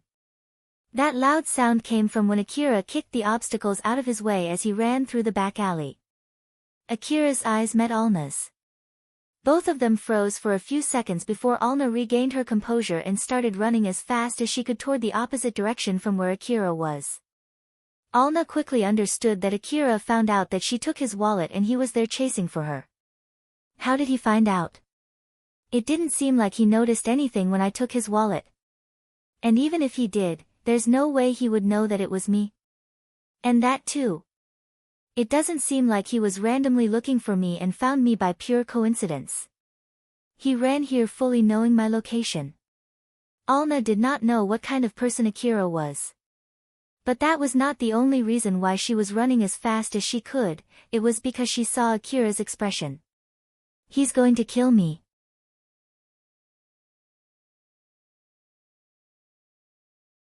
He's definitely going to kill me if I get caught. Alna, who could feel the intense killing intent from Akira, ran as fast as she could for her life. The moment Alna started running, Akira snapped back to his senses. He quickly fixed his stance and took an aim with his AAH rifle. But before he could pull the trigger, Alpha warned Akira, who had lost his calm. If you pull the trigger, you might hit innocent people. Are you sure you want to do that? Alna and Akira were not the only people in that small alley. Although it was not like it was filled with people, there were quite a lot of people there. Some of them were merchants who could not open their shop in public, some of them were customers and guards of those shops. There were also people, who had lost their place, sleeping in the corners of that alley. Although Akira's shooting skill was way better than before, at the moment, he had no augmented suit that would allow Alpha to assist his aim, and he was using a brand new gun that had never been used before. Thus he had no confidence that he could shoot accurately. When he was hesitating, the people around him noticed that Akira had his rifle out and ready to shoot. They started to panic as they moved away from Akira. But at the same time, they also blocked his line of sight at his target. Akira himself had no wish to get other innocent people involved. So he decided to pull back his rifle and started chasing Alna again. The distance between Akira and Alna was not getting closer. It was mainly because Alna could use her smaller stature to easily pass through the narrow alley. On the other hand, Alna could not completely break away from Akira's chase since Alpha was always informing Akira of her exact location. Even after taking so many forked turns hoping that Akira would lose her, he was still able to precisely know which way she went. Thus Alna started to panic. How? How does he know exactly where I am? Don't tell me dash. Alna thought that Akira's wallet might be equipped with a tracker. If that was the case, it was no wonder why he could accurately pinpoint her location. So she threw Akira's wallet toward his direction. When he saw his wallet fly above his head, Akira stopped, turned, and picked up his wallet. Akira more or less regained his calm after he got his wallet back. The expression on his face also loosened. Now, if the money in the wallet was still there, then Akira would get back everything that he had lost, and he would be able to clean his history of getting his wallet stolen. If it was the past Akira from when he was still living in the back alley, he would have never allowed such a blunder. He then would be able to learn from this incident and be more careful next time, thus closing the incident there. When Akira checked the inside of the wallet, it was empty, all the money in it was already taken out. Akira's face immediately turned stern. Alpha. Over there. I won't be able to pinpoint her location if she's too far from me. So if you want to chase her, you need to hurry up. Roger that. Akira answered back swiftly with a voice that would send a chill down to one's spine. He then started running again. So in short, that incident did not end there. Akira blazed through the alley once again, chasing after Alna. Alna, who was running through the back alley of the lower district, stopped as she was running out of breath. She then took a long breath and tried to calm herself. Her gaze was fixed at the alley that she just ran through, but she did not see Akira there. Even after she somehow calmed herself and adjusted her breathing, she still did not see Akira. Did I lose him? So that wallet was really equipped with a tracker, huh? Well, I guess it doesn't matter now. Alna felt relieved and smiled. But that smile immediately vanished. It was because she saw Akira running towards her through the alley. You gotta be kidding me? Alna was so surprised that she reacted late.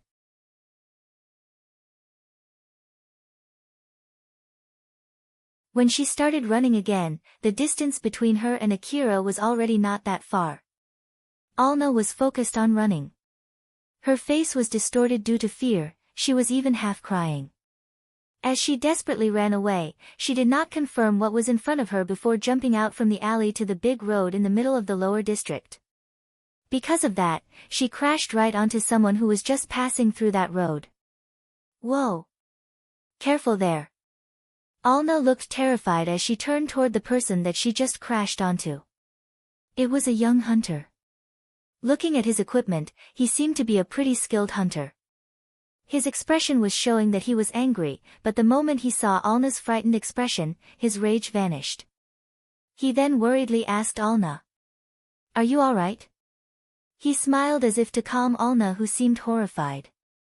The moment Alna saw his handsome smiling face, she forgot her situation and was captivated by his smile. Fear disappeared from her expression, her cheeks turned red as she let out a small gasp. But the moment Alna could feel Akira's presence coming from behind the alley, she quickly snapped back to her senses. Her eyes shifted back and forth between the terror coming from deep beyond the alley and the dazzling smile that gave her hope. Alna decided to take the bet as she hugged that boy and screamed. Please help me. I'm being chased. You're tuning in to the Blissful Bookshelf YouTube channel. We're so grateful for your support, and don't forget to subscribe to join us on this incredible journey through captivating stories. Your generosity through donations truly makes a world of difference, as it's the primary source of revenue that allows me to expand and enhance this channel for you. Thank you from the bottom of my heart for being a part of this adventure.